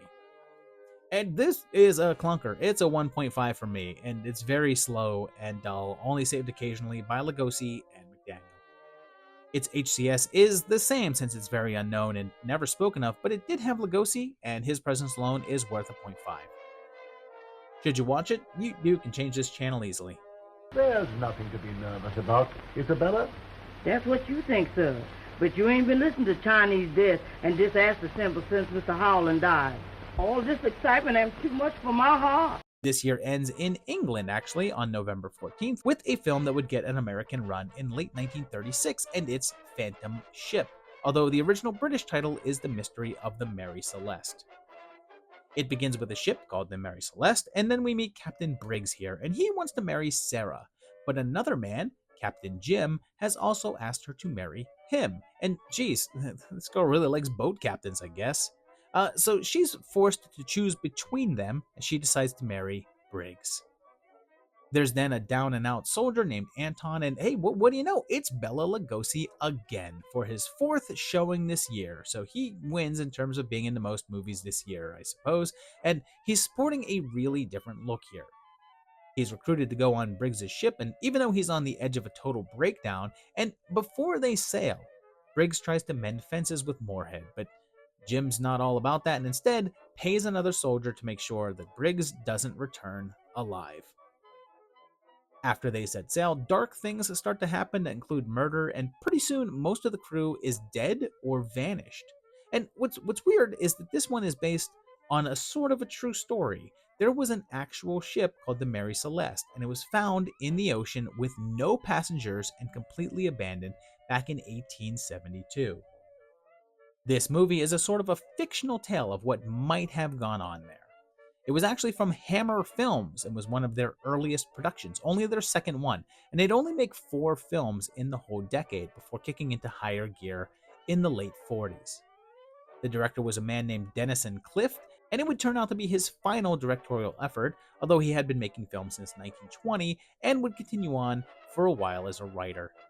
The version that I watched for this is the Phantom Ship version, and is purportedly around 20 minutes shorter than the original UK version, which had a framing device of a maritime courtroom sequence talking about the investigation into what happened.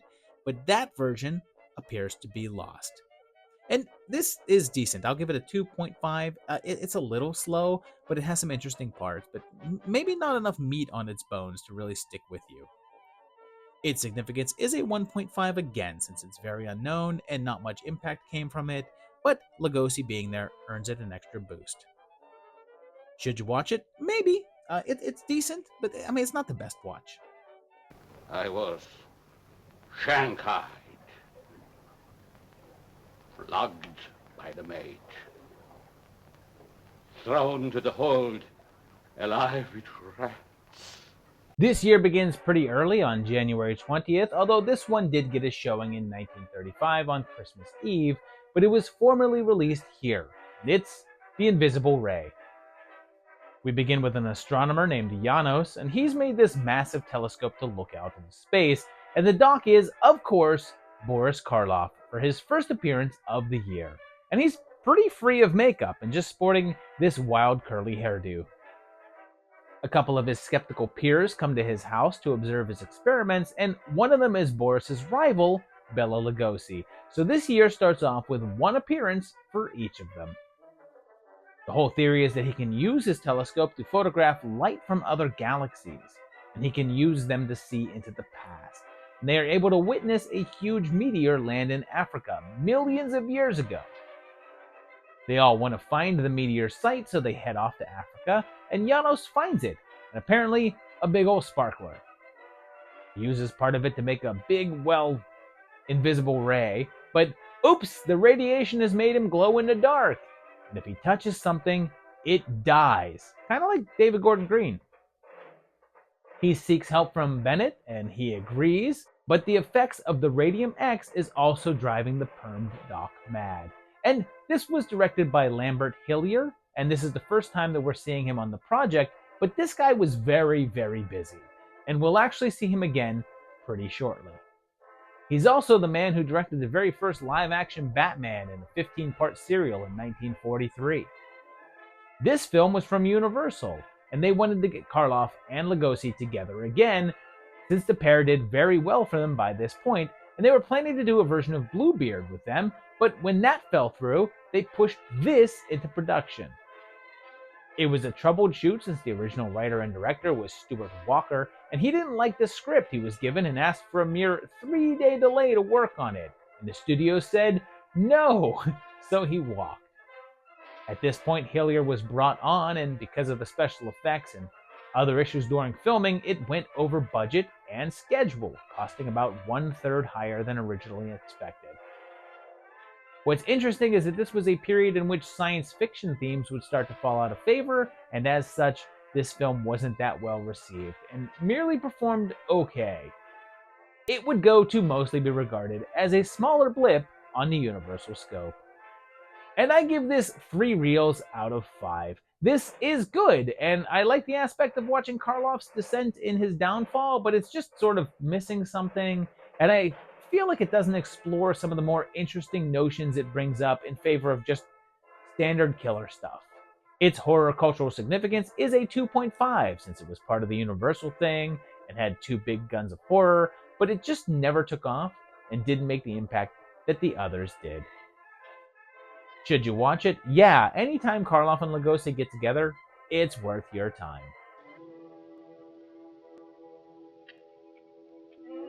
Yes, you're right. 2 months later, on March 14th, although it had a premiere 2 weeks earlier on March 1st, we got our next entry, and it's one with a very familiar sounding name, since it's The Walking Dead. It's got a court case with a guy named Martin, and he's got connections, and everyone is saying that the judge can't convict him, and he's getting threats even. The judge ignores that and puts him away for 10 years, and the mob decides to get revenge by killing him and framing a man named John Ellman for the crime. Ellman is Karloff again for appearance number 2 here, and they go through with it, and poor John is convicted, even though that there's a young couple that know that he didn't do it, but they're too afraid to speak out.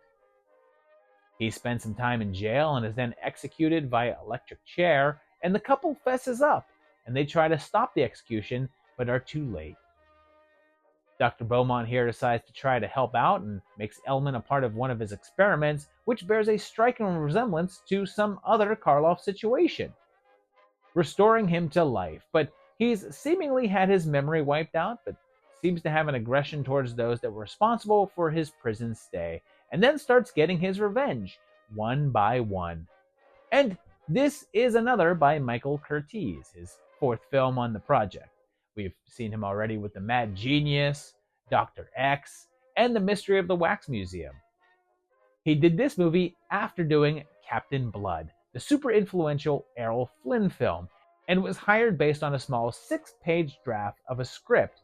And he took this job and shot the film as quickly as possible because he wanted to move on to films that he was more interested in making. Right before shooting, Karloff expressed some problems that he had with his character and felt that there were too many similarities to Frankenstein. Originally, the character was meant to not speak and simply grunted, much like the monster. Also, in the original version, his character was supposed to jump around like Tarzan and show supernatural agility, but Karloff thought it would look silly, and he asked them to change it. So they quickly brought on more writers to make the adjustments. It seems as if it did fine, since it cost around $200K and earned around $300K, so it did make them money, even if critics at the time didn't really rave about it. And I like this fine. It's another 3. I feel the same way here as I did with The Invisible Ray. It's doing enough to keep it interesting and engaging, but it just doesn't feel all that special. Its significance is another 2.5, since it's Curtiz with Karloff and has a bit of notoriety, even if it's hard to search for it without a certain something else showing up. Should you watch it? Yeah, indeed.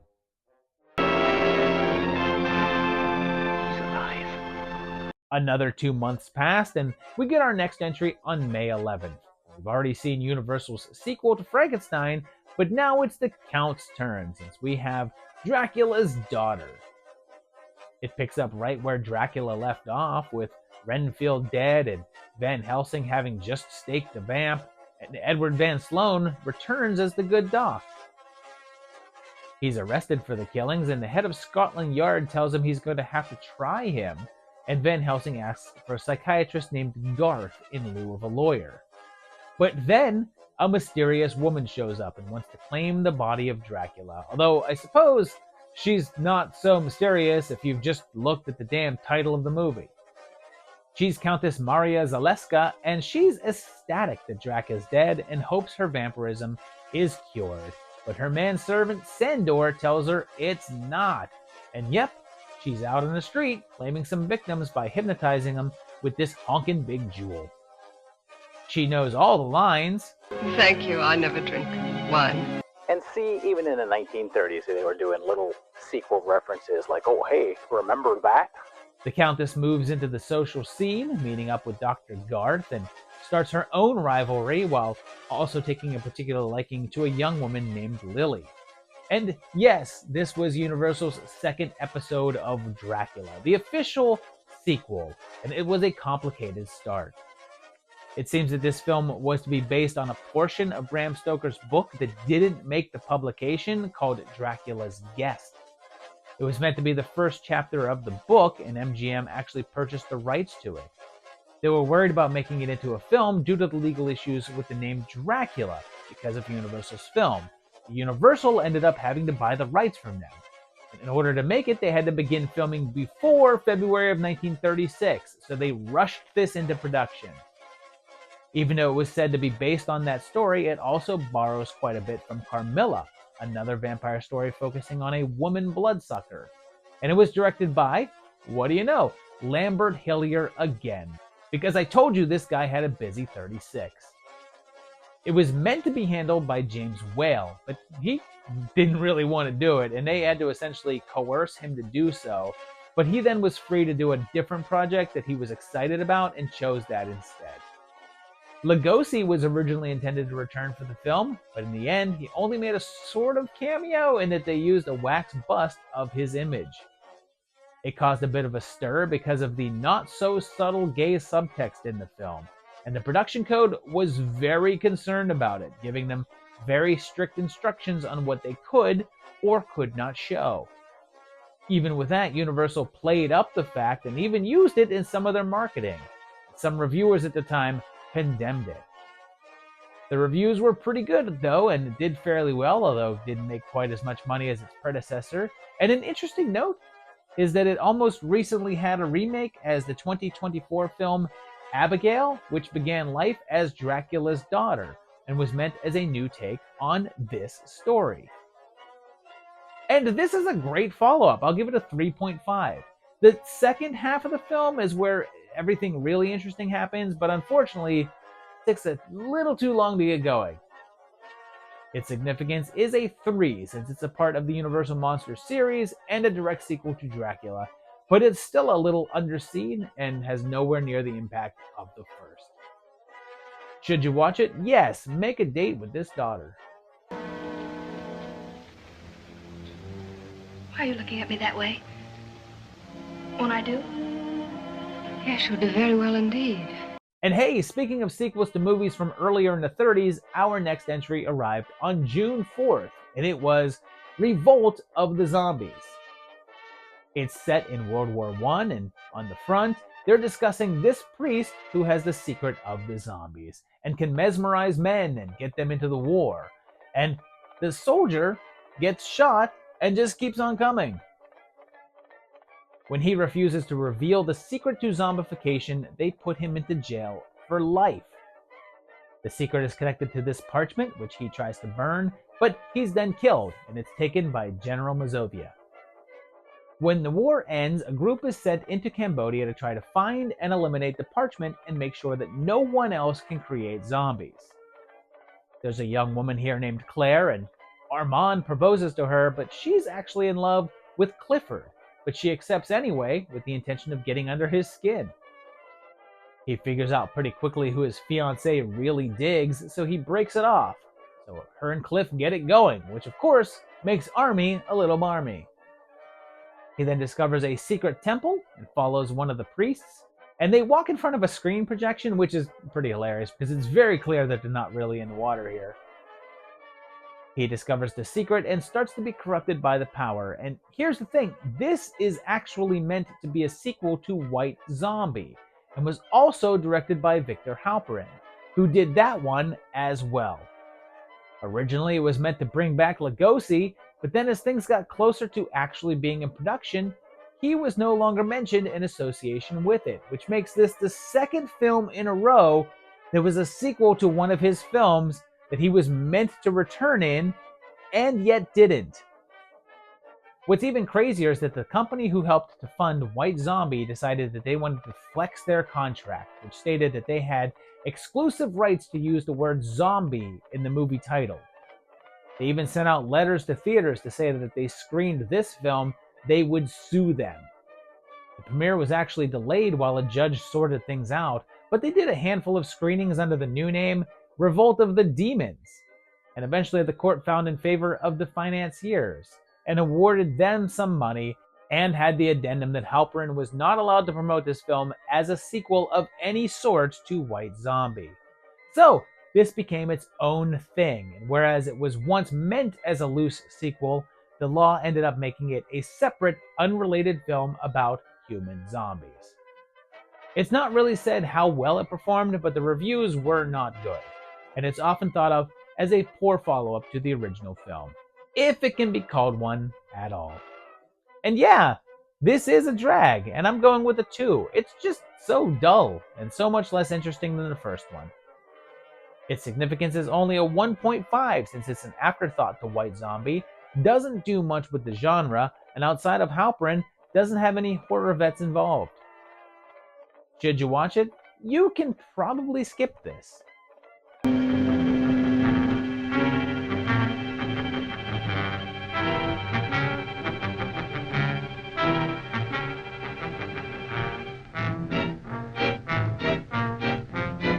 This next one arrived in the UK on June 29th, even though it had a premiere a little earlier on in March 2nd, and it would eventually make its way to the States in 1939, but it's the Demon Barber of Fleet Street, or Sweeney Todd, the Demon Barber of Fleet Street. We kick off with a barber telling his patron a story, and it flashes back to the 1800s, and we meet Sweeney Todd, and he seems pretty obsessed with people's throats, which isn't creepy at all. Random people talk about how good he is at being a barber and shaving, but stop short of calling him the throat goat because he's no Nancy Reagan. There's also a young couple, Johanna and Mark, and they're in love, but Mark is too poor for Johanna's dad. Todd sucks up to her pops and then takes on a new apprentice with a little boy, and Todd is played by Todd Slaughter, who is really well known in the British scene as a guy who could really play an over-the-top psycho, mostly on stage, but he had film success as well. There's a shop next door that sells meat pies and is run by Mrs. Lovett, and they have a devious arrangement. What he does is he gets a rich jerk in his chair and then pulls this lever that dumps them down into the basement, killing them. Mrs. Lovett then does her part, and they rob them, split the money, and she disposes of the bodies. And of course, this was based on the classic Penny Dreadful tale of Sweeney Todd, who first appeared in a serial called String of Pearls back in 1846. This was actually the third version of the tale to be put on screen, with two previous British efforts coming in 1926 and 28.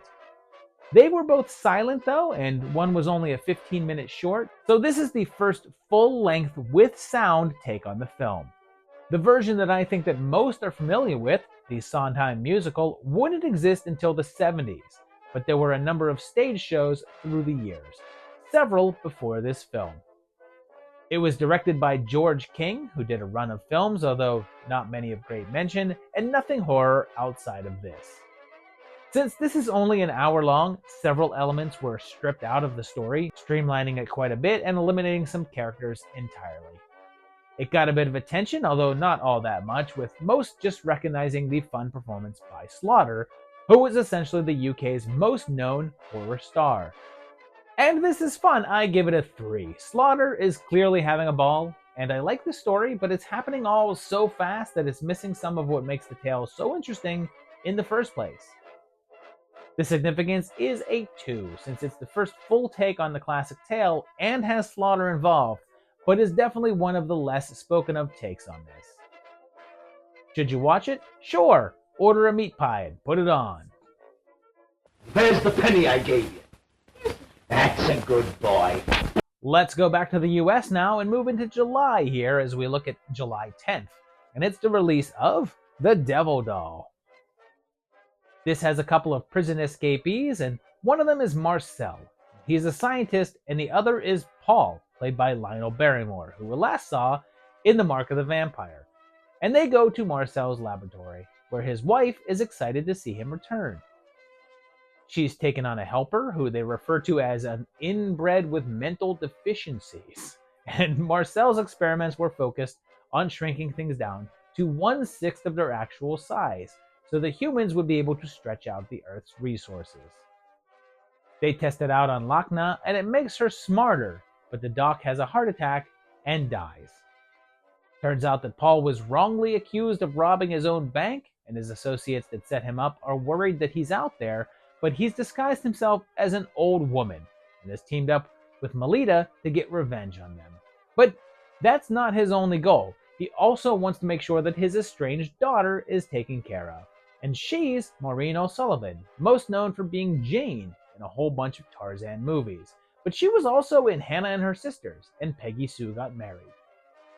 And this is another one from the great Todd Browning, and it's the 4th film he'd done in the 30s. And will be the final time that we cover him here.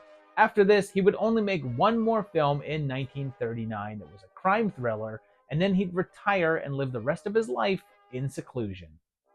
The story bore a mild resemblance to one of Browning's earlier films, one from 1925 called The Unholy Three. In that one, a character also disguises himself as an elderly woman who owns a shop, much like Paul does here.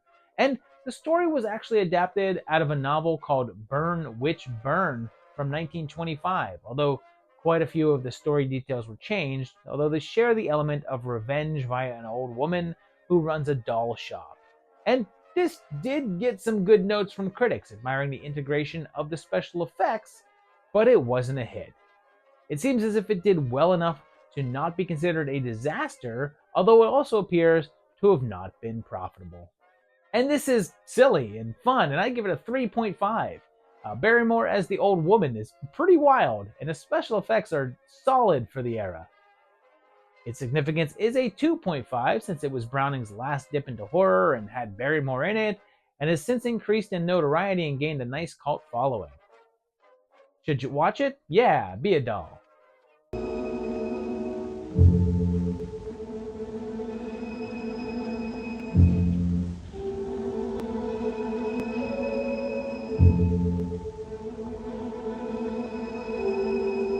We jump ahead now to September 11th in London for a film that did get a run about 2 months later on November 1st, and it's The Man Who Lived Again, or The Man Who Changed His Mind, depending upon which country you were in. Dr. Wyatt here, played by Anna Lee, who was Sister Margareta from The Sound of Music, is leaving her role as a surgeon to go work with a hotshot scientist and help him with his research. His other assistant is the wheelchair-bound Clayton, and the doc himself, once again, is Boris Karloff for his third role of the year. Lawrence has lost his status in the scientific community and is a disgrace due to his wild theories, which revolve around trying to extract the information from the human brain and store it like electricity. They test it out on a chimp and then reverse the connection and swap minds with a different one, and he claims he can do the same with humans. When he goes public with it, he's mocked by the community, and he's falling for Claire, but soon goes off the deep end. He swaps Clayton's brain with a rich man and uses his wealth to further his experiments even more. And then, he decides to set his sights on swapping with Claire's boyfriend, Dick, in order to woo her. And, I get it. The Man Who Changed His Mind. Pretty clever movie. And this one was made in England and was Karloff's second feature there after The Ghoul, but he had a much better experience with this one, mainly due to not having to wear tons of makeup. The director here is a wild one since it was a very early work from Robert Stevenson. And if you know that name, you'll be saying, what? Making a horror movie? And if you don't know that name, well, he's one of the foremost live-action Disney directors of later years. Are you ready for this? This is the man who made Old Yeller, Darby O'Gill and the Little People, The Absent-Minded Professor, Son of Flubber, Mary freaking Poppins, The Love Bug, Bedknobs and Broomsticks, and even Shaggy DA. Basically, if there was a kids flick that was connected to Disney in the 60s or early 70s, Stevenson was behind it. This wasn't really a big hit, although it did get some note and became a more important film in hindsight than it did at the time. And I had a great time with this, so I'll put it at a 3.5. I wish that it got to the brain swap stuff a little quicker, but it's so fun to watch Karloff let loose. Its significance is just a 2 though, since it's not well known at all, but with Karloff involved and an early film from Stevenson, it does deserve some credit. Should you watch it? No? Okay, yes, I've changed my mind. Next up is our final movie for 1936, and it's also from England, and also a movie I shouldn't really include because it's not horror. And it came out on December 6th in the UK, and in the US a little later in January of 1937. And I'm basically including it to make one joke, because it's Sabotage! Someone put sand into a generator to cause a blackout, and they determined that it's Sabotage! A theater owner named Verloc shows up, and he has sand on his hands because he was responsible for the Verloc's wife is friendly with the shopkeeper next door, who turns out to be a member of Scotland Yard, and has been keeping tabs on him. Verloc meets up with his contact, who isn't quite satisfied with the short-term nature of his and is instructed to place a bomb near Piccadilly Circus. Lockie belongs to this group of terrorists, and when Detective Spencer is eavesdropping on them, they catch him and identify him.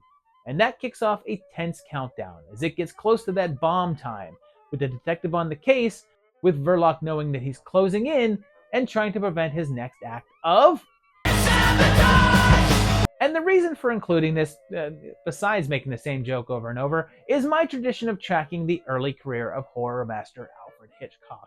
And this was another of his films that was meant to be based on a book, but then just went into its own direction. It was meant to be an adaptation of The Secret Agent, a novel from 1907, which is about a woman discovering her husband is a terrorist. And he's a theater owner there, but that's where most of the similarities end. I should also point out that Hitch did actually make a second film this year called Secret Agent, but this was the more noted of the two, and besides, I can't make as many jokes about that one's title, although, come to think of it, I guess I could have just played Secret Agent Man a few times. Ah, well. Shoulda, coulda, woulda. Just a little bit of self. Apparently, with this one, the director wanted to use Robert Donat again, as he had previously been in the 39 Steps, but there was different explanations as to why he didn't. He either couldn't cast him because of Donat's chronic asthma, or the actor was under contract elsewhere and wasn't able to be released from it. Either way, they cast John Loder as Spencer, but Hitchcock didn't like him and claimed that he wasn't suitable for the role and that he had to constantly rewrite his dialogue to make it work. It was pretty heavily praised and features some fantastically suspenseful moments, like a boy holding the bomb unknowingly and having to wait and watch a parade go by while it's in his arms. It has a moment that the director regrets as an innocent character dies, and he later says that it went against his rules that tension needs to have a release. And people were harsh on him for the death. Although it wasn't as big of a hit or elaborate as some others from that time frame, it was still very successful and made a big dent. And this is a good flick, but does feel a bit lightweight for Hitch, and I give it a 3.5. It has some outstanding sequences in it, but just overall doesn't leave as big of an impact. Its HCS is a 2.5 since it is a Hitchcock movie, but didn't land as big or important as some other of his, and again, isn't horror. Should you watch it? Yeah, if you don't, I'll scream.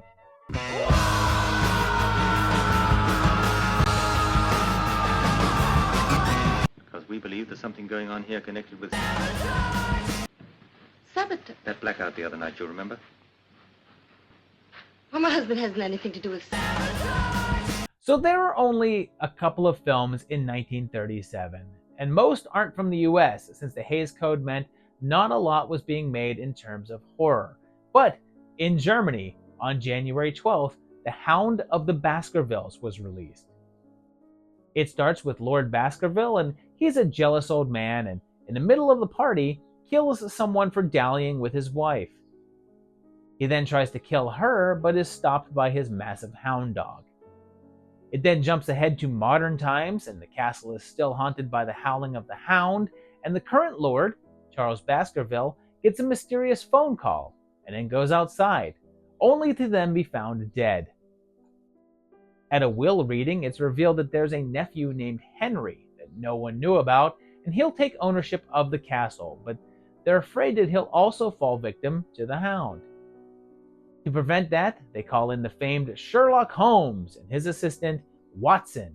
They head off to the Baskervilles to solve the mystery of what's going on.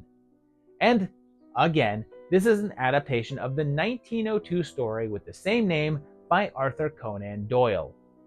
This is the first version that we're fully covering on the project, even though there was a film from the UK in 1932, but that one is lost and no longer exists.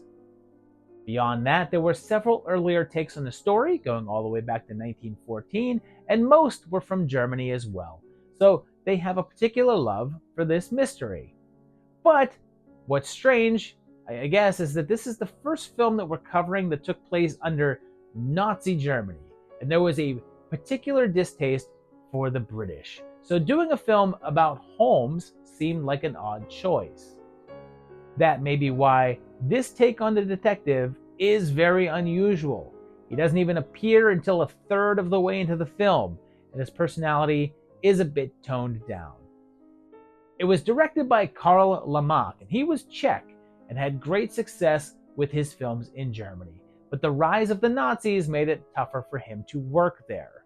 And about a year after this film, he would head off to the Netherlands to continue his career. One minor bit of interest is the notion that when the Allies found Hitler's bunker after he shot himself, they found only 2 films there, and this was one of them. And this is alright, I'm going to give it a 2.5. It takes way too long to get through the setup, and then just kind of lollygags. It has some good stuff going on here and there, though. Its significance is just a 1, even though it's a rather famous story, but it's a version that no one really knows about. It doesn't feature any horror stars of note, or at all.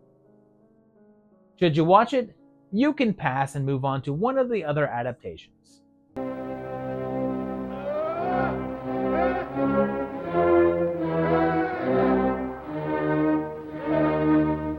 So this one is different because for the first time in the 30s, we're headed to China for a film that has no clear release date, except that it came out in China in February of 1937.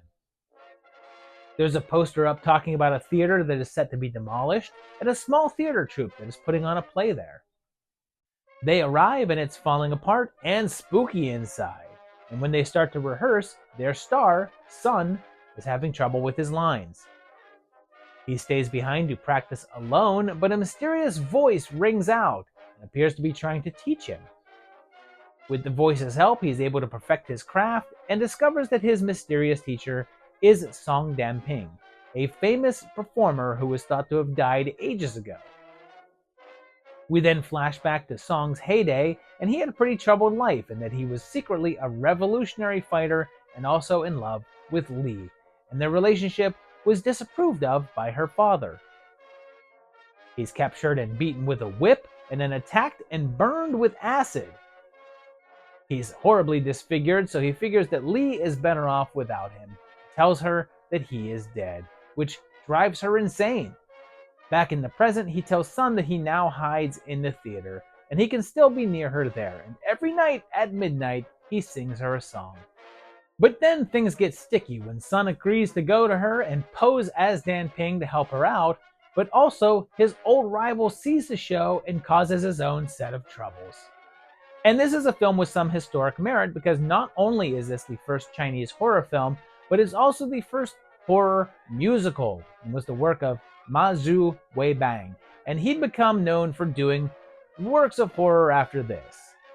It was very loosely based on the Phantom of the Opera, incorporating the concept of the burned man living in the halls of the theater and haunting it, but also adding its own elements. As such, it is the first full-length adaptation of Phantom with sound. It was a controversial film since it featured the revolutionaries as heroic and preceded yet another revolution there. Weibang had to work very diligently with the writer in order to make sure that the aspects of their script would pass the censor board. It was a massive sensation and earned a ton of money, mainly due to its promotional tactics and the rumor that a mere poster for the film was enough to scare a small child to death. They advertised it as being unsuitable for any child under 6 years old, and they weren't admitted, which got people curious to see this oh-so-scary film. It was popular enough to get a sequel in 1941 called Song of Midnight 2, and it was also remade a whole lot of times. There were versions in 56, 62, 85, and then a version called The Phantom Lover in 1995 by Ronnie Yu, and then another in 2005. And this is a 3.5 for me. This is a great early take on the tale, and more elaborate than I was expecting, and moody as hell. Sure, it's not really all that scary and is more melodramatic, but I think it was a little more advanced than its American counterparts of the time. Its significance is just a 2 though, since it's pretty unknown in the US and doesn't really feature any horror names, but has earned a cult following and was the first sound Phantom take.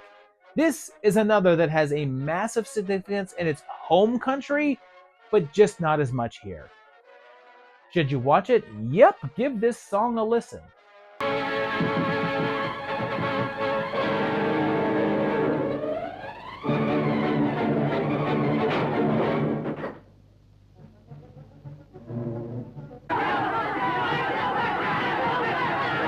The final international film of the year had an unknown release date, except knowing that it was in the UK and it was at some point in October, and it's The Ticket of Leave Man. There's a story of an infamous killer named the Tiger, and he's on the loose, just choking and smacking dudes on the head. The Tiger is once again Todd Slaughter for his second appearance here so far, and he's a little more subtle looking right here. He becomes enamored with a singer, but she's taken, and her fiancé is ready to take her away from this all. The Tiger frames her guy with some forged notes, and poor Robert is arrested, and he then manipulates things so that he's blamed for being the Tiger. He then starts a charity in order to take advantage of little old ladies, and Robs does his time, all the while that the Tiger tries to move in on May to no avail. Robert is released on leave in these dazzling jammies, and I guess when you're released from jail, it's called Ticket of Leave, hence the title. What's worse is that there's this little kid in the beginning, and it's part of how he ends up in jail, and when he gets out, he runs into the same kid, and he looks exactly the same age, so I guess he wasn't in jail for long, but they act like he's been there for a really long time. He then sets out to clear his own name and also find the Tiger. And this is by George King. And he's the same man that also made the Demon Barber that we talked about earlier in this very episode. This was based on a play from 1863 with the same name, and it introduced a character called Hawkshaw, the detective, who would then become a long-running comic strip character in cartoon form. And what's weird is that this is pretty similar to Sweeney Todd here in that it's Todd Slaughter playing a creepster with a thing for a much younger woman and is a devious killer who is hiding in plain sight by working in a rather common business. And this one is not great. I'm going to go with a 2. It's way too little plot. And even at an hour and 10 minutes, it feels very stretched out. Its significance is just a 1, since it's not known at all, and the only real claim to fame is Slaughter, and he's still a very cult figure. Should you watch it? You can, leave it.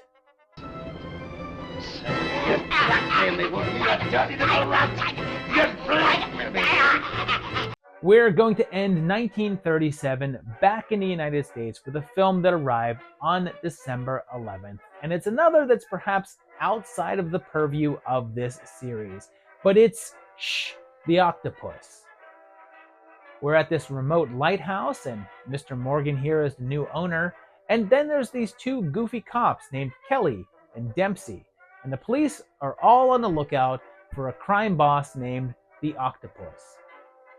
They're stopped by a random woman who tells them that there's a murder at the lighthouse and that the octopus is there.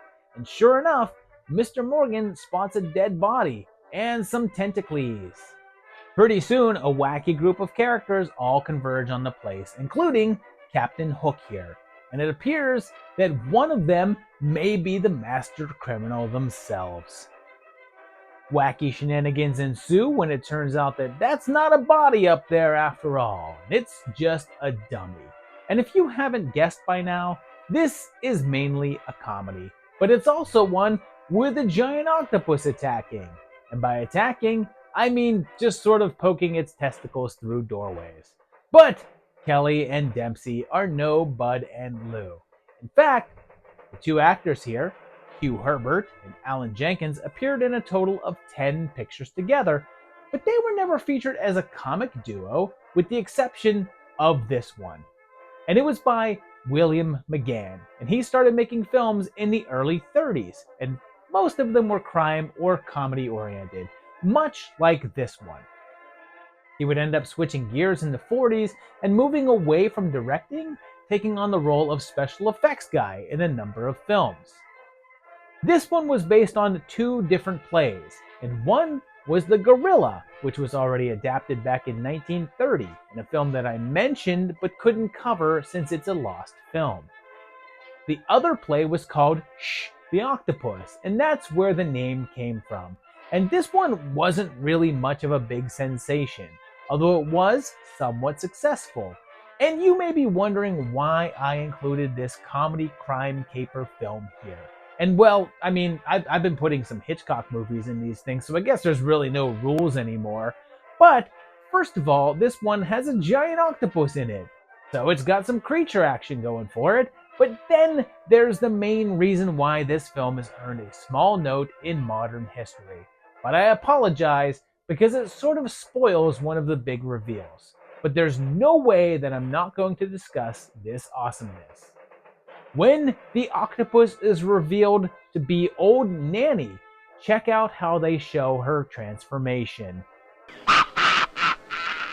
You're right, Mr. Morgan. I have a pair of arms for each of you. Arms that... Now, this astounding effect can only be done in black and white, since they did her up in makeup that was one single color. They then used a color filter on the camera, which covered and hid the makeup since they were the same tone. Then, during the shot, they would remove the filter, which then exposed the makeup. It's just astounding looking, and something similar was previously used in Jackal and Hyde, but this is one of the smoothest uses of the effect. One whose simplicity can no longer be achieved without the use of black and white film. And we'll close out this year with a 3. This is pretty fun, but gets a little lost in the middle of it. But it starts fun and ends strong. Its significance is just a 1.5 since it's mostly not talked about and didn't really have much of an impact, and only really gets talked about when someone wants to highlight that amazing practical effect. Should you watch it? Sure, it's worth a watch and a laugh.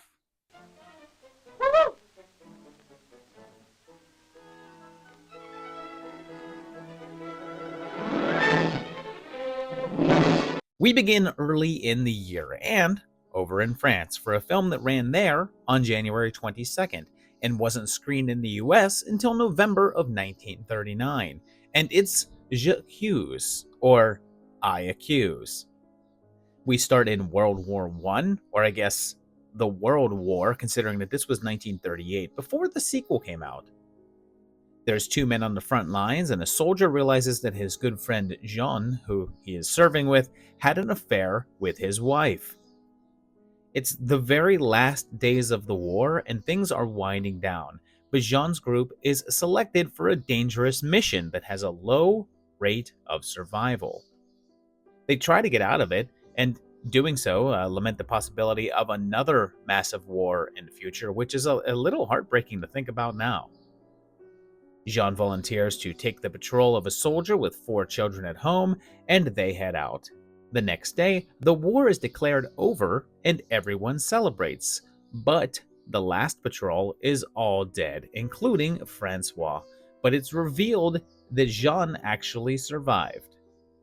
Going home, he looks after Francois's wife and child, but promised him that he'd never love her, and he starts over again. Jean reunites with Flo, a cabaret owner he knew near the fronts, and is having an immense trouble putting the war behind him, and constantly fears the world plunging into another one. So, right about now, you're saying, hey, this just sounds like a war drama, so why is it here on this list of 30s horror? Well, as it turns out, near the ending, Jean is so panicked at the prospect of more war, he calls upon the spirits of all of those killed, and they respond by rising from their graves. And this was by a director named Abel Gance, a rather notable French director, and this movie was actually a remake of a silent film from 1919 that was also by Gance. In the scenes with the dead soldiers coming back, they actually used people who fought in the war for real and had facial scarring, so no special effects were used, and the actual horrors of war were all that were necessary. The film is strikingly relevant because this was a Europe that was gearing up for another war, and eventually World War II would break out, although in this time frame it was simply tensions that were brewing, and this movie was Gance's plea for some sort of sanity and hopeful end to the situation. And although the film features a rather happy finale, in real life, things went the other direction. And I'm going with a 3 on this one. I've seen the older version, and I think that one is amazing and much more striking than this one, which feels like it stumbles a bit in the execution. Its significance is just a 2 since it is fairly known, but most of the notoriety it has comes from the original. Should you watch it? Yeah, just know that it's light on horror and has some pretty bleak moments.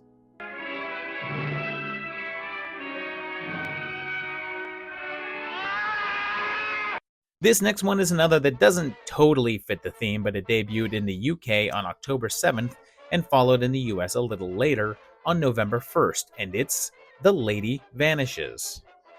In a remote country, there's an avalanche that forces a bunch of tourists to stay in a local hotel, and Ira here is hoping to get home the next day in order to make it in time for her wedding.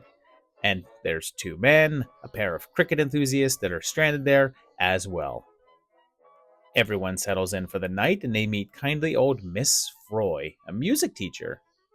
She retires to her room and listens to a street musician, and he's then strangled by a pair of gloved hands. The next day, the tracks are cleared up, and everyone loads up on the train with Iris and Froy meeting for tea. She takes a nap, and when she awakens, the old woman is gone, and the people there are saying she was never there. No one seems to remember her, and they blame Iris getting hit on the head. Things get more complicated when the patient of a brain surgeon on board is brought onto the train, completely wrapped in bandages, and it turns out that Mr. Todhunter does remember Miss Froy, but can't say so because he's away with his mistress and doesn't want to draw attention to himself. And then another woman shows up in Miss Froy's clothes, and the doc says that she's subconsciously substituted another face onto hers. But what the hell is really going on? And this is another in our ongoing tracking of the sort of bigger dents on the early Hitchcock entries and tracking his journey to becoming one of the most renowned horror directors. He did do one entry in 1937 that I didn't cover, but this one marked a big turn in his career. He made it on a whim since his contract with producer Edward Black was down to 1 film, and he was having a hard time finding something and wanting to move on. So when Black offered him this film to direct, he jumped on it, even if he thought it needed revision. It was based on a novel from 1936 called The Wheel Spins, written by Ethel Lena White, although the film version would once again make some drastic changes. Hitchcock was looking for a hit since his run of 3 films before this, Secret Agent, Sabotage, and Young and Innocent, were all box office disappointments. And this one really turned things around. It was a massive hit, becoming the highest grossing UK film to that date. Its success in the US may not have had been on that level, but it performed quite well, was critically acclaimed, and it was the film that really brought attention to the director from Hollywood studios. After this, Hitch received a large number of offers from American companies and moved to America. Later on, the novel would be adapted 2 more times, once in 1979 and the other in 2013. One odd aspect of the film is that it introduces those sort of comic side characters, the cricket guys, Charters and Caldecott, and they became so popular that they would eventually begin showing up in other films, and then in radio productions, and then later on, their own TV show. And this is pretty damn fun. It's a 4 from me. It's a great thriller with a solid mystery and really fun characters. Its significance is a 3 since it was popular but never carried over into that legendary mainstream status, but it did mark a turn in Hitchcock's career. Should you watch it? Absolutely. Don't let this one vanish from your memory.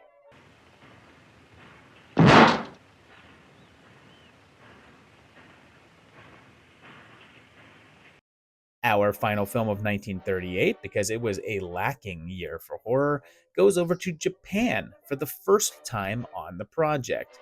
And it's one that debuted on November 3rd there, with the ghost cat and the mysterious shamisen. So, shamisen is a type of musical instrument that's vaguely guitarish, and I suppose at least in that it has a neck and strings that you pluck. Seijuro is a shamisen player, and he's being told that his affection for women is detracting from his practice. One night, his sometimes loved Mitsue comes to his place and is angry that he was talking to another woman, one who is simply returning a lost cat. That cat belonged to Okio, who has feelings for him, so Mitsue keeps her eyes on her, and then does the worst thing she could possibly do, cementing Mitsue as one of the nastiest horror villains of all time, and she kills the cat. But then, Seijuro gives Okio his shamisen, which totally sets off the jealous rage, and Mitsue attacks her. Soon, odd things are happening, including the appearance of a ghost cat that appears to have a human face and spooky voices outside.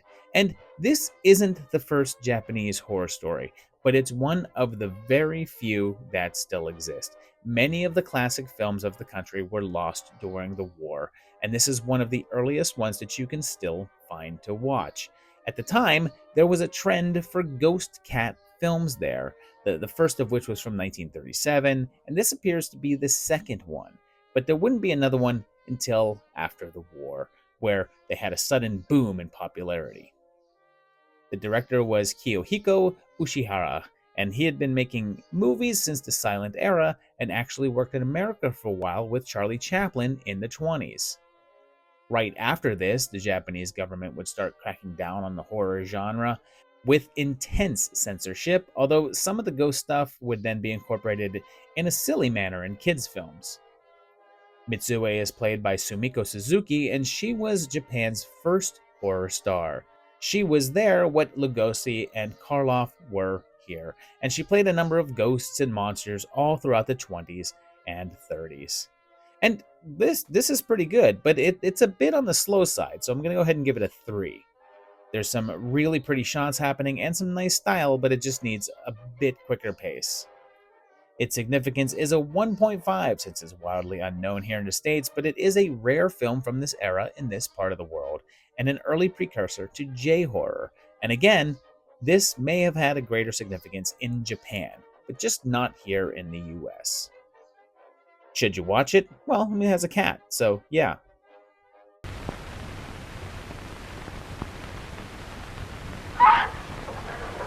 Our first film of 1939 takes us back to the comfort of those Universal monsters for a film that premiered on January 10th, but then got a wide release on the 13th.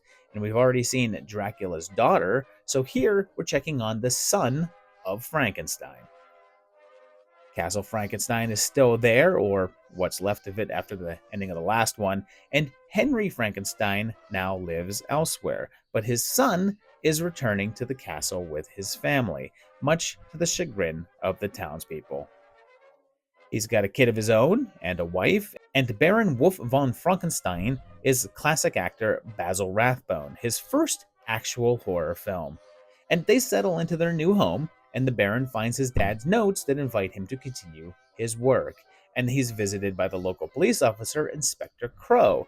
And when he was younger, he had his arm torn off by the monster. And Crow is played by good old Lionel Atwill for his 900th appearance on the project. He says that there's been several unexplained deaths in the area recently, and all of their hearts were ruptured, creating a superstition of a murdering ghost. While checking out the remnants of his father's lab, he meets Igor, and it's a pretty made-up Bela Lugosi. And interestingly, this is the first appearance in the series of a character named Igor, even though most people associate the name with the original film. They tried to hang Igor once, so his neck is distorted, and he takes Baron down into the catacombs to find the tombs of his father, his grandfather, and the monster, who is still alive. He's once again played by Karloff, reuniting him and Lugosi, and for the first time featuring both in one of the series that they were most known for. Baron is challenged to fix him, and he goes to work in secrecy and reveals that it wasn't the lightning that brought him back, but cosmic rays, which supercharged him. And pretty soon the big guy is up and around, and it seems that Igor has a bit of an agenda of his own. And this was a return to horror for Universal, their first of the genre since mid-1936. Originally, it was said that they planned the return with a remake of an earlier film, but when they did a triple bill of Dracula, Frankenstein, and Son of Kong and made a ton of money at it, they decided that they needed a new monster picture. Roland Lee was brought on to direct, and he was also the producer and had been in the industry for over 20 years by this point. It would end up being Karloff's final role as the monster since he could no longer bear the makeup and immense weight of the costume, although he did do some random appearances as the character here and there, just no longer in films. For whatever reason, the monster can no longer talk and remains mute throughout the entire film. The budget was originally $250K, but when things went over schedule, the cost ballooned to $420,000, one of the more expensive films of this time frame. Things were chaotic on set due to issues with the script, and much of it was written just minutes before the scenes were shot. And since the director liked Lugosi, who was having trouble finding work, he kept writing him more and more scenes, allowing him to be paid extra. It was released on the 13th, Friday the 13th, and it was a nice hit, although there's no numbers to speak of. But it's said that at the time, it had more success than any previous Universal runs. Reviews were actually quite good, and it would later go on to be called the last of the great Frankenstein films, and Lugosi's performance as Igor is now thought as some of his best work. Of course, since it was a big hit, more entries would then follow, although this is the final appearance of the monster in the 30s. And I'm a 4 on this one. It's great. Rathbone does a good job as the doctor. Karloff does the monster thing, even if it doesn't get the shine. But Atwill, as the inspector, is clearly putting in some effort, and Lugosi knocks it out of the park. Its horror cultural significance is a 3.5 since it's part of the Universal Frankenstein series, but definitely not one of the more known ones. But it's got an all-star cast, introduces the character of Igor into popular culture, and would be the final Karloff screen monster. Should you watch it? Yes. Movie. Good. Well, I'm sold to my stuff and I'm hunting all day long. Hunting? Did you get anything? Oh, yes, a few elephants and a few tigers. Did you have a nice long nap, darling? No, not a very long nap. A giant coming here woke me up. This next bit is going to sound very familiar because on March 31st, we've got yet another take on the Hound of the Baskervilles. And right off the bat, holy crap, it's Lionel Atwill again. This is actually his 8th appearance on the 30s project so far. So this man has been in some stuff. They're discussing the death of Charles Baskerville, and it's said that he died of heart failure, but others suspect murder. So, to suss it all out, they call in the great Sherlock Holmes, appearing in this version about a half hour earlier than he did in the German version we covered in the last episode. Holmes is Basil Rathbone again, looking rather different than he just did one movie ago. And Watson is played by Nigel Bruce, his first appearance here, but we'll see him again. Mortimer contacts him and tells him that he's worried about the latest Baskerville heir, Henry, and says that he found the tracks of a massive hound at the murder scene of Charles. They meet up with Henry and immediately foil an assassination attempt, and that night, Watson and Sir Henry go out onto the moors and spot a man out there and then hear a devilish howling. Later, when it seems like there's indeed a devil hound on the loose, is the Baskerville curse real, or is something else afoot? And this is yet another take on the classic Sherlock Holmes tale, the third of which we're discussing in the 30s project. The first of them couldn't be viewed as it's a lost film, but the second was just 2 years prior in Germany. What's interesting is that this is said to be the very first adaptation of any Sherlock Holmes story that took place in its original Victorian setting, and that all of the previous takes had modernized him.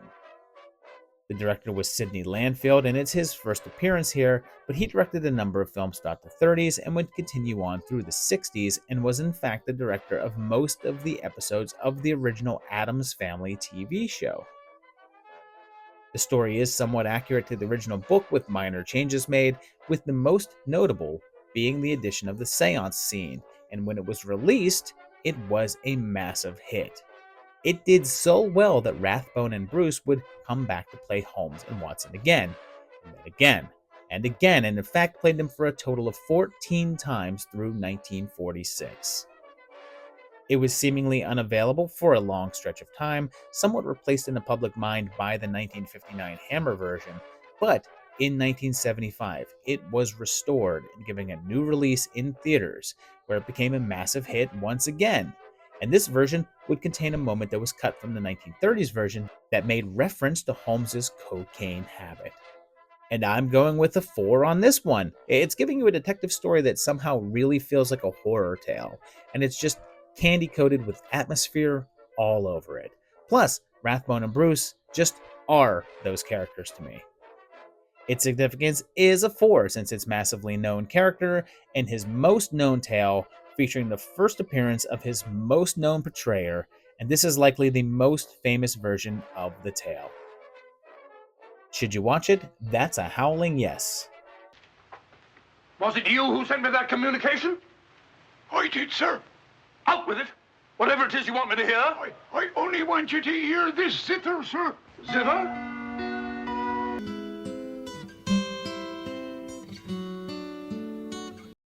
Now, let's go on to just a month or two later, and our next entry is a little on the sillier side, with May 26's arrival of the gorilla.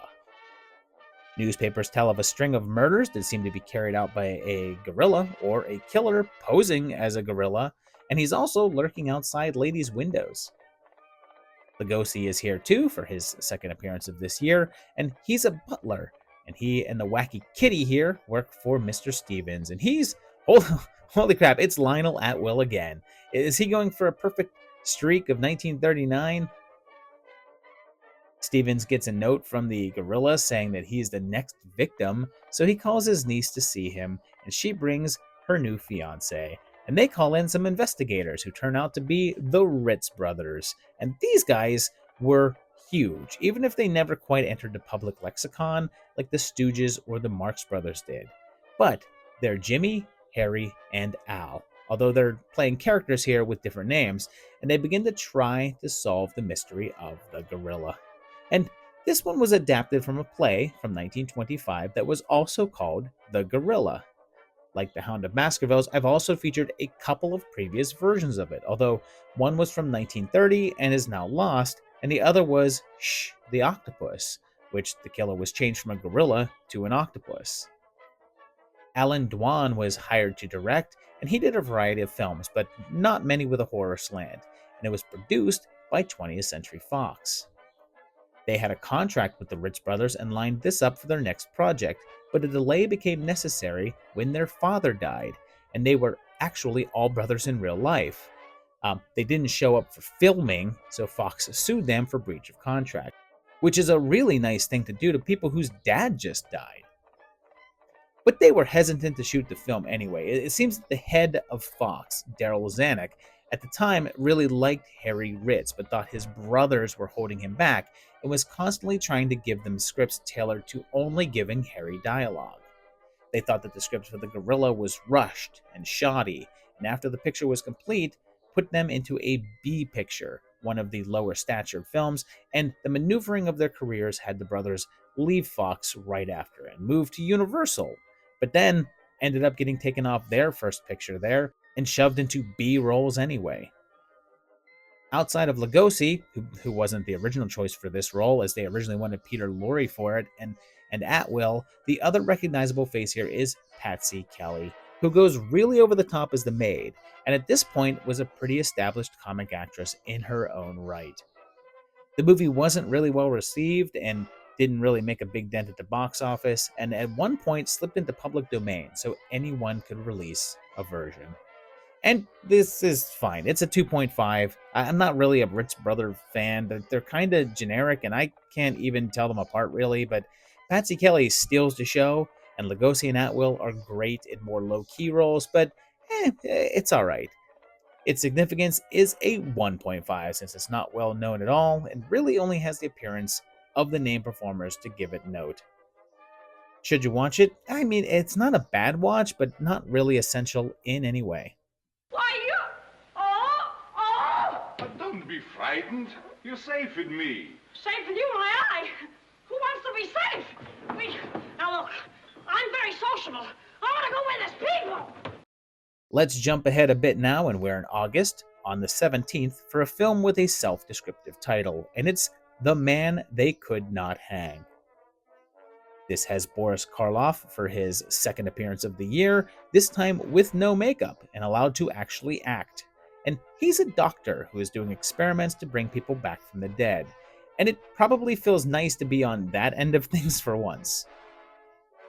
He's working with Bob here, and he's agreed to allow the doc to kill him and then bring him back.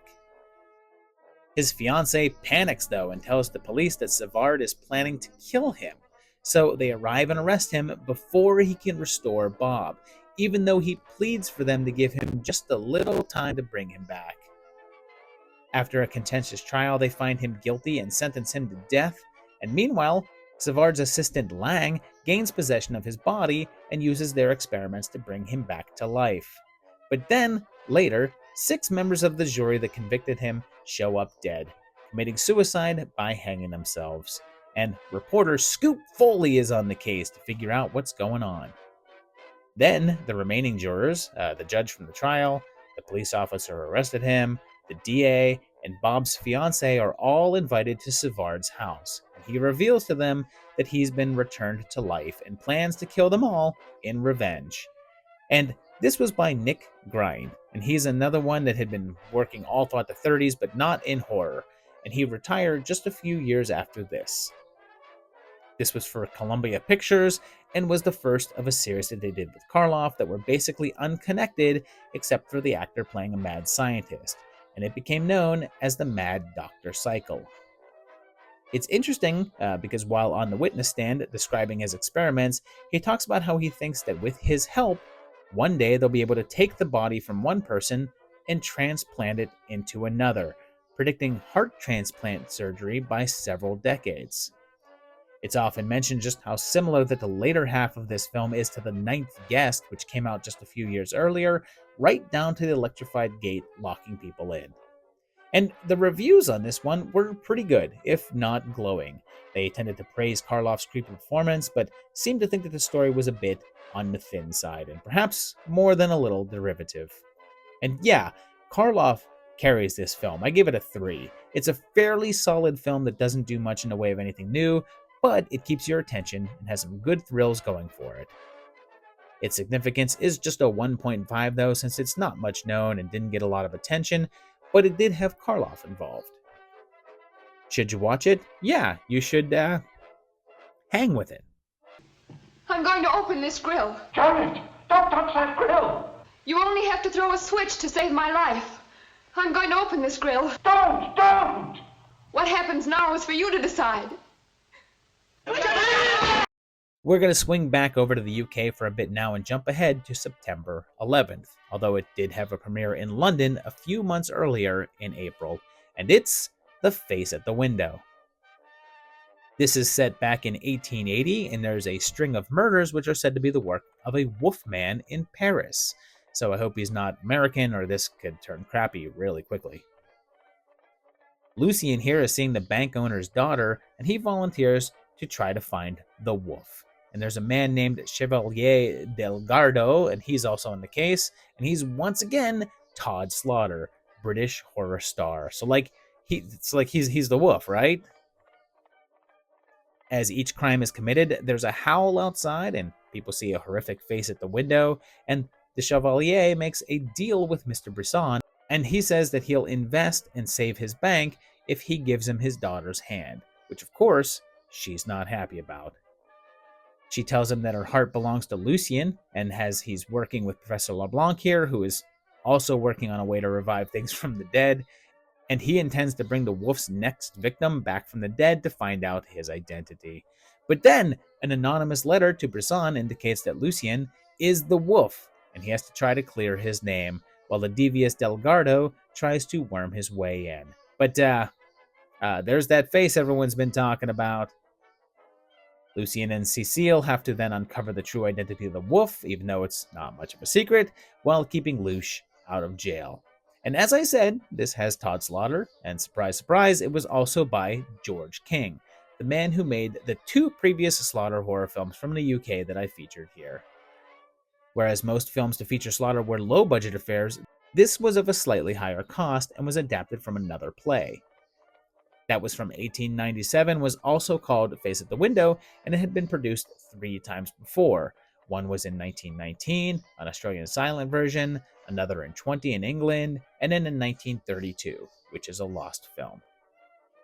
And this is all right, I guess. I'll go with 2.5 on it. Like for the most part, it's not doing much new and feels sluggish as can be, but Slaughter makes it watchable. Its significance is just a 1 since it's almost completely obscure, and Slaughter is its only claim to fame. Should you watch it? Maybe. It's fair, but you're also not missing a whole lot if you skip it. You've unmasked the wolf, but the secret of the face at the window still remains. We're staying in the UK for a film that debuted on October 19th there, but would get an American release a little later on in the March of 1940, and it's The Human Monster, or The Dark Eyes of London. There's been a series of murders with the bodies being dumped into the Thames River, and an investigation leads them to Dr. Orloff, played by Bela Lugosi, for his 3rd appearance this year. And he runs a life insurance company, and all of the victims had policies with him, and the beneficiaries were all in a home for the blind. A charity that Orloff himself helps to run. And maybe it's the suit, but Lugosi is giving off some real Fred Rogers vibes here. Like, not in his personality, because Mr. Rogers would never, ever kill people, but just his look. At the Center for the Blind, this big dude named Jake works, and he helps to dock off people. One of them is the father of Diane here, and Inspector Larry takes a liking to her and decides to try to help her find her father's murderer. And this one is a touch more gruesome than the others, and there's more shots of dead bodies than we're used to here. And in fact, it was so intense for the time that the British Board of Film Censors gave it their very first H rating. H for horrific. They created that rating back in 1933, and yet never had to use it until this film came around. Films with this rating were considered too much for kids under 16, and it lasted until 1951 when they switched it to an X rating. It was based on a novel by Edgar Wallace, who wrote a ton, and even though his most known work was writing the script for King Kong, he also cranked out a bunch of crime novels, mostly known for their grittiness. This one was based on one from 1924 called The Dark Eyes of London, and Lugosi, increasingly desperate for work, sailed over to England to do it, and he reportedly disliked working outside of the US. It was picked up for release in America by a low-budget film company called Monogram, and they changed the title to The Human Monster to cash in on the film's more lurid nature. And this is a streak of movies that are okay, but not really doing much to push further, so it's another 2.5. Even Lugosi seemed like a little bit bored with it, but I do appreciate the darker tone considering that it's up against the safe Hays Code films.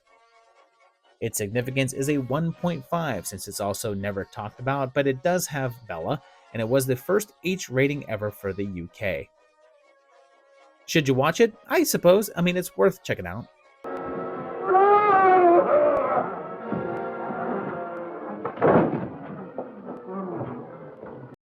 Fast forward all the way to October 28th now and head on back to those United States and let's book a cruise on the Torture Ship. It has a group of guys on ship that are planning on taking it over and these doctors that are overseeing them.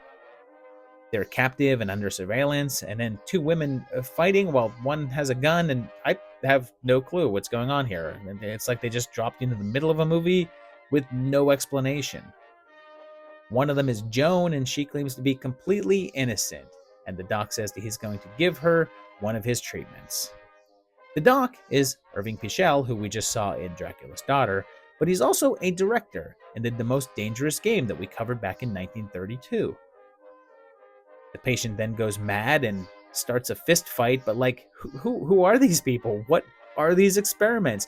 Why are prisoners just allowed to walk around? What the hell is going on with this movie? We then meet Bob, a prisoner that they say the treatment worked on, and he's cured. And he's Lyle Talbot of Ozzie and Harriet fame, and who am I kidding? Plan 9 from Outer Space fame, and he kidnaps Joan. And yep, not really making any sense still. And this is over 20 minutes into this movie that's less than an hour. And this is yet another one by Victor Halperin, who we've seen a few times now with White Zombie and Revolt of the Zombies, but also Supernatural. It would end up being one of his final movies and will be the last that we cover him, since the two films that he made after this one were a crime thriller and then a dramatic romance film. That last one came out in 1942, and he retired shortly afterwards. He wasn't proud of being known as a horror director, as later in life he was asked about being revered as the director of White Zombie, and he said that he didn't believe in fear, violence, and horror, so why traffic in them? This particular film was based on a short story from the legendary Jack London, the man who wrote The Call of the Wild. The story was called 1,000 Deaths and was first featured in a magazine called Black Cat, and there's apparently two versions of this film, and one is 64 minutes long, but the most commonly found one is shortened to around 49 minutes, although from what I can tell, the long version doesn't make any more sense than the short one. And this is a 1.5 from me. There's no plot going on and very little character thread to really dig into. And then it just ends. Its significance is just a 1, since no one has heard of this, and without Halperin and Talbot, there's nothing really to talk about. Should you watch it? You can skip it. It's not exactly torture, but it's close. Hey, where you going? Hey, Tank, I go home. You think you can make it? We now go ahead just slightly forward as we near the end of the decade, and this next entry arrived on November 10th, and it's The Cat and the Canary. We're set in the bayou of Louisiana, and Mr. Crosby here is on his way to the estate of Cyrus Norman, who lived in the swamps. He died a decade ago, and the specifics of his will was that it be read exactly 10 years from the day he died, and Miss Lou tends to the house in the meantime.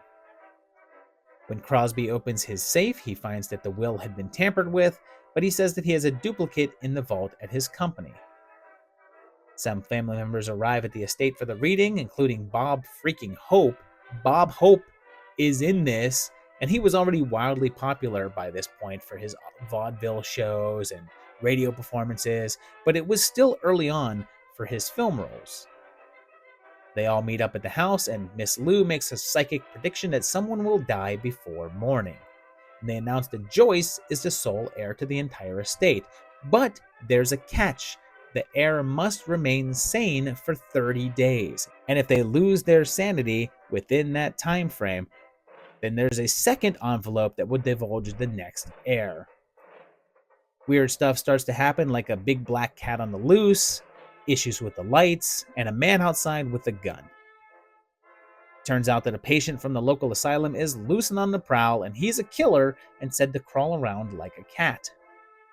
Soon, though, a mysterious hand drags Crosby away, but no one will listen to Joyce when she says that he was there, and it seems like she's either losing her mind or someone's trying to make her think that she has.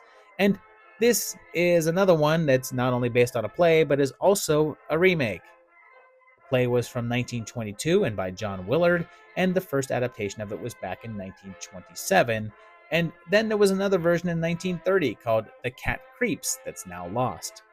So this is the third version of the story, although unlike the previous ones, this is tilted far more into the realm of comedy, and was directed by Elliot Nugent, who mainly did comedy and romance films.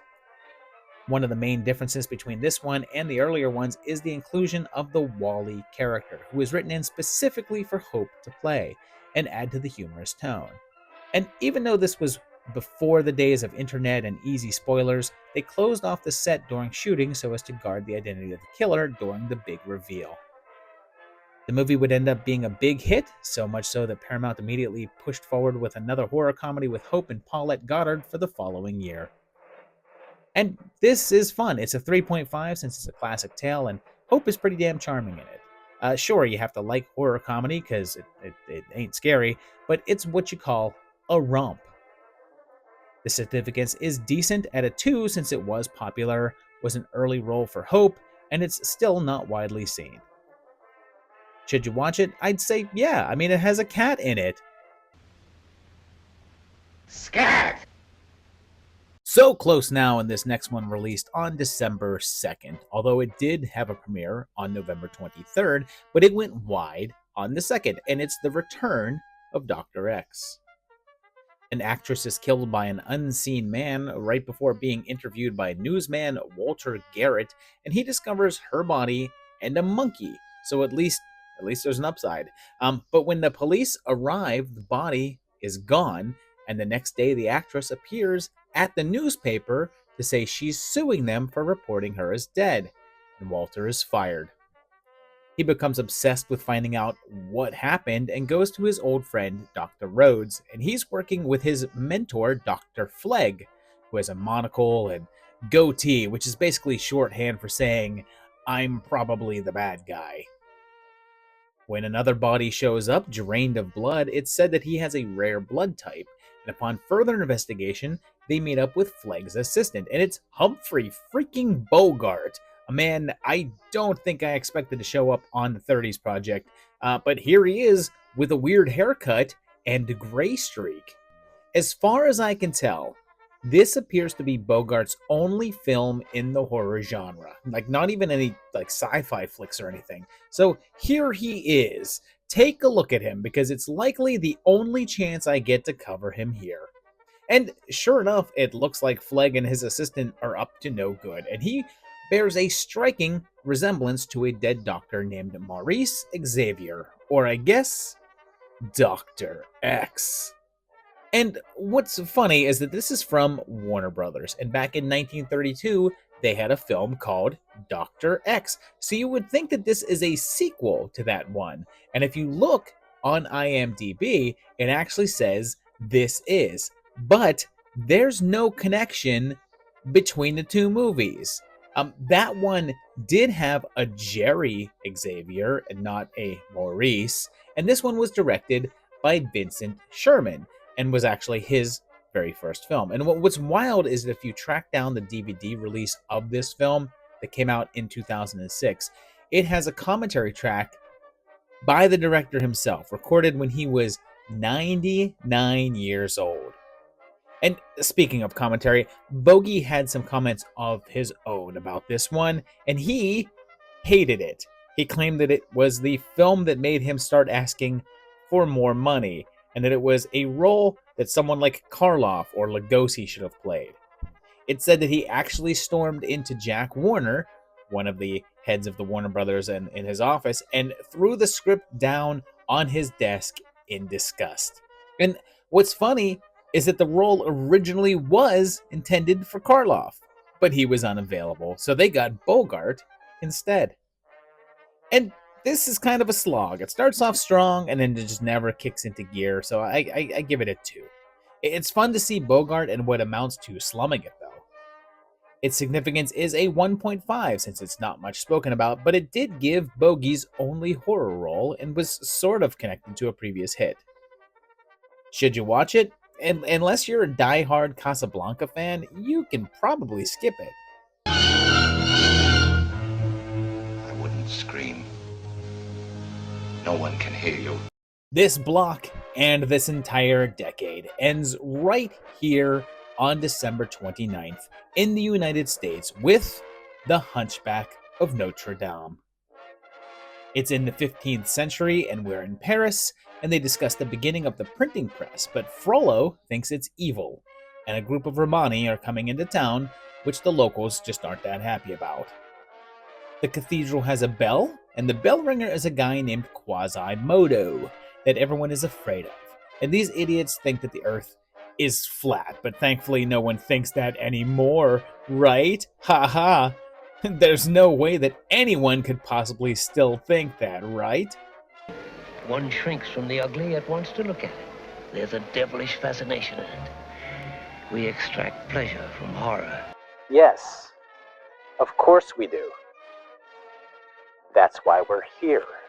A woman named Esmeralda appears, dancing, catching everyone's attention, including Quasi, who is then brought out to show the crowd. And he's played by Charles Lawton, who we last saw as Dr. Moreau in Island of the Lost Souls and in The Old Dark House. But in between those and this, he'd been in Les Mis as Javert and Mutiny on the Bounty as Bly, so he'd done some high-profile gigs. Frollo commands Quasi to chase after Essie and kidnap her, but he's stopped by a street poet and the captain of the guard. Hunchy is then scheduled to be lashed and humiliated in the middle of the town square, revealing his misshapen body. He asks for water, and Esmeralda takes pity on him and provides. That night, her and Phoebus fall for each other. Forever? Forever's a long time.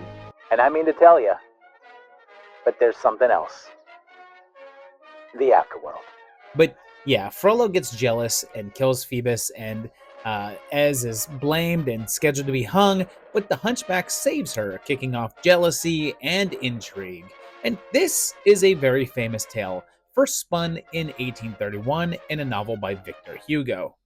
It had previously been done several times, including silent versions, including a big one from 1923 that starred Lon Chaney as Quasi. That one was from Universal, and there were plans there to do a remake, even negotiating with Peter Lorre to play the title role, but the project fell through. The rights passed through a couple of hands, ending up at RKO, who decided to put forth their own version and decided to go big with it. They gave it a budget of $1.8 million, one of the most expensive movies ever made at the time, and built some of the largest and most extravagant sets. Lon Chaney Jr., son of the original film's Quasi-actor, heard about the film and screen-tested for the role, but the studio wanted someone with more range and star power, and went with Lofton.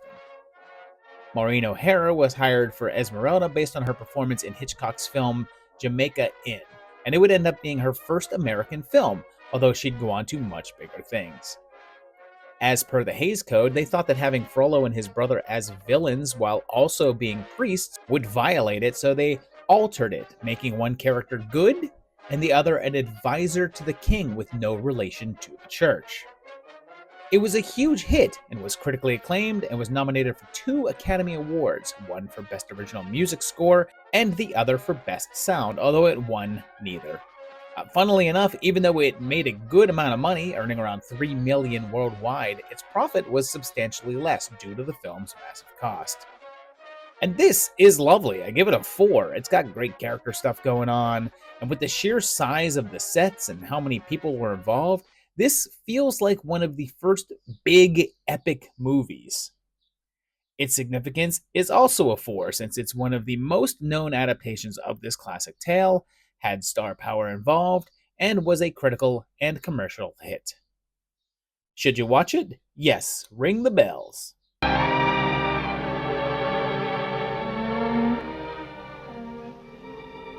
Why was I not made of stone like thee?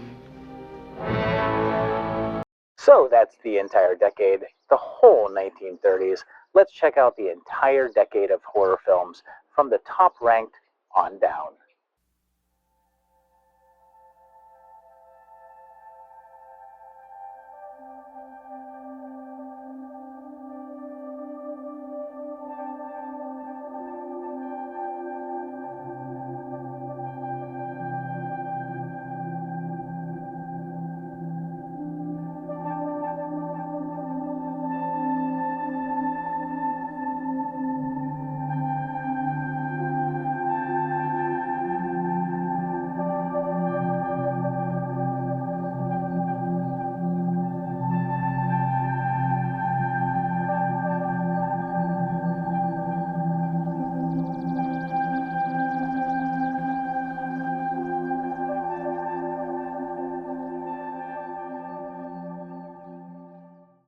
And just like our yearly wrap-ups, we're going to end this by doing a sort of a yearbook-style best of the movies that we've covered. And this is an idea that originated on a series called Horror Movie Superlatives from your friendly neighborhood Uncle Pete and Carlin Cook on their channels.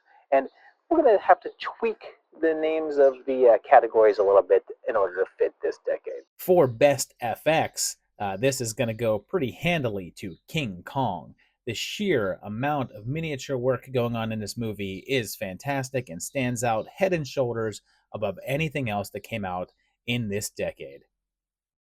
For the best So Bad It's Good film of the decade, we're going to take a look at maniac, or I guess sex maniac. This movie is so bizarre and the performances are so over the top. It is just hilarious. It's a sort of like a precursor to Reefer Madness in a way, with its overacting and overdramatic drug stuff. It's hilarious.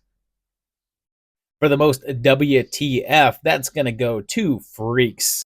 Yes, the sheer onslaught of strangeness that is happening in this movie, from the use of actual people that were working inside shows at the time, to the bizarre special effects, to the standout strange chanting scene. This one is odd and great. For the most unique movie, I'm going to give that to The Devil Doll. This is a very unique film because it's several different plot points all kind of rolled into one. You've got the framing, the bank stuff, you've got the miniature doll stuff, you've got the guy dressing up as an old lady to get revenge. There's just a lot happening here that you're not going to see in other movies. For the most overrated movie of the decade, I'm going to go ahead and give it to The Mummy. Yeah, I've never been that into the original Mummy film. I enjoyed the sequels more. The original one just felt way too much like Dracula again.